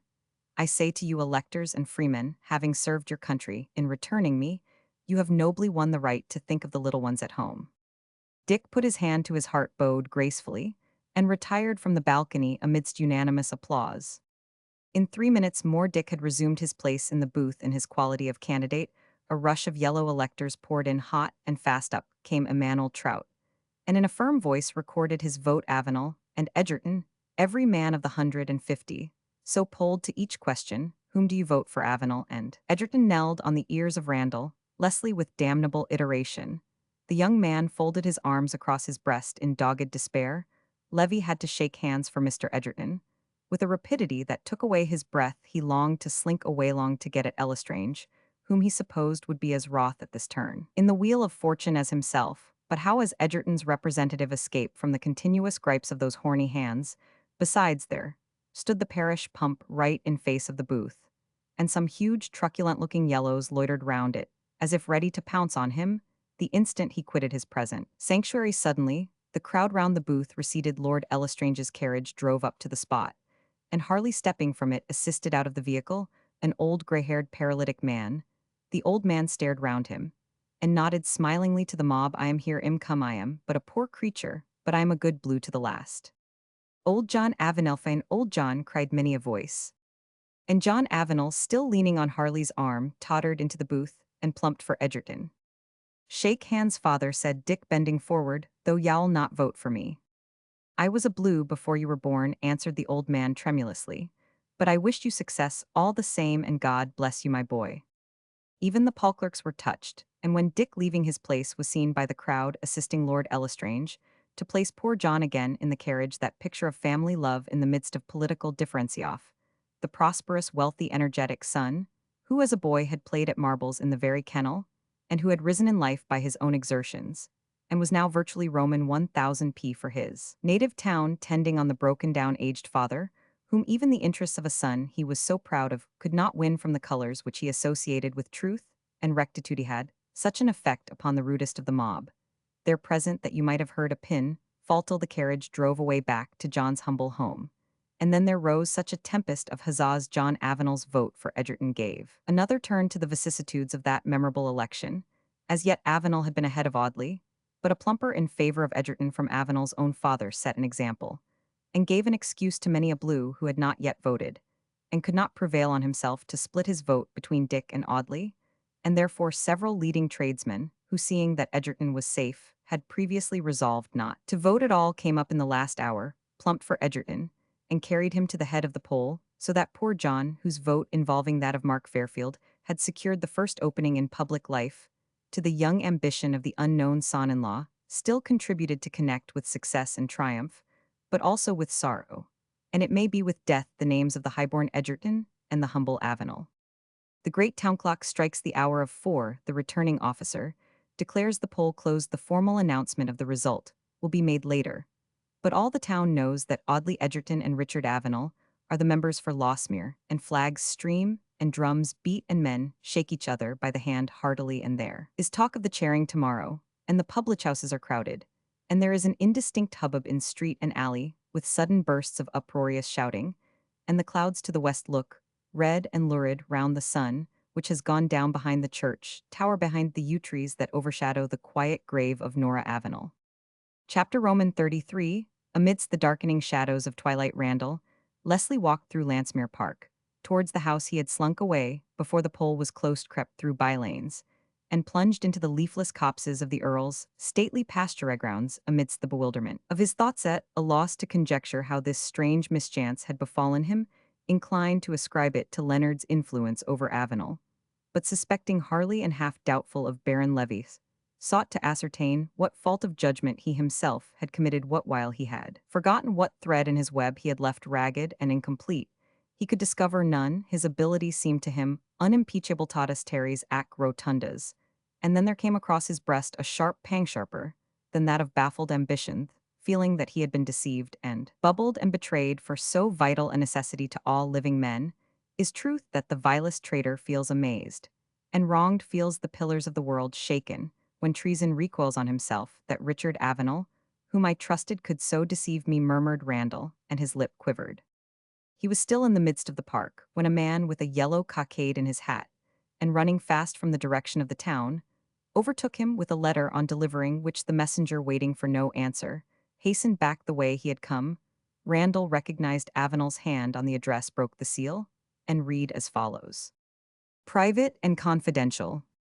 Dear Leslie, don't be downhearted, you will know tonight or tomorrow why I have had cause to alter my opinion as to the right. Honorable, and you will see that I could not as a family man act otherwise than I have done, though I have not broken my word to you. For you remember that all the help I promised was dependent on my own resignation, and would go for nothing if Leonard resigned. Instead, yet I feel, you must think yourself rather bamboozled, but I have been obliged to sacrifice you from a sense of family duty. As you will soon acknowledge, my own nephew is sacrificed also, and I have sacrificed my own concerns, which require the whole man of me. For the next year or two at Screwstown, so we are all in the same boat, though you may think you are set adrift by yourself, but I don't mean to stay in Parliament. I shall take the Chiltern Hundreds pretty considerable soon, and if you keep well with the Blues, I'll do my best with the Yellows to let you walk over the course in my stead, for I don't think Leonard will want to stand again, and so a word to the Weissend, you may yet be member for Landsmere. Var A. In this letter, Randall, despite all his acuteness, could not detect the honest compunction of the writer. He could at first only look at the worst side of human nature, and fancy that it was a paltry attempt to stifle his just anger and ensure his discretion. But on second thoughts it struck him that Dick might very naturally be glad to be released to his mill, and get a quid pro quo out of Randall, under the comprehensive title repayment of expenses. Perhaps Dick was not sorry to wait until Randall's marriage gave him the means to make the repayment. Nay, perhaps Randall had been thrown over for the present in order to wring from him better terms in a single election. Thus reasoning, he took comfort from his belief in the mercenary motives of another. True, it might be but a short disappointment before the next Parliament was a month old. He might yet take his seat in it as member for Landsmere. But all would depend on his marriage with the heiress. He must hasten that. Meanwhile it was necessary to knit and gather up all his thought, courage, and presence of mind. How he shrunk from return to Landsmere House, from facing Egerton Harley all. But there was no choice. He would have to make it up with the Bluestow, defend the course he had adopted in the comitirum. There no doubt was Squire Hazeldean awaiting him, with the purchase money for the lands of Rude. There was the Duke di Serrano restored to wealth and honor. There was promised bride, the great heiress, on whom depended all that could raise the needy gentleman into wealth and position gradually with the elastic temper that is essential to a systematic schemer. Randall Leslie plucked himself from the pain of brooding over a plot that was defeated to prepare himself for consummating those that yet seemed so near success. After all, should he fail in regaining Egerton's favor, Egerton was of use no more. He might rear his head and face out what some might call ingratitude, provided he could but satisfy the Blue Committee dull dogs. How could he fail to do that? He could easily talk over the Machiavellian sage. He should have small difficulty in explaining all to the content of Audley's distant brother, the Squire Harley alone. But Levy had so positively assured him that Harley was not sincerely anxious for Egerton. And as to the more important explanation relative to Peschiera, surely what had satisfied Violante's father ought to satisfy a man who had no peculiar right to demand explanations at all, and if these explanations did not satisfy, the onus to disprove them must rest with Harley. And who or what could contradict Randall's plausible assertions, in support of which he himself could summon a witness in Baron Levy? Thus nerving himself to all that could task his powers, Randall Leslie crossed the threshold of Landsmere House, and in the hall he found the Baron awaiting him. I can't account, said Levy, for what has gone so cross in this confounded election. It is Lestrange that puzzles me, but I know that he hates Egerton. I know that he will prove that hate by one mode of revenge, if he has lost it in another. But it is well, Randall, that you are secure of Hazeldean's money, and the rich heiress' hand otherwise. Otherwise what? I should wash my hands of you, mon cher, for in spite of all your cleverness, and all I have tried to do for you somehow or other, I begin to suspect that your talents will never secure your fortune. A carpenter's son beats you in public speaking, and a vulgar milliner tricks you in private negotiation. Decidedly, as yet, Randall Leslie, you are a failure. And as you so admirably said, a man from whom we have nothing to hope or fear, we must blot out of the map of the future. Randall's answer was cut short by the appearance of the groom of the chambers. My lord is in the saloon, and requests you and Mr. Leslie will do him the honor to join him. There the two gentlemen followed the servant up the broad stairs. The saloon formed the center room of the suite of apartments. From its size, It was rarely used save on state occasions. It had the chilly and formal aspect of rooms reserved for ceremony. Rickabaca Violante, Helen Mr. Dale Squire Hazeldean and Lord Elestrange were grouped together by the cold Florentine marble table, not littered with books and female work, and the endearing signs of habitation that give a living smile to the face of home, nothing thereon save a great silver candelabrum that scarcely lighted the spacious room, and brought out the portraits on the walls as a part of the assembly looking as portraits do look with searching curious eyes upon every eye that turns to them. But as soon as Randall entered, the squire detached himself from the group, and coming to the defeated candidate shook hands with him heartily. "Cheer up, my boy. T is no shame to be beaten. Lord Elestrange says you did your best to win, and man can do no more, and I'm glad, Leslie, that we don't meet for our little business till the election is over, for after annoyance, something pleasant is twice as acceptable. I've the money in my pocket. Hush. And I say, my dear, dear boy, I cannot find out where Frank is, but it is really all off with that foreign woman, eh?" "Yes, indeed, sir. I hope so. I'll talk to you about it when we can be alone. We may slip away presently, I trust." "I'll tell you a secret scheme of mine and Harry's," said the squire in a still low whisper. "We must drive that marchioness, or whatever she is, out of the boy's head, and put a pretty English girl into it instead that will settle him in life too, and I must try and swallow that bitter pill of the post-obit. Harry makes worse of it than I do, and is so hard on the poor fellow that I've been obliged to take his part. I've no idea of being under petticoat government. It is not the way with the Hazeldeans. Well, but to come back to the point, whom do you think I mean by the pretty girl?" "Miss Sticterites. Zounds, Noyer own little sister, Randall's sweet pretty face. Harry liked her from the first, and then Yow'll be Frank's brother, and your sound head and good heart will keep him right. And as you are going to be married too, you must tell me all about that later. Why, we shall have two marriages perhaps in the family on the same day." Randall's hand grasped the squire's, and with an emotion of human gratitude for, we know that hard to all else, he had natural feelings for his fallen family, and his neglected sister was the one being on earth whom he might almost be said to love. With all his intellectual disdain for honest, simple Frank, he knew no one in the world with whom his young sister could be more secure and happy, transferred to the roof and improved by the active kindness of Mrs. Hazeldean, blessed in the manly affection of one not too refined to censure her own deficiencies of education. What more could he ask for his sister, as he pictured her to himself with her hair hanging over her ears, and her mind running into seed over some trashy novel? But before he could reply, Violante's father came to add his own philosophical consolations to the squire's downright comfortings. Who could ever count on popular caprice? The wise of all ages had despised it in that respect. Horace and Machiavelli were of the same mind, etc. But said the Duke with emphatic kindness, "Perhaps your very misfortune here may serve you elsewhere. The female heart is prone to pity and ever eager to comfort. Besides, if I am recalled to Italy, you will have leisure to come with us and see the land where of all others ambition can be most readily forgotten," even added the Italian with a sigh, even by her own sons. Thus addressed by both Hazeldean and the Duke, Randall recovered his spirits. It was clear that Lord Elestrange had not conveyed to them any unfavorable impression of his conduct in the comitium. While Randall had been thus engaged, Levy had made his way to Harley, who retreated with the Baron into the bay of the great window. "Well, my lord, do you comprehend this conduct on the part of Richard Avenel? He secure Egerton's return." "What so natural, Baron Levy, his own brother-in-law?" The Baron started and turned very pale. "But how did he know that I never told him? I meant indeed. Meant perhaps to shame Egerton's pride at the last, by publicly declaring his marriage with a shopkeeper's daughter. A very good revenge still left to you. But revenge for what? A word with you now, Baron, that our acquaintance is about to close forever. You know why I have cause for resentment against Egerton. I do. But suspect yours. Will you make it clear to me?" My lord," faltered Baron Levy, "I too wooed Nora Avenel as my wife. I too had a happier rival in the haughty worldling, who did not appreciate his own felicity. I too, in a word, some women inspire an affection that mingles with the entire being of a man, and is fused with all the currents of his lifeblood. Nora Avenel was one of those women." Harley was startled. This burst of emotion from a man so corrupt and cynical arrested even the scorn he felt for the usurer. Levy soon recovered himself. "But our revenge is not baffled. Yet Egerton, if not already in my power, is still in yours. His election may save him from arrest, but the law has other modes of public exposure and effectual ruin.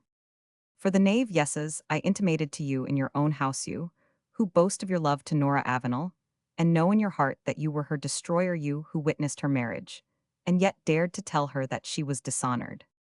My lord, I how could you know I mean, how think that faltered Levy aghast. Nora Avenel has spoken from her grave, replied Harley solemnly learn that, wherever man commits a crime, heaven finds a witness. It is on me, then said Levy wrestling against a superstitious thrill, at his heart and me, that you now concenter your vengeance. And I must meet it as I may, but I have fulfilled my part of our compact, I have obeyed you implicitly and I will fulfill my part of our bond, and leave you undisturbed in your wealth. I knew I might trust to your lordship's honor, exclaimed the usurer in servile glee. And this vile creature nursed the same passions as myself, and but yesterday we were partners in the same purpose, and influenced by the same thought, muttered Harley to himself. Yes, he said aloud, I dare not Baron Levy constitute myself. Your judge pursue your own pathal roads meet at last before the common tribunal, but you are not yet released from our compact. You must do some good in spite of yourself. Look yonder, where Randall Leslie stands smiling secure between the two dangers. He has raised up for himself, and as Randall Leslie himself has invited me to be his judge. And you are aware that he cited yourself this very day as his witness. Here I must expose the guilty, for here the innocent still live and need defense. Harley turned away and took his place by the table. I have wished, said he, raising his voice to connect with the triumph of my earliest and dearest friend, the happiness of others in whose welfare I feel an interest to you, Alfonso, Duke of Serrano. I now give this dispatch, received last evening, by a special messenger from the Prince Von announcing your restoration to your lands and honors. The squire stared with open mouth. Rickabacky, a duke, why Jemima's a duchess, bless me. She is actually crying, and his good heart prompted him to run to his cousin and cheer her up a bit. Violante glanced at Harley and flung herself on her father's breast. Randall involuntarily rose and moved to the duke's chair. And you, Mr. Randall Leslie, continued Harley, though you have lost your election, see before you at this moment such prospects of wealth and happiness, that I shall only have to offer you congratulations, to which those that greet Mr. Audley Edgerton may well appear lukewarm and insipid, provided you prove that you have not forfeited the right to claim that promise which the Duke di Serrano has accorded to the suitor of his daughter's hand. Some doubts resting on my mind, you have volunteered to dispel them. I have the Duke's permission to address to you a few questions, and I now avail myself of your offer to reply to them. No, and here, my lord, said Randall, glancing round the room, as if deprecating the presence of so many witnesses. No, and here, nor are those present so strange to your explanations, as your question would imply, Mr. Hazeldean. It so happens that much of what I shall say to Mr. Leslie concerns your son. Randall's countenance fell, an uneasy tremor now seized him. My son Frank, oh then of course Randall will speak out. Speak, my boy. Randall remained silent. The Duke looked at his working face and drew away his chair. Young man, can you hesitate, said he, a doubt is expressed which involves your honor. Death, cried the squire, also gazing on Randall's cowering eye and quivering lip. What are you afraid of? Afraid, said Randall, forced into speech, and with a hollow laugh. Afraid? What if I was only wondering what Lord Elestrange could mean? I will dispel that wonder at once, Mr. Hazeldean. Your son displeased you first by his proposals of marriage to the Marchesa di Negra, against your consent, secondly, by a post-obit bond granted to Baron Levy. Did you understand from Mr. Randall Leslie that he had opposed or favored the said marriage, that he had countenanced or blamed the said post-obit? Why, of course, cried the squire, that he had opposed both the one and the other. Is it so, Mr. Leslie? My lord, I am my affection for Frank and my esteem for his respected father. He nerved himself, and went on with firm voice, of course, I did all I could to dissuade Frank from the marriage. And as to the post-obit, I know nothing about it. So much at present for this matter. I pass on to the graver one, that affects your engagement with the Duke di Serrano's daughter. I understand from you, Duke, that to save your daughter from the snares of Count di Peschiera, and in the belief that Mr. Leslie shared in your dread of the Count's designs, you, while in exile and in poverty, promised to that gentleman your daughter's hand, when the probabilities of restoration to your principalities seemed well-nigh certain. You confirmed that promise on learning from Mr. Leslie that he had, however, ineffectively struggled to preserve your heiress from a perfidious snare. Is it not so? Certainly, had I succeeded to a throne, I could not recall the promise that I had given in penury and banishment. I could not refuse to him, who would have sacrificed worldly ambition In wedding, a penniless bride the reward of his own generosity, my daughter subscribes to my views. Violante trembled and her hands were locked together, but her gaze was fixed on Harley. Mr. Dale wiped his eyes and thought of the poor refugee feeding on minnows, and preserving himself from debt amongst the shades of the casino. Your answer becomes you, Duke, resumed Harley.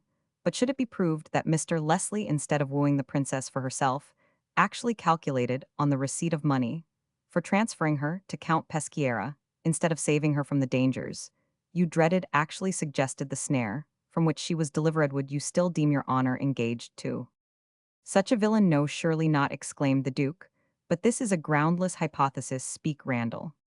Lord Elestrange cannot insult me by deeming it otherwise than a groundless hypothesis, said Randall, striving to rear his head. I understand then, Mr. Leslie, that you scornfully reject such a supposition. Scornfully eyes and continued Randall, advancing a step. Since the supposition has been made, I demand from Lord Elestrange, as his equal for all gentlemen, are equals where honor is to be defended at the cost of life, either instant retractation or instant proof. That's the first word you have spoken like a man, cried the squire. I have stood my ground myself, for a less cause, I have had a ball through my right shoulder. Your demand is just said, Harley, unmoved. I cannot give the retractation, I will produce the proof.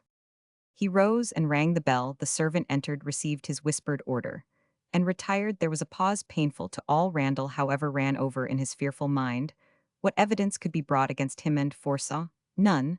The folding doors of the saloon were thrown open, and the servant announced the Count di Peschiera. A bombshell descending through the roof could not have produced a more startling sensation. Erect, bold, with all the imposing effect of his form, and bearing the Count strode into the center of the ring, and after a slight bend of haughty courtesy, which comprehended all present, reared up his lofty head, and looked round with calm in his eye, and a curve on his lip, the self-assured, magnificent, high-bred daredevil. Duke di Serrano, said the Count in English, turning towards his astounded kinsman, and in a voice that, slow, clear, and firm, seemed to fill the room, I returned to England on the receipt of a letter from my Lord Elestrange, and with a view, it is true, of claiming at his hands the satisfaction which men of our birth accord to each other, affront from what cause soever has been given or received. Nay, fair kinswoman, and the Count with a slight but grave smile bowed to Violante, who had uttered a faint cry that intention is abandoned if I have adopted too lightly the old courtly maxim that all stratagems are fair in love. I am bound also to yield to my Lord Elestrange's arguments that the counter-stratagems must be fair also, and after all it becomes me better to laugh at my own sorry figure in defeat than to confess myself gravely mortified by an ingenuity more successful than my own. The Count paused, and his eye lightened with sinister fire, which ill suited the raillery of his tone and the polished ease of his bearing. Ma Foy, he continued, it is permitted me to speak thus, since at least I have given proofs of my indifference to danger and my good fortune. When exposed to it within the last 6 years, I have had the honor to fight 9 duels, and the regret to wound 5 and dismiss from the world 4 as gallant and worthy gentlemen as ever the sun shone upon. Monster, faltered the parson. The squire stared aghast and mechanically rubbed the shoulder, which had been lacerated by Captain Dashnor's bullet. Randall's pale face grew yet more pale, and the eye he had fixed upon the Count's hardy visage quailed and fell. But resumed the Count with a graceful wave of the hand, I have to thank my Lord Elestrange for reminding me that a man whose courage is above suspicion is privileged not only to apologize if he has injured another, but to accompany apology with atonement. Duke of Serrano, it is for that purpose that I am here. My lord, you have signified your wish to ask me some questions of serious import as regards the Duke and his daughter. I will answer them without reserve. Monsieur le Comte, said Harley, availing myself of your courtesy, I presume to inquire who informed you that this young lady was a guest under my father's roof. My informant stands yonder, Mr. Randall Leslie, and I call upon Baron Levy to confirm my statement. It is true, said the Baron slowly, and as if overmastered by the tone and mien of an imperious chieftain. There came a low sound like a hiss from Randall's livid lips. And was Mr. Leslie acquainted with your project for securing the person and hand of your young kinswoman? Certainly, and Baron Levy knows it. The Baron bowed assent. Permit me to add, for it is due to a lady nearly related to myself that it was, as I have since learned, certain erroneous representations made to her by Mr. Leslie, which alone induced that lady, after my own arguments had failed to lend her aid to a project which otherwise she would have condemned as strongly as Duke di Serrano. I now with unfeigned sincerity do myself condemn it. There was about the Count, as he thus spoke, so much of that personal dignity, which whether natural or artificial imposes for the moment upon human judgmented dignity, so supported by the singular advantages of his superb stature, his handsome countenance, his patrician air, that the Duke, moved by his good heart, extended his hand to the perfidious kinsman, and forgot all the Machiavellian wisdom, which should have told him how little a man of the Count's hardened profligacy was likely to be influenced by any purer motives, whether to frank confession or to manly repentance.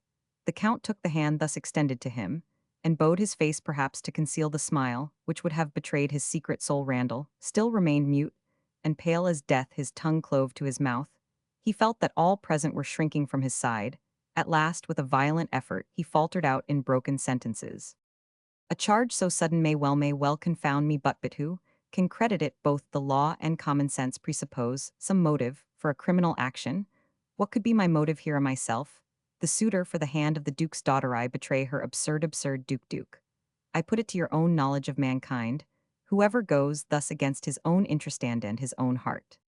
This appeal, however feebly made, was not without effect on the philosopher. That is true, said the Duke, dropping his kinsman's hand. I see no motive. Perhaps, said Harley, Baron Levy may here enlighten us. Do you know of any motive of self-interest that could have actuated Mr. Leslie in assisting the Count's schemes? Levy hesitated. The Count took up the word. Pardieu, said he, in his clear tone of determination, and will Pardieu, I can have no doubt thrown on my assertion, least of all by those who know of its truth. And I call upon you, Baron Levy, to state whether, in case of my marriage with the Duke's daughter, I had not agreed to present my sister with a sum to which she alleged some ancient claim, and which would have passed through your hands. Certainly that is true, said the Baron. And would Mr. Leslie have benefited by any portion of that sum? Levy paused again.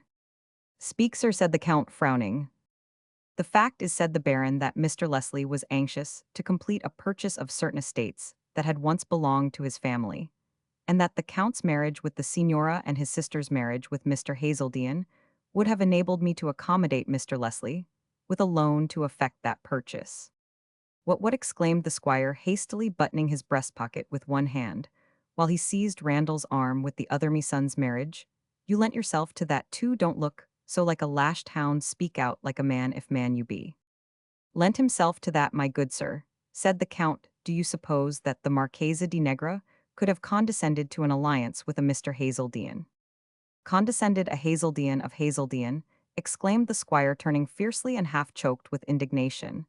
Unless, continued the Count imperturbably, she had been compelled by circumstances to do that, said Mr. Hazeldean, the honor to accept a pecuniary accommodation, which she had no other mode to discharge. And here, sir, the family of Hazeldean, I am bound to say, owe a great debt of gratitude to Mr. Leslie, for it was he who most forcibly represented to her the necessity for this misalliance, and it was he, I believe, who suggested to my friend the Baron the mode by which Mr. Hazeldean was best enabled to afford the accommodation my sister deigned to accept. Mode the post-a-bit, ejaculated the squire, relinquishing his hold of Randall to lay his gripe upon Levy. The Baron shrugged his shoulders. Any friend of Mr. Frank Hazeldean's would have recommended the same as the most economical mode of raising money. Parson Dale, who had at first been more shocked than anyone present at these gradual revelations of Randall's treachery, now turning his eyes towards the young man, was so seized with commiseration at the sight of Randall's face that he laid his hand on Harley's arm and whispered him, Look at that countenanced one, so young, spare him, spare him. Mr. Leslie, said Harley in softened tones, believe me that nothing short of justice to the Duke de Serrano, even to my young friend Mr. Hazeldean, has compelled me to this painful duty. Here, let all inquiry terminate. And said the Count with exquisite blandness, since I have been informed by my Lord L'Estrange that Mr. Leslie has represented as a serious act on his part that personal challenge to myself, which I understood was but a pleasant and amicable arrangement in our baffled scheme, let me assure Mr. Leslie that if he be not satisfied with the regret that I now express for the leading share I have taken in these disclosures, I am wholly at Mr. Leslie's service. Peace, homicide, cried the parson, shuddering, and he glided to the side of the detected sinner from whom all else had recoiled in loathing. Craft against craft, talent against talent, treason against treason, in All this Randall Leslie would have risen superior to Giulio di Peschiera, but what now crushed him was not the superior intellect, it was the sheer brute power of audacity, and nerve. Here stood the careless, unblushing villain making light of his guilt, carrying it away from disgust itself with resolute look and front erect. There stood the abler, subtler, profounder criminal, cowering, abject, pitiful, the power of mere intellectual knowledge, shivered into pieces against the brazen metal, with which the accident of constitution often arms some ignobler nature. The contrast was striking, and implied that truth so universally felt, yet so little acknowledged in actual life, that men with audacity and force of character can subdue and paralyze those far superior to themselves in ability and intelligence. It was these qualities which made Peschiera Randall's master, nay, the very physical attributes of the Count, his very voice and form, his bold front and unshrinking eye, overpowered the acuter mind of the refining schemer. As in a popular assembly, some burly Cleon cows into timorous silence every dissentient sage. But Randall turned in sullen impatience from the parson's whisper that breathed comfort or urged repentance, and at length said with clearer tones than he had yet mustered, "It is not a personal conflict with the Count di Peschiera that can vindicate my honor, and I disdain to defend myself against the accusations of a usurer, and of a man who—" "Monsieur," said the Count, drawing himself up. "A man who," persisted Randall, though he trembled visibly by his own confession, "was himself guilty of all the schemes in which he would represent me as his accomplice, and who now, not clearing himself, would yet convict another." "Cher petit monsieur," said the Count with his grand air of disdain, "women like me make use of men like you. We reward them for a service if rendered, or discard them if the service be not done. And if I condescend to confess and apologize for any act I have committed, surely Mr. Randall Leslie might do the same without disparagement to his dignity. But I should never, sir, have taken the trouble to appear against you, had you not, as I learned, pretended to the hand of the lady whom I had hoped with less presumption to call my bride. And in this how can I tell that you have not tricked and betrayed me? Is there anything in our past acquaintance that warrants me to believe that instead of serving me you sought, but to serve yourself? Be that as it may, I had but one mode of repairing to the head of my house the wrongs I have done him, and that was by saving his daughter from a derogatory alliance with an impostor who had abetted my schemes for hire, and who now would filch for himself their fruit." "Duke," exclaimed Randall. The Duke turned his back. Randall extended his hands to the squire. "Mr. Hazeldine, what you too condemn me, and unheard." "Unheard? Zounds, no. If you have anything to say, speak truth, and shame the devil." "I abet Frank's marriage, I sanction the postobit." "Oh," cried Randall, clinging to a straw, "if Frank himself were but here." Harley's compassion vanished before this sustained hypocrisy. "You wish for the presence of Frank Hazeldine. It is just." Harley opened the door of the inner room, and Frank appeared at the entrance. My son," cried the squire, rushing forward and clasping Frank to his broad fatherly breast. This affecting incident gave a sudden change to the feelings of the audience, and for a moment Randall himself was forgotten. The young man seized that moment reprieved, as it were from the glare of contemptuous, accusing eyes. Slowly he crept to the door, slowly and noiselessly as the viper when it is wounded drops its crest and glides, writhing through the grass. Levy followed him to the threshold, and whispered in his ear, "I could not help it. You would have done the same by me. You see you have failed in everything, and when a man fails completely, we both agreed that we must give him up altogether." Randall said not a word, and the Baron marked his shadow fall on the broad stairs, stealing down step after step, till it faded from the stones. "But he was of some use," muttered Levy. "His treachery and his exposure will gall the childless Egerton. Some little revenge still." The Count touched the arm of the musing usurer. "Jai bien jau mon role nest, si po, I have well played my part, have I not?" "Your part? Ah, but my dear Count, I do not quite understand it." "Ma foi, you are passably dull. I had just been landed in France, when a letter from L'Estrange reached me. It was couched as an invitation, which I interpreted tath duello. Such invitations I never refuse. I replied, I came hither, took my lodgings at an inn. My lord seeks me last night. I begin in the tone you may suppose. Pardieu, he is clever, my lord. He shows me a letter from the Prince von Alphonse's recall. My own banishment he places before me, but with admirable suavity, the option of beggary and ruin, or an honorable claim on Alfonso's gratitude. And as for that petty monsieur, do you think I could quietly contemplate my own tool's enjoyment of all I had lost myself? Nay more, if that young harpagon were Alfonso's son-in-law, could the Duke have a whisperer at his ear, More fatal to my own interests, to be brief, I saw at a glance my best course. I have adopted it. The difficulty was to extricate myself, as became a man de sang et de jeu. If I have done so, congratulate me. Alfonso has taken my hand, and I now leave it to him to attend to my fortunes and clear up my repute. If you are going to London, said Levy, my carriage heir, this must be at the door, and I shall be proud to offer you a seat and converse with you on your prospects. But pest moan, share your fall has been from a great height, and any other man would have broken his bones. Strength is ever light, said the Count, smiling, and it does not fall, it leaps down and rebounds. Levy looked at the Count, and blamed himself for having disparaged Peschiera and overrated Randall. While this conference went on, Harley was by Violante's side. I have kept my promise to you, said he, with a kind of tender humility. Are you still so severe on me? Ah, answered Violante, gazing on his noble brow, with all a woman's pride in her eloquent admiring eyes. I have heard from Mr. Dale that you have achieved a conquest over yourself, which makes me ashamed to think that I presumed to doubt how your heart would speak, when a moment of wrath, though of wrath so just had passed away. No, Violante, do not acquit me, yet witness my revenge, for I have not forgone it. And then let my heart speak, and breathe its prayer that the angel voice which it now beats to hear, may still be its guardian monitor. What is this? Cried an amazed voice, and Harley turning round saw that the Duke was by his side, and glancing with ludicrous surprise, now to Harley, now to Violante, am I to understand that you have freed you from one suitor for this dear hand to become myself your petitioner? Corpo di Bacco, cried the sage, almost embracing Harley, this, indeed, is joyful news. But I must not again make a rash pledge, not again force my child's inclinations. And Violante, you see, is running away. The Duke stretched out his arm and detained his child. He drew her to his breast, and whispered in her ear. Violante blushed crimson, and rested her head on his shoulder. Harley eagerly pressed forward. There, said the Duke, joining Harley's hand with his daughter's, I don't think I shall hear much more of the convent. But anything of this sort I never suspected. If there be a language in the world for which there is no lexicon nor grammar, it is that which a woman thinks in but never speaks.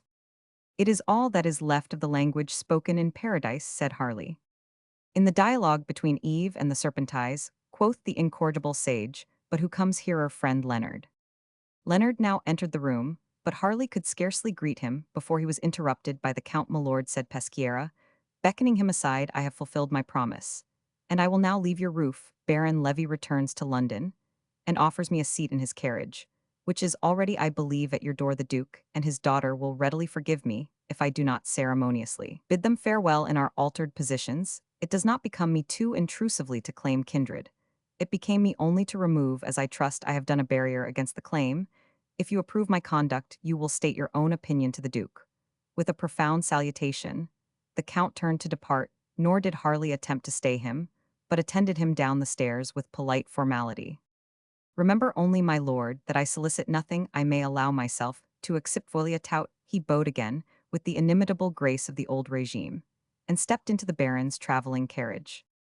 Levy, who had lingered behind, paused to accost L'Estrange. Your lordship will explain to Mr. Egerton how his adopted son deserved his esteem, and repaid his kindness. For the rest, though you have brought up the more pressing and immediate demands on Mr. Egerton, I fear that even your fortune will not enable you to clear those liabilities, which will leave him perhaps a pauper.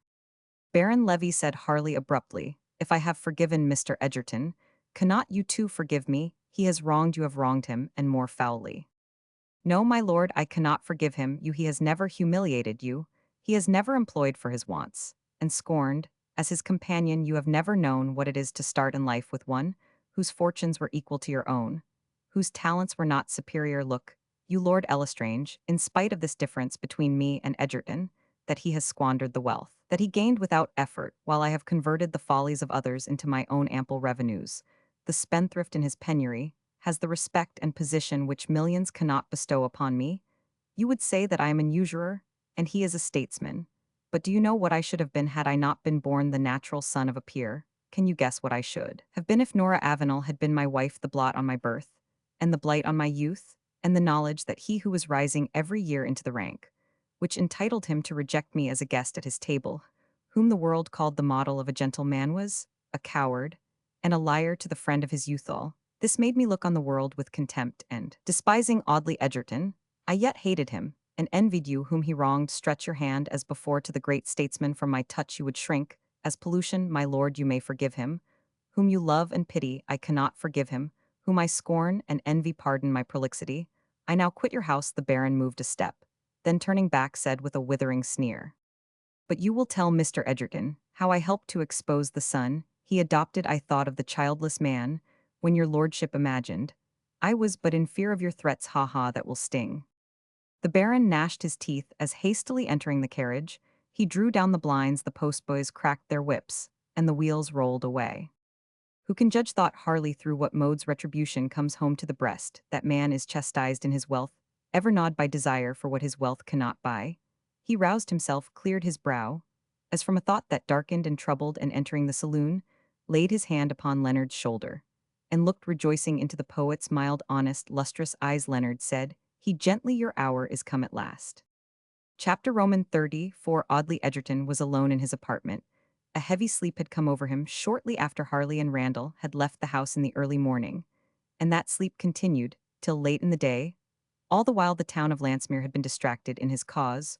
All the while so many tumultuous passions had run riot in the contest that was to close or reopen for the statesman's ambition, the Janus gates of political war, the object of so many fears and hopes. Schemes and counter-schemes had slumbered quietly. As an infant in the cradle he woke, but in time to receive Harley's dispatch announcing the success of his election, and adding before the night you shall embrace your son, do not join us below. When I return, keep calm, we will come to you. In fact, though not aware of the dread nature of Audley's complaint with its warning symptoms, Lord Elestrange wished to spare to his friend the scene of Randall's exposure. On the receipt of that letter, Edgerton rose at the prospect of seeing his son. Nora's sonth, very memory of his disease, vanished. The poor, weary, overlabored heart indeed beat loud, and with many a jerk and spasm he heeded it not. The victory that restored him to the sole life for which he had hitherto cared to live was clean forgotten. Nature claimed her own, claimed it in scorn of death and in oblivion of renown.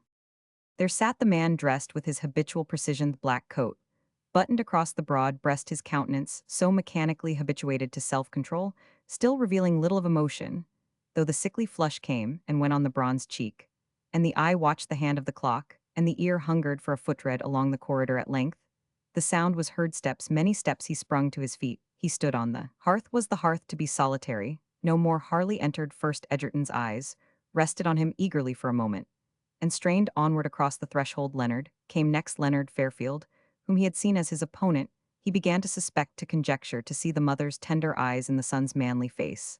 Involuntarily he opened his arms, but Leonard, remaining still, let them fall with a deep sigh, and fancied himself deceived. Friend, said Harley, I give to you a son proved in adversity, and who has fought his own way to fame. Leonard, in the man to whom I prayed you to sacrifice your own ambition, of whom you have spoken with such worthy praise, whose career of honor you have promoted, and whose life unsatisfied by those honors, you will soothe with your filial love. Behold the husband of Nora Avenel. Kneel to your father, O, Audley, embrace your son. Hear, hear, exclaimed Edgerton as Leonard bent his knee. Her to my heart, look at me, with those eyes kindly, forgivingly. They are your mother's. His proud head sunk on his son's shoulder. But this is not enough, said Harley, leading Helen, and placing her by Leonard's side. You must open your heart for more. Take into its folds my sweet ward and daughter. What is a home without the smile of woman? They have loved each other from children. Oddly yours, be the hand to join ears, be the lips to bless. Leonard started anxiously. O Ciro, my father's generous sacrifice may not be for he who has saved me for this surpassing joy, too loves her. Nay, Leonard, said Harley, smiling, I am not so neglectful of myself. Another home woos you, Audley, he whom you long so vainly sought to reconcile to life, exchanging mournful dreams for happy Dutish too, presents you to his bride. Love her for my sake, for your own. It is not I who presides over this hallowed reunion, but for her I should have been a blinded, vindictive, guilty, repentant man, and Violante's soft hand was on his lips. Thus said the parson with mild solemnity, man finds that the Saviour's precepts, let not the sun go down upon thy wrath, and love one another, are clues that conduct us through the labyrinth of human life, when the schemes of fraud and hate snap asunder and leave us lost amidst the maze. Edgerton reared his head as if to answer, and all present were struck and appalled by the sudden change that had come over his countenance. There was a film upon the eye, a shadow on the aspect. The words failed his lips. He sunk on the seat beside him, the left hand rested droopingly upon the piles of public papers and official documents. And the fingers played with them, as the bedridden dying sufferer plays, with the coverlid he will soon exchange for the winding sheet, but his right hand seemed to feel as through the dark for the recovered sun, and having touched what it sought feebly drew Leonard near and nearer, alas, that blissful private life, that close center, round the core of being in the individual man so long missed, and pined for slipped from him, as it were the moment it reappeared hurried away, as the circle on the ocean which is scarce seen, ere it vanishes amidst infinity. Suddenly, both hands were still, the head fell back, joy had burst asunder, the last ligaments so fretted away in unrevealing sorrow. A farther sound, borne into that room.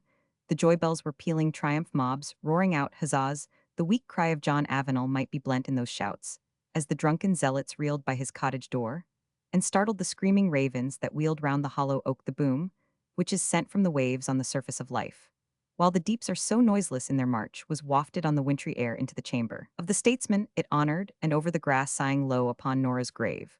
But there was one in the chamber as in the grave for whom the boom on the wave had no sound, and the march of the deep had no tide. Amidst promises of home and union and peace and fame, death strode into the household ring, and seating itself calm, and still looked lifelike, warm hearts throbbing round it, lofty hopes fluttering upward, love kneeling at its feet, religion, with lifted finger standing by its side. Final chapter.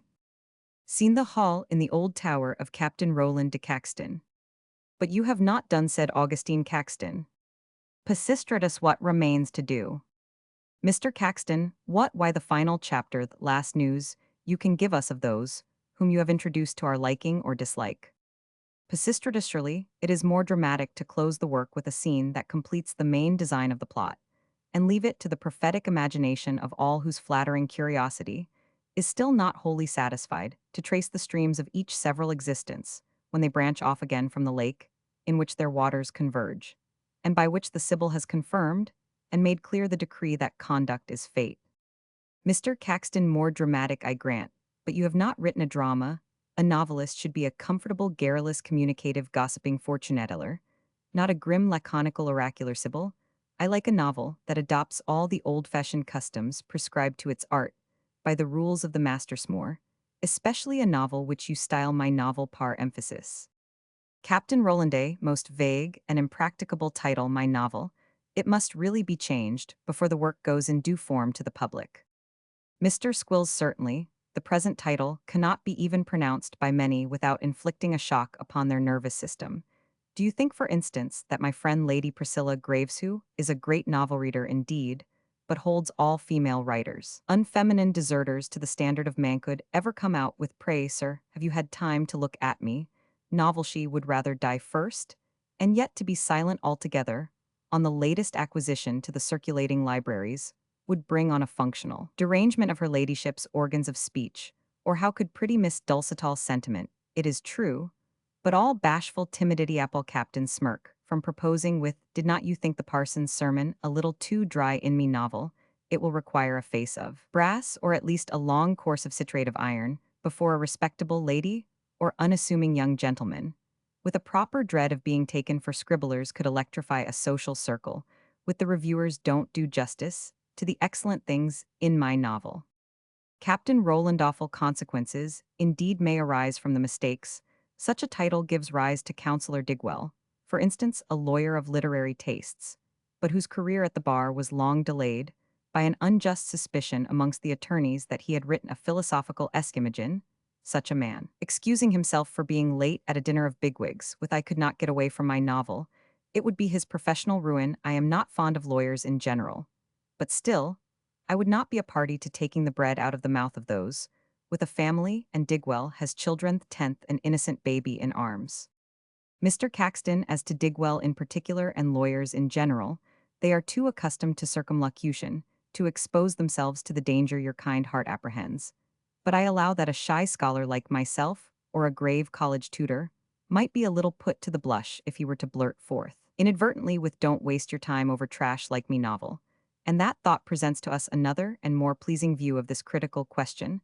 The title you condemn places the work under universal protection. Lives there a man or a woman so dead to self-love as to say, what contemptible stuff is me novel? Would he or she not rather be impelled by that strong impulse of an honorable and virtuous heart, which moves us to stand as well as we can with our friends to say aloud that there is really a good thing now, and then in my novel moreover, as a novel aspires to embrace most of the interests, or the passions that agitate mankind to, generalize as it were the details of life that come home to us also in reality, the title denotes that if it be such as the author may not unworthily call his novel, it must also be such as the reader whoever he be may appropriate in part to himself representing his own ideas expressing his own experience, reflecting if not in full at least in profile his own personal identity. Thus, when we glance at the looking glass in another man's room, our likeness, for the moment, appropriates the mirror and according to the humor in which we are, or the state of our spirits and health, we say to ourselves, bilious and yellow eye, might as well take care of my diet. Or well, I've half a mind to propose to dear Jane I am not such an a looking dog as I thought, for still whatever result from that glance at the mirror, we never doubt that T is our likeness we see, and each says to the phantom reflection, thou art myself, though the mere article of furniture that gives the reflection belongs to another, it is my likeness if it be his glass, and a narrative that is true to the varieties of life. Is every man's novel, no matter from what shores, by what rivers, by what bays, in what pits, were extracted the sands, and the silex, the pearlesh, the niter, and quicksilver, which form its materials, no matter who the craftsman who fashioned its form, no matter who the vendor that sold, or the customer who bought still, if I but recognize some trait of myself, T is my likeness that makes it my novel. Mr. Squills, puzzled, and therefore admiring subtle servery, subtle fine organ of comparison in Mr. Caxton's head, and much called into play this evening. Mr. Caxton benignly finally, the author by this most admirable and much signifying title dispenses, with all necessity of preface, he need insinuate no merits, he need extenuate no faults, for by calling his work thus curtly my novel, he doth delicately imply that it is no use wasting talk about faults or merits. Pisistratus, amazed, how is that, sir? Mr. Caxton, what so clear you imply that, though a better novel may be written by others, you do not expect to write a novel to which, taken as a novel, you would more decisively and unblushingly prefix that voucher of personal authorship and identity, conveyed in the monosyllable my, and, if you have written your best, let it be ever so bad, what can any man of candor and integrity require more from you? Perhaps you will say that if you had lived 2,000 years ago, you might have called it the novel, or the golden novel, as Lucius called his story the ass, and Apuleius, to distinguish his own more elaborate ass from all asses preceding it, called his tale the golden ass. But living in the present day, such a designation implying a merit in general, not the partial and limited merit corresponding only with your individual abilities, would be presumptuous and offensive. True, I here anticipate the observation I see Squills is about to make. As Squill see, sir. Mr. Caxton, you would say that as Scarron called his work of fiction, the comic novel, so Pisistratus might have called his the serious novel, or the tragic novel. But Squills, that title would not have been inviting nor appropriate, and would have been exposed to comparison with Scarron, who being dead, is inimitable. Wherefore to put the question on the irrefragable basis of mathematics, wherefore, as a B my novel is not equal to BC the golden novel, nor to DE the serious or tragic novel, it follows that a B my novel is equal to PC Pisistratus Caxton, and PC Pisistratus Caxton must therefore be just equal neither more nor less to a B my novel, which was to be demonstrated. My father looked round triumphantly, and observing that Squills was dumbfounded, and the rest of his audience posed, he added mildly, and so now, non quieta mover, proceed with the final chapter, and tell us first what became of that youthful Giles Overreach, who was himself his own Merrill. I, said the captain, what became of Randall Leslie? Did he repent and reform? Nay, quoth my father with a mournful shake of the head, you can regulate the warm tide of wild passion, you can light into virtue the dark errors of ignorance. But where the force of the brain does but clog the free action of the heart, where you have to deal not with ignorance misled, but intelligence corrupted, small hope of reform. For reform here will need reorganization.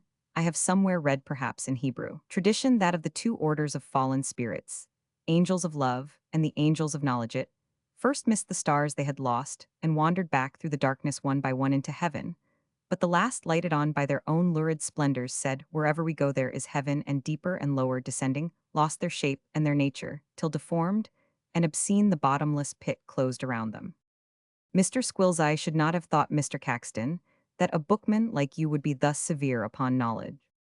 Mr. Caxton in wrath severe upon knowledge o squills, knowledge perverted, is knowledge no longer vinegar, which exposed to the sun breeds small serpents?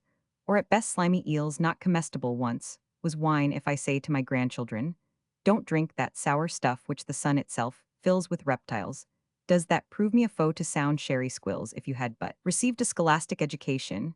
You would know the wise maxim that saith all things the worst are corruptions from things originally designed, as the best has not freedom bred anarchy and religion fanaticism.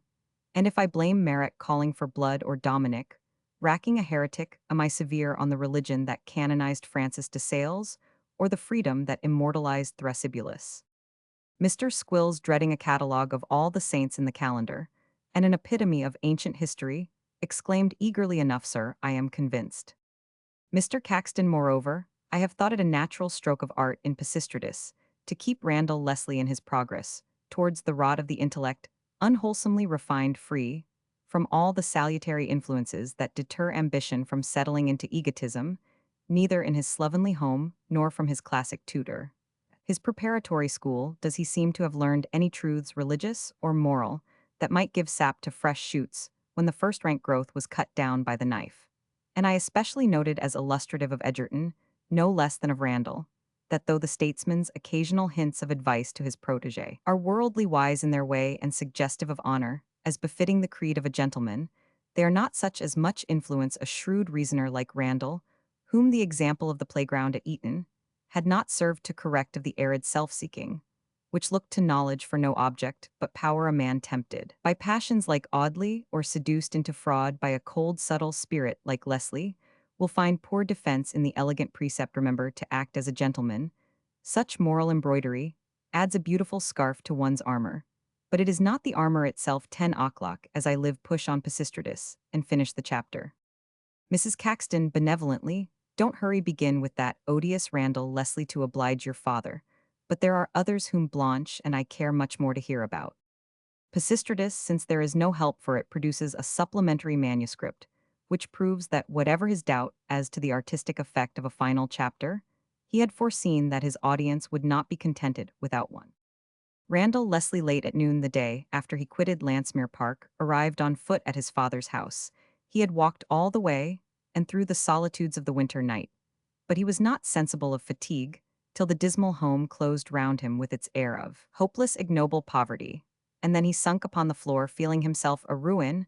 Amidst the ruins, he made no disclosure of what had passed to his relations. Miserable man, there was not one to whom he could confide, or from whom he might hear the truths that connect repentance with consolation. After some weeks passed in sullen and almost unbroken silence, be left as abruptly as he had appeared, and returned to London. The sudden death of a man like Egerton had even in those excited times created intense though brief sensation.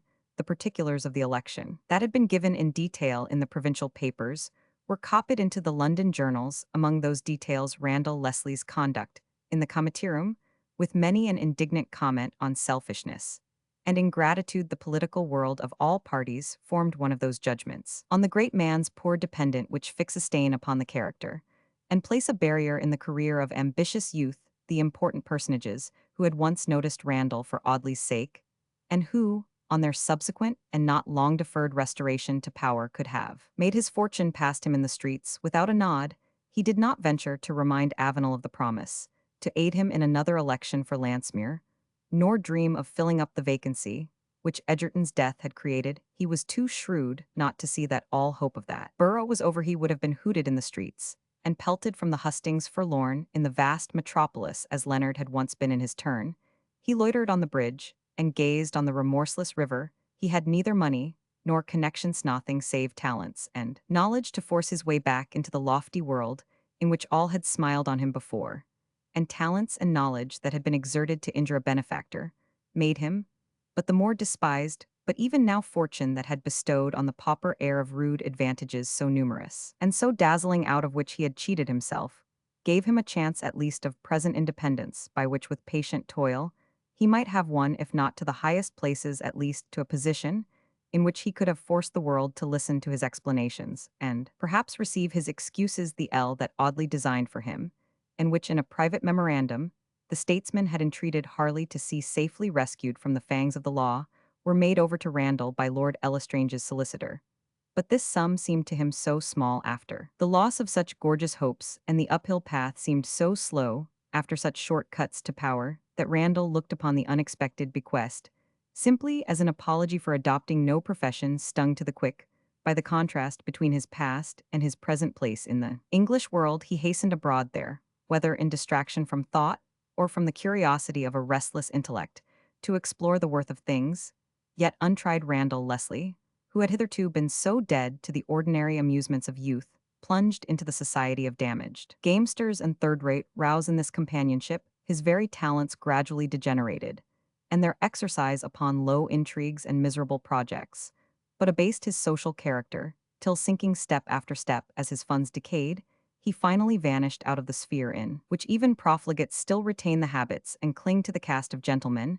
His father died. The neglected property of Rood devolved on Randall, but out of its scanty proceeds, he had to pay the portions of his brother and sister, and his mother's jointure. The surplus left was scarcely visible in the executor's account. The hope of restoring the home and fortunes of his forefathers had long ceased. What were the ruined hall and its bleak wastes without that hope, which had once dignified the wreck and the desert? He wrote from St. Petersburg ordering the sale of the property. No one great proprietor was a candidate for the unpromising investment. It was sold in lots among small freeholders and retired traders. A builder bought the hall for its material. Hall lands and name were blotted out of the map and the history of the county. The widow Oliver and Juliet removed to a provincial town in another shire. Juliet married an ensign in a marching regiment and died of neglect after childbirth. Mrs. Leslie did not long survive her Oliver, added to his little fortune by marriage, with the daughter of a retail tradesman, who had amassed a few £1,000s. He set up a brewery, and contrived to live without debt. Though a large family, and his own constitutional inertness, extracted from his business small profits, and no savings. Nothing of Randall had been heard of for years after the sale of Rood, except that he had taken up his residence either in Australia or the United States. It was not known which, but presumed to be the latter. Still, Oliver had been brought up with so high a veneration of his brother's talents that he cherished the sanguine belief that Randall would some day appear wealthy and potent like the uncle in a comedy lift, rip the sunken family, and rear into graceful ladies, and accomplished gentlemen, the clumsy little boys, and the vulgar little girls, who now crowded round Oliver's dinner table with appetites altogether disproportioned to the size of the joints. One winter day, when from the said dinnertable wife and children had retired, and Oliver sat sipping his half-bin of bad port, and looking over unsatisfactory accounts, a thin terrier, lying on the threadbare rug, by the niggard fire, sprang up and barked fiercely. Oliver lifted his dull blue eyes, and saw opposite to him at the window a human face. The face was pressed close to the panes, and was obscured by the haze which the breath of its lips drew forth from the frosty rime that had gathered on the glass. Oliver, alarmed and indignant, supposing this intrusive spectator of his privacy to be some bold and lawless tramper, stepped out of the room, opened the front door, and bade the stranger go about his business, while the terrier still more inhospitably yelped and snapped at the stranger's heels. Then a hoarse voice said, "Don't you know me, Oliver? I am your brother Randall. Call away your dog, and let me." And Oliver stared aghast. He could not believe his slow senses. He could not recognize his brother in the gaunt, grim apparition before him. But at length, he came forward, gazed into Randall's face, and grasping his hand in amazed silence, led him into the little parlor. Not a trace of the well-bred refinement which had once characterized Randall's air and person was visible. His dress bespoke the last stage of that terrible decay which is significantly called the shabby genteel. His mien was that of the skulking, timorous, famished vagabond. As he took off his greasy, tattered hat, he exhibited, though still young in years, the signs of premature old age. His hair, once so fine and silken, was of a harsh iron gray, bald in ragged patches. His forehead and visage were plowed into furrows. Intelligence was still in the aspect, but an intelligence that instinctively set you on your guard, sinister, gloomy, menacing. Randall stopped short all questioning. He seized the small modicum of wine on the table, and drained it at a draught pool. Said he, "Have you nothing that warms a man better than this?" Oliver, who felt as if under the influence of a frightful dream, went to a cupboard, and took out a bottle of brandy 3 parts full. Randall snatched at it eagerly, and put his lips to the mouth of the bottle. "Ah," said he, after a short pause, "this comforts. Now give me food." Oliver hastened himself to serve his brother. In fact, he felt ashamed that even the slipshod maidservant should see his visitor, when he returned with such provisions, as he could extract from the larder. Randall was seated by the fire, spreading over the embers emaciated, bony hands like the talons of a vulture. He devoured the cold meat set before him with terrible voracity, and nearly finished the spirits left in the bottle. But the last had no effect in dispersing his gloom. Oliver stared at him in fear. The terrier continued to utter a low, suspicious growl. "You would know my history at length," said Randall bluntly. "It is short. I have tried for fortune, and failed. I am without a penny, and without a hope. You seem poor. I suppose you cannot much help me. Let me at least stay with you for a time. I know not where else to look for bread, and for shelter." Oliver burst into tears, and cordially bade his brother welcome. Randall remained some weeks at Oliver's house, never stirring out of the doors, and not seeming to notice, though he did not scruple to use the new habiliments which Oliver procured ready-made and placed without remark in his room. But his presence soon became intolerable to the mistress of the house, and oppressive even to its master. Randall, who had once been so abstemious that he had even regarded the most moderate use of wine as incompatible with clear judgment and vigilant observation, had contracted the habit of drinking spirits at all hours of the day. But though they sometimes intoxicated him into stupor, they never unlocked his heart, nor enlivened his sullen mood. If he observed less acutely than of old, he could still conceal just as closely. Mrs. Oliver Leslie, at first rather odd and taciturn, grew cold and repelling, then pert and sarcastic, at last undisguisedly and vulgarly rude. Randall made no retort, but his sneer was so galling that the wife flew at once to her husband and declared that either she or his brother must leave the house. Oliver tried to pacify and compromise with partial success, and a few days afterwards he came to Randall and said timidly, "You see, my wife brought me nearly all I possess, and you don't condescend to make friends with her. Your residence here must be as painful to you as to me, but I wish to see you provided for, and I could offer you something, only it seems at first glance so beneath." "Beneath what?" interrupted Randall witheringly. "What I wasser, what I am, speak out. To be sure you are a scholar, and I have heard you say fine things about knowledge, and so forth, and you'll have plenty of books at your disposal, no doubt, and you are still young and may rice and hell and torments be quick, say the worst or the best," cried Randall fiercely. "Well then," said poor Oliver, still trying to soften the intended proposal, "you must know that our poor sister's husband was nephew to Dr. Felpham, who keeps a very respectable school. He is not learned himself, and attends chiefly to arithmetic and bookkeeping, and such matters, but he wants an usher to teach the classics, for some of the boys go to college, and I have written to him just to sound. I did not mention your name, till I knew if you would like it, but he will take my recommendation, board, lodging, a year.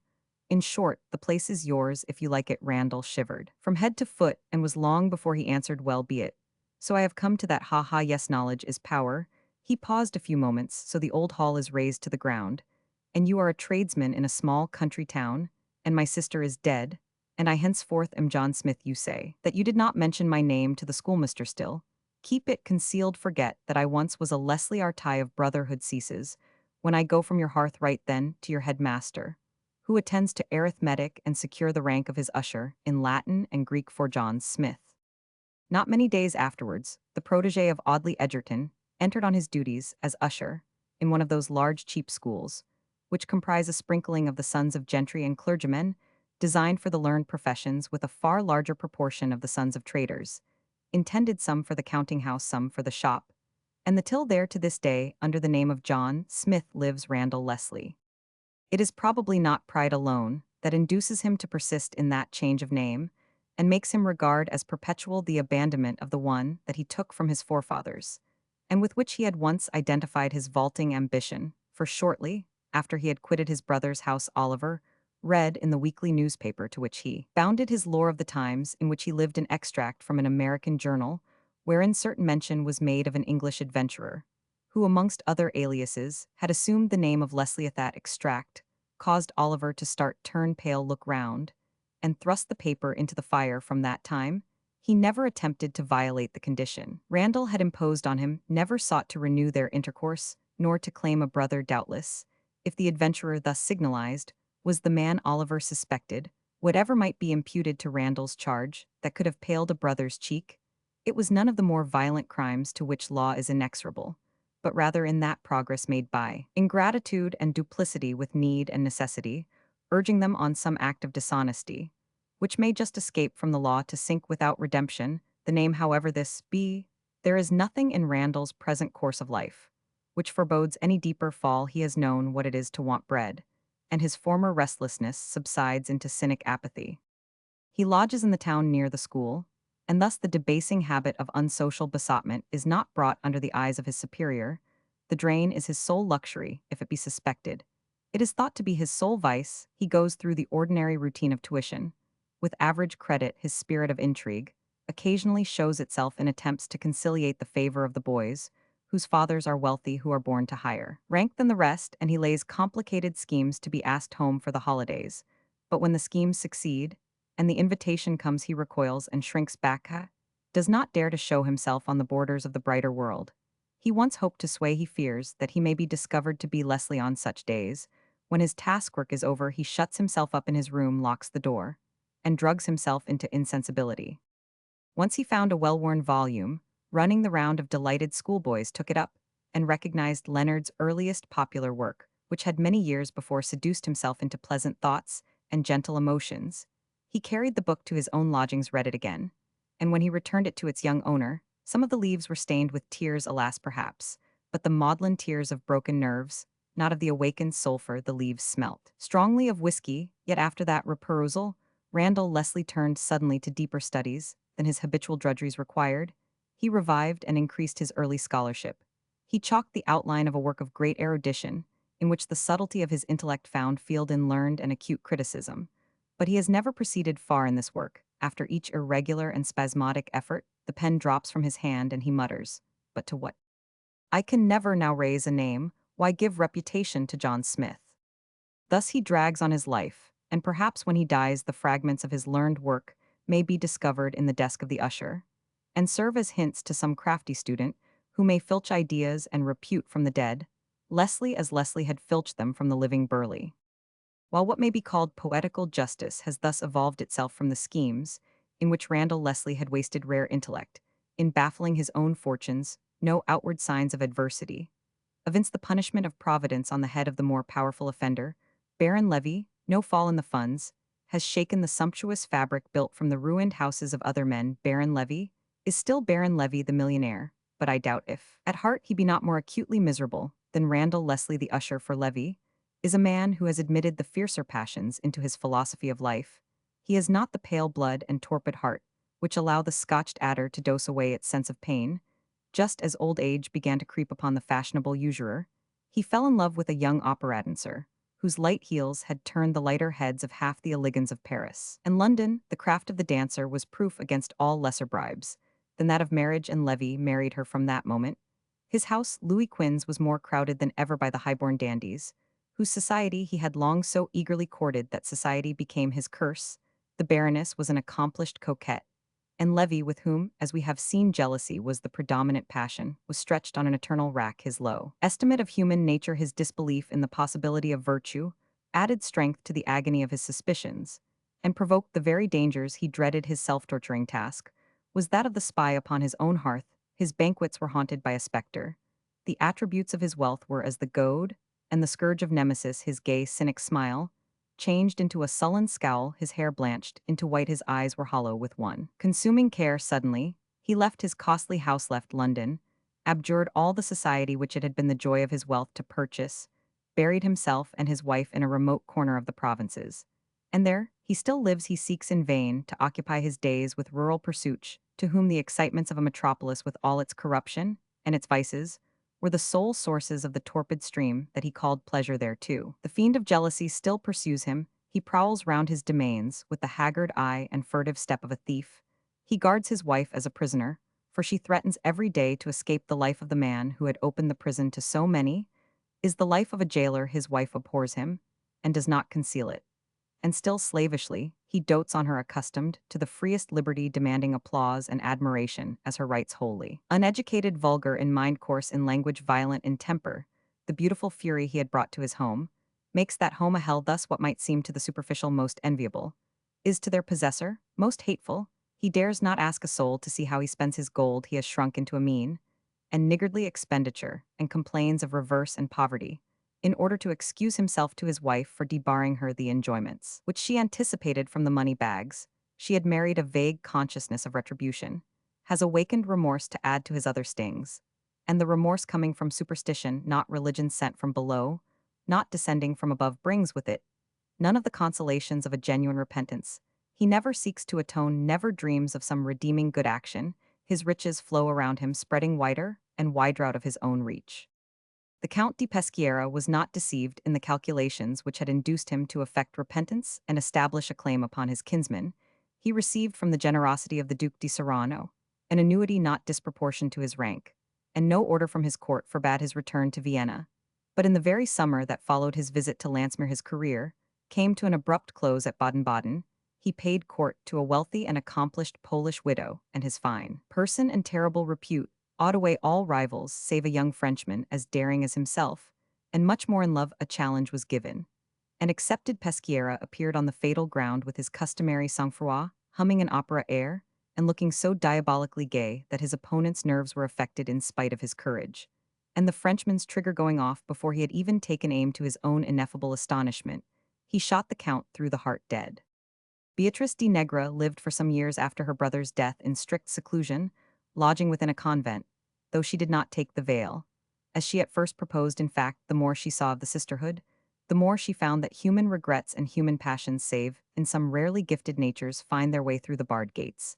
And over the lofty walls, finally, she took up her abode in Rome, where she is esteemed for a life not only marked by strict propriety but active benevolence. She cannot be prevailed on to accept from the Duke more than a fourth of the annuity that had been bestowed on her brother, but she has few wants save those of charity.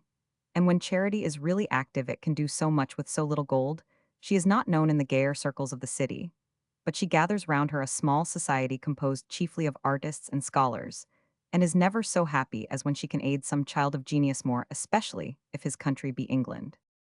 The squire and his wife still flourish at Hazeldean, where Captain Barnabas Higginbotham has taken up his permanent abode. The captain is a confirmed hypochondriac, but he brightens up now and then when he hears of any illness in the family of Mr. Sharp Curry, and at such times is heard to murmur, if those 7 sickly children should go off, I might still have very great expectations, for the which he has been roundly scolded by the squire, and gravely preached at by the parson. Upon both, however, he takes his revenge in a fair and gentlemanlike way 3 times a week at the Whitstable, the parson no longer having the captain as his constant partner, since a fifth now generally cuts in at the table in the person of that old enemy and neighbor. Mr. Sticterites, the parson, thus fighting his own battles, unallied to the captain, observes with melancholy surprise that there is a long run of luck against him, and that he does not win so much as he used to do. Fortunately, that is the sole trouble, except Mrs. Dale's little tempers, to which he is accustomed, that ever disturbs the serene tenor of the parson's life. We must now explain how Mr. Sticterites came to cut in at the Hazeldean Whitstable. Frank has settled at the casino with a wife who suits him exactly, and that wife was Miss Sticterites. It was 2 years before Frank recovered the disappointment with which the loss of Beatrice saddened his spirits, but sobered his habits, and awoke his reflection and affection, however misplaced and ill-requited, if honestly conceived and deeply felt, rarely fails to advance the self-education of man. Frank became steady and serious, and on a visit to Hazeldean met, at a county ball, Miss Sticterites, and the 2 young persons were instantly attracted towards each other, perhaps by the very feud that had so long existed between their houses. The marriage settlements were nearly abandoned at the last moment by a discussion between the parents as to the right of way, but the dispute was happily appeased by Mr. Dale's suggestion that as both properties would be united in the children of the proposed marriage, all cause for litigation would naturally cease, since no man would go to law with himself. Mr. Sticterites and Mr. Hazeldean, however, agreed in the precaution of inserting a clause in the settlements, though all the lawyers declared that it could not be of any legal avail, by which it was declared that if in default of heritable issue by the said marriage, the Sticterites' estate devolved on some distant scion of the Sticterites family, the right of way from the wood across the wasteland would still remain in the same state of delectable dispute in which it then stood. There seems, however, little chance of a lawsuit thus providently bequeathed to the misery of distant generations, since 2 sons and 2 daughters are already playing at hide-and-seek on the terrace, where Giacomo once watered the orange-trees, and in the belvedere where Ricabacca had studied his Machiavelli.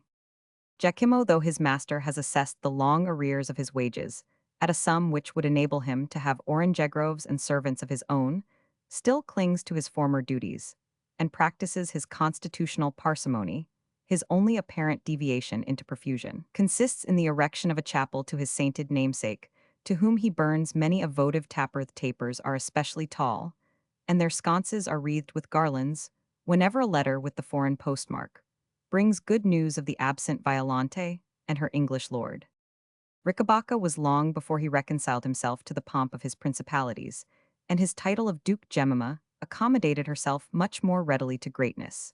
But she retained all her native Hazeldean simplicity at heart, and is adored by the villagers around her, especially by the young of both sexes, whom she is always ready to marry, and to portion convinced long ere this of the redeemable qualities of the male sex by her reverence for the Duke, who continues to satirize women and wedlock and deem himself, thanks to his profound experience of the one, and his philosophical endurance of the other, the only happy husband in the world. Longer still was it before the sage, who had been so wisely anxious to rid himself of the charge of a daughter, could wean his thoughts from the remembrance of her tender voice and loving eyes, not, indeed, till he seriously betook himself to the task of educating the son, with whom, according to his scientific prognostics, Jemima presented him shortly after his return to his native land. The sage began betimes with his Italian proverbs full of hard-hearted worldly wisdom, and the boy was scarce out of the hornbook before he was introduced to Machiavelli, but somehow or other the simple goodness of the philosopher's actual life with his hierot patrician, sentiments of integrity and honor, so counteract the theoretical lessons, that the heir of Serrano is little likely to be made more wise by the proverbs, or more wicked by the Machiavelli, than those studies have practically made the progenitor, whose opinions his countrymen still shame with the title of Alfonso the Good. The Duke long cherished a strong curiosity to know what had become of Randall. He never traced the adventurer to his closing scene, but once, years before Randall had crept into his present shelter, in a visit of inspection to the hospital at Genoa, the Duke, with his peculiar shrewdness of observation, in all matters, except those which concerned himself, was remarking to the officer in attendance that for one dull honest man, whom fortune drove to the hospital, or the jail, he had found on investigation of their antecedents, three sharp-witted knaves who had thereto reduced themselves when his eye fell upon a man asleep in one of the sick wards, and recognizing the face, not then so changed as Oliver had seen it, he walked straight up and gazed upon Randall Leslie. An Englishman, said the official, he was brought hither insensible from a severe wound on the head, inflicted, as we discovered, by a well-known chevalier d'industry, who declared that the Englishman had outwitted and cheated him. That was not very likely, for a few crowns were all we could find on the Englishman's person, and he had been obliged to leave his lodgings for debt. He is recovering, but there is fever still. The Duke gazed silently on the sleeper, who was tossing restlessly on his pallet, and muttering to himself. Then he placed his purse in the official's hand. "Give this to the Englishman," said he, "but conceal my name. It is true, the proverb is very true," resumed the Duke, descending the stairs. "Più pelli di volpi the diacini vanno in pelliceria." More hides of foxes than of asses find their way to the tanners. Dr. Morgan continues to prescribe globules for grief, and to administer infinitesimally, to a mind diseased practicing, what he prescribes. He swallows a globule of caustic, whenever the sight of a distressed fellow creature moves him to compassion, a constitutional tendency, which he is at last convinced admits of no radical cure. For the rest, his range of patients has notably expanded, and under his sage care his patients unquestionably live as long as Providence pleases. No allopathist can say more. The death of poor John Burleigh found due place in the obituary of literary men, admirers unknown, before came forward, and subscribed for a handsome monument to his memory in Kensal Green. They would have subscribed for the relief of his widow and children, if he had left any writers in magazines, thrived for some months on collections of his humorous sayings, anecdotes of his eccentricities, and specimens of the eloquence that had lightened through the tobacco reek of tavern and clubroom. Leonard ultimately made a selection from his scattered writings, which found place in standard libraries, though their subjects were either of too fugitive an interest, or treated in too capricious a manner, to do more than indicate the value of the ore had it been purified from its dross, and subjected to the art of the mint. These specimens could not maintain their circulation, as the coin money of thought, but they were hoarded by collectors as rare curiosities. Alas, poor Burleigh! The Pompleys sustained a pecuniary loss by the crash of a railway company, in which the colonel had been induced to take several shares by one of his wife's most boasted connections, whose estate the said railway proposed to traverse on paying L an acre in that golden age, when railway companies respected the rights of property, the colonel was no longer able in his own country to make both ends meet at Christmas. He is now straining hard to achieve that feat in Boulogne, and has in the process grown so red in the face that those who meet him in his morning walk on the pier bargaining for fish shake their heads and say old Pompley will go off in a fit of apoplexy. A great loss to society, genteel people the Pompleys, and very highly connected. The vacancy created in the borough of Landsmere by Audley Edgerton's death was filled up by our old acquaintance Haverel Dashmore, who had unsuccessfully contested that seat on Edgerton's first election. The naval officer was now an admiral and perfectly reconciled to the Constitution, with all its alloy of aristocracy. Dick Avenel did not retire from Parliament so soon as he had anticipated. He was not able to persuade Leonard, whose brief fever of political ambition was now quenched in the calm fountain of the Muse, to supply his place in the Senate. And he felt that the House of Avenel needed one representative. He contrived, however, to devote for the first year or two much more of his time to his interests at Screwstown than to the affairs of his country, and succeeded in baffling the overcompetition to which he had been subjected. By taking the competitor into partnership, having thus secured a monopoly at Screwstown, Dick, of course, returned with great ardor to his former enlightened opinions in favor of free trade. He remained some years in Parliament, and though far too shrewd to venture out of his depth, as an orator distinguished himself so much by his exposure of humbug on an important committee that he acquired a very high reputation as a man of business, and gradually became so in request amongst all the members who moved for select committees that he rose into consequence, and Mrs. Avenel, courted for his sake more than her own, obtained the wish of her heart, and was received as an acknowledged habitue into the circles of fashion.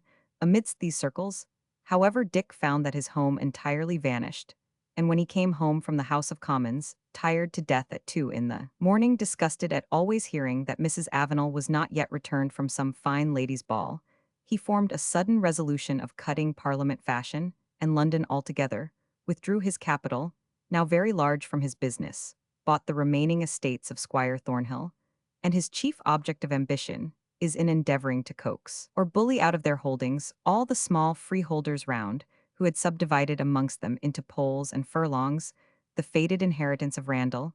Leslie, an excellent justice of the peace, though more severe than your old family proprietors, generally, are a spirited landlord, as to encouraging and making at a proper percentage all permanent improvements on the soil, but formidable to meet if the rent be not paid to the day, or the least breach of covenant be heedlessly incurred on a farm that he could let for more money, employing a great many hands in productive labor, but exacting rigorously from all the utmost degree of work, at the smallest rate of wages which competition and the poor rate permit. The young and robust in his neighborhood never stinted in work, and the aged and infirm as lumber worn out stowed away in the workhouse. Richard Avenel holds himself an example to the old race of landlords, and taken altogether, he is no very bad specimen of the rural civilizers, whom the application of spirit and capital raise up in the new.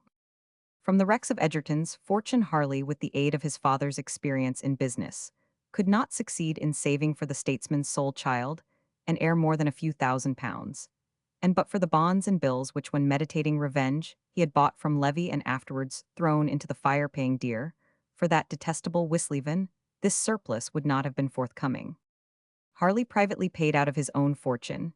The L. Edgerton had bequeathed to Leslie, perhaps not sorry now that the stern duty of exposing the false wiles of the schemer was fulfilled, to afford some compensation even to the victim who had so richly deserved his fate, and pleased, though mournfully, to comply with the solemn request of the friend whose offense was forgotten in the remorseful memory of his own projects of revenge. Leonard's birth and identity were easily proved, and no one appeared to dispute them. The balance due to him as his father's heir, together with the sum Avenel ultimately paid to him for the patent of his invention, and the dowry which Harley insisted upon bestowing on Helen, amounted to that happy competence which escapes alike the anxieties of poverty, and what to one of contemplative tastes and retired habits are often more irksome to bear the show and responsibilities of wealth. His father's death made a deep impression upon Leonard's mind, but the discovery that he owed his birth to a statesman of so great a repute, and occupying a position in society so conspicuous, contributed not to confirm, but to still the ambition which had for a short time diverted him from his more serene aspirations. He had no longer to win a rank which might equal Helen's. He had no longer a parent whose affections might be best won through pride the memories of his earlier peasant life, and his love for retirement in, which habit confirmed the constitutional tendency made him shrink from what a more worldly nature would have considered the enviable advantages of a name that secured the entrance into the loftiest sphere of our social world. He wanted not that name to assist his own path to a rank far more durable than that which kings can confer, and still he retained in the works he had published, and still he proposed to bestow on the works more ambitious, that he had in leisure and competence the facilities to design with care, and complete with patience the name he had himself invented and linked with the memory of the low-born mother. Therefore, though there was some wonder in drawing-rooms and clubs at the news of Egerton's first unacknowledged marriage, and some curiosity expressed as to what the son of that marriage might do, great men were prepared to welcome and fine ladies, to invite and bring out the heir to the statesman's grave reputate wonder. And curiosity soon died away, the repute soon passed out of date, and its heir was soon forgotten. Politicians who fall short of the highest renown are like actors, no applause is so vivid, while they are on the stage no oblivion so complete, when the curtain falls on the last farewell. Leonard saw a fair tomb rise above Nora's grave, and on the tomb was engraved the word of wife, which vindicated her beloved memory. He felt the warm embrace of Nora's mother, no longer ashamed to own her grandchild, and even old John was made sensible that a secret weight of sorrow was taken from his wife's stern, silent heart. Leaning on Leonard's arm, the old man gazed wistfully on Nora's tomb, and muttering, Egerton, Egerton, Leonora, the first wife of the Right Honorable Audley Egerton, I voted for him, she married the right color is that the date is it so long since she died, well, I miss her sadly, but wife says we shall both now see her soon, and wife once thought we should never see her again ever. But I always knew better, thank you sir, I am a poor creature, but these tears don't pain Meckwhite, otherwise, I don't know why, but I'm very happy, where's my old woman, she does not mind how much I talk about Nora now, oh there, she is, thank you sir, humbly. But I'd rather lean on my old woman, I'm more used to it, and wife, when shall we go to Nora? Leonard had brought Mrs. Fairfield to see her parents, and Mrs. Avenel welcomed her with unlooked-for kindness. The name inscribed upon Nora's tomb softened the mother's heart to her surviving daughter, as poor John had said she could now talk about Nora. And in that talk, she and the child she had so long neglected discovered how much they had in common. So, when shortly after his marriage with Helen Leonard, when abroad, Jane Fairfield remained with the old couple after their death, which was within a day of each other, she refused, perhaps from pride, to take up her residence with Leonard. But she settled near the home, which he subsequently found in England. Leonard remained abroad for some years, a quiet observer of the various manners and intellectual development of living races, a rapt and musing student of the monuments that revive the dead. His experience of mankind grew large in silence, and his perceptions of the sublime and beautiful brightened into tranquil art under their native skies. On his return to England, he purchased a small house amidst the most beautiful scenes of Devonshire, and there patiently commenced a work in which he designed to bequeath to his country his noblest thoughts in their fairest forms. Some men best develop their ideas by constant exercise; their thoughts spring from their brain red-armed, and seek like the fabled goddess to take constant part in the wars of men, and such are perhaps on the whole the most vigorous and lofty writers. But Leonard did not belong to this class. Sweetness and serenity were the main characteristics of his genius, and these were deepened by his profound sense of his domestic happiness, to wander alone with Helen by the banks of the murmurous river, to gaze with her on the deep still sea, to feel that his thoughts, even when most silent, were comprehended by the intuition of love, and reflected on that translucent sympathy so yearned for, and so rarely found by poets. These were the Sabbaths of his soul, necessary to fit him for its labors. For the writer has this advantage over other men, that his repose is not indolence; his duties, rightly fulfilled, are discharged to earth and men in other capacities than those of action. If he is not seen among those who act, he is all the while maturing some noiseless influence which will guide or illumine, civilize, or elevate the restless men whose noblest actions are but the obedient agencies of the thoughts of writers. Call not, then, the poet whom we place amidst the varieties of life, the sybarite of literary ease, if returning on summer eves Helen's light footstep by his musing side, he greets his sequestered home with its trellised flowers smiling out from amidst the lonely cliffs in which it is embedded, while lovers still though wedded long they turn to each other with such deep joy in their speaking eyes, grateful that the world with its various distractions and noisy conflicts lies so far from their actual existentially united to them by the happy link that the writer weaves invisibly with the hearts that he moves, and the souls that he inspires. No character and circumstance alike unfitted Leonard for the strife of the thronged literary democracy, they led towards the development of the gentler and purer portions of his naturito, the gradual suppression of the more combative and turbulent the influence of the happy light, under which his genius so silently and calmly grew was seen in the exquisite harmony of its colors, rather than the gorgeous diversities of their glow, his contemplation intent upon objects of peaceful beauty, and undisturbed by rude anxieties and vehement passions, suggested only kindred reproductions to the creative faculty by which it was vivified, so that the whole man was not only a poet, but as it were a poem, a living idol calling into pastoral music every reed that sighed and trembled along the stream of life, and Helen was so suited to a nature of this kind, she so guarded the ideal existence, in which it breathes all the little cares and troubles of the common practical life, she appropriated so quietly to herself the stronger of the two, as should be a poet's wife in the necessary household virtues of prudence and forethought. Thus if the man's genius made the home a temple, the woman's wisdom gave to the temple the security of the fortress. They have only one child, a girl, they call her Nora. She has the father's soulet eyes, and the mother's warm human smile. She assists Helen in the morning's noiseless domestic duties. She sits in the evening at Leonard's feet. While he reads or writes in each light grief of childhood, she steals to the mother's knee. But in each young impulse of delight or each brighter flash of progressive reason, she springs to the father's breast. Sweet Helen, thou hast taught her this, taking to thyself the shadows even of thine infant's life, and leaving to thy partner's eyes only its rosy light. But not here shall this picture of Helen close. Even the ideal can only complete its purpose. By connection with the real, even in solitude, the writer must depend upon mankind. Leonard at last has completed the work which has been the joy and the labor of so many years, the work which he regards as the flower of all his spiritual being, and to which he has committed all the hopes that unite the creature of today with the generations of the future. The work has gone through the press, each line lingered over with the elaborate patience of the artist loath to part with the thought he has sculptured into form, while an improving touch can be imparted by the chisel he has accepted an invitation from Norris in the restless excitement strange to him. Since his first happy maiden effort, he has gone to London, unrecognized in the huge metropolis. He has watched to see if the world acknowledged the new tie he has woven between its busy life and his secluded toil, and the work came out in an unpropitious hour. Other things were occupying the public, the world was not at leisure to heed him. And the book 999 not penetrate into the great circle of readers, but a savage critic has seized on it and mangled, distorted, deformed, it confounding together defect and beauty in one mocking ridicule. And the beauties have not yet found an exponent, nor the defects a defender.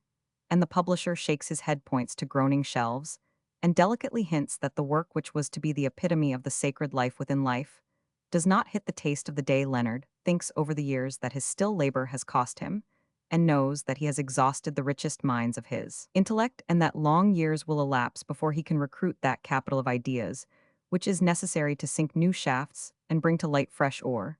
And the deep despondency of intellect, frustrated in its highest aims, has seized him, and all he has before done is involved in failure by the defeat of the crowning effort. Failure, and irrecoverable, seems his whole ambition as writer, his whole existence in the fair ideal, seems to have been a profitless dream, and the face of the ideal itself is obscured. And even Norris frankly, though kindly, intimates that the life of a metropolis is essential to the healthful intuition of a writer in the intellectual wants of his age, since every great writer supplies a want in his own generation for some feeling to be announced, some truth to be revealed.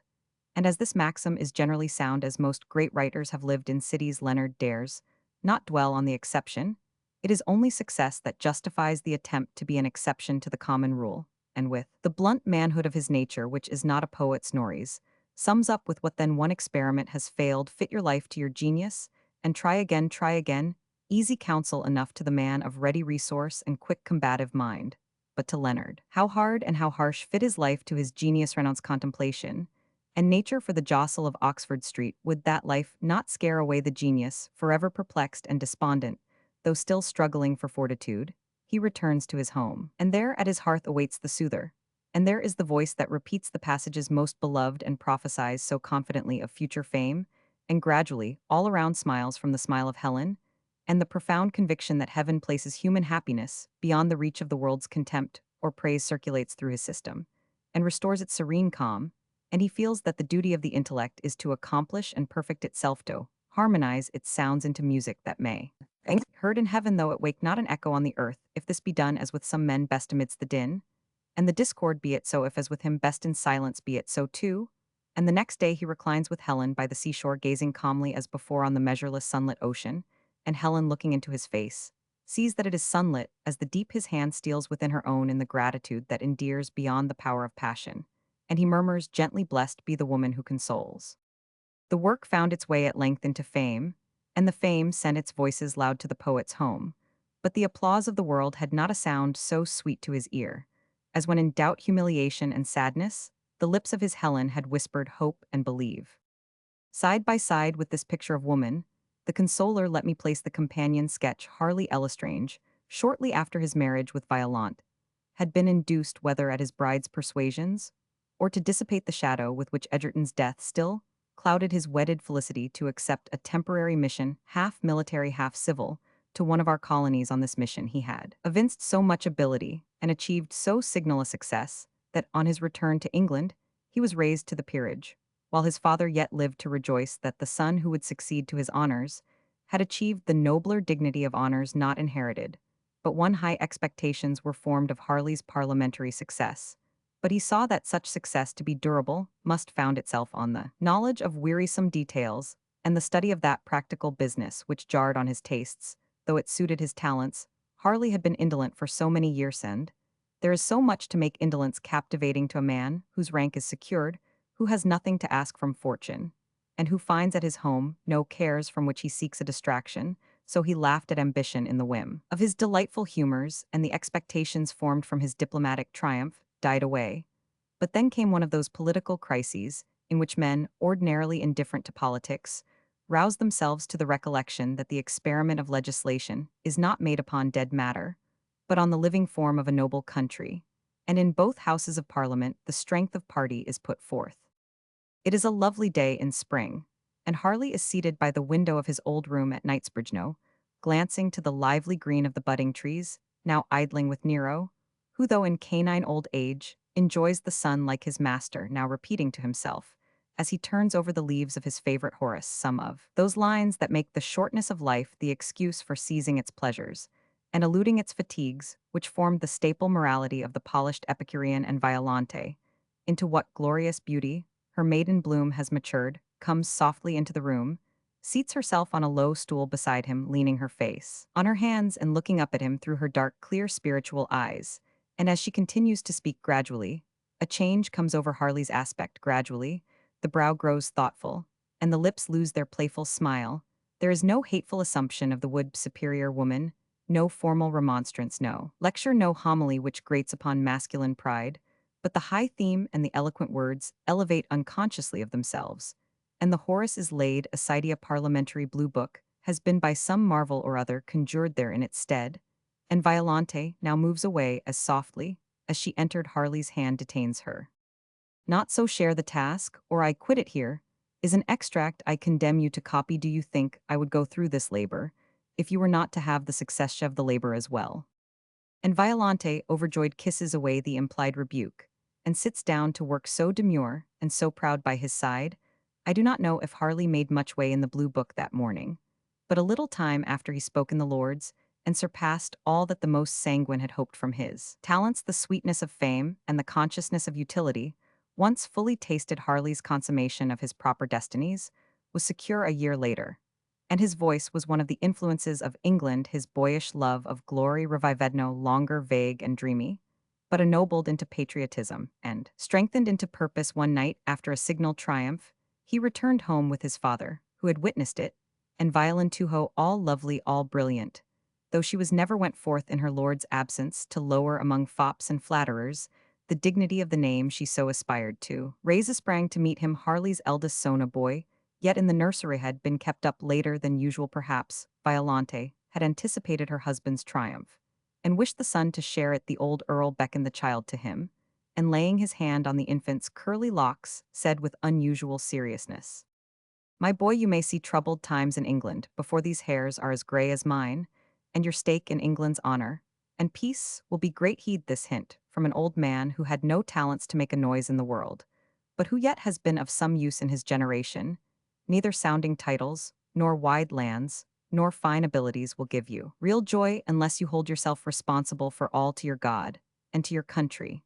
And when you are tempted to believe that the gifts you may inherit from both entail no duties, or that duties are at war with true pleasure, remember how I placed you in your father's arms, and said, let him be as proud of you some day as I at this hour am of him.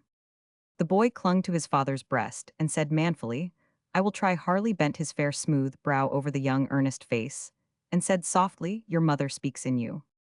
Then the old countess, who had remained silent and listening on her elbow chair, rose and kissed the earl's hand reverently. Perhaps in that kiss there was the repentant consciousness how far the active goodness she had often secretly undervalued had exceeded in its fruits her own cold unproductive powers of will and mind. Then passing on to Harley, her brow grew elate, and the pride returned to her eye. At last she said, laying on his shoulder that light firm hand from which he no longer shrunk, at last, O my noble son, you have fulfilled all the promise of your youth. If so, answered Harley, it is because I have found what I then sought in vain. He drew his arm around Violante, and added with half-tender half-solemn smile, blessed is the woman who exalts. So symboled forth in these twin and fair flowers, which Eve saved for earth out of paradise, each with the virtue to heal, or to strengthen, stored under the leaves that give sweets to the air, here soothing the heart when the world brings the trouble, here recruiting the soul, which our sloth or our senses enervate, leave we woman at least in the place Heaven assigns to her amidst the multiform varieties of life. Farewell to the gentle reader, and go forth to the world, O my novel. The end.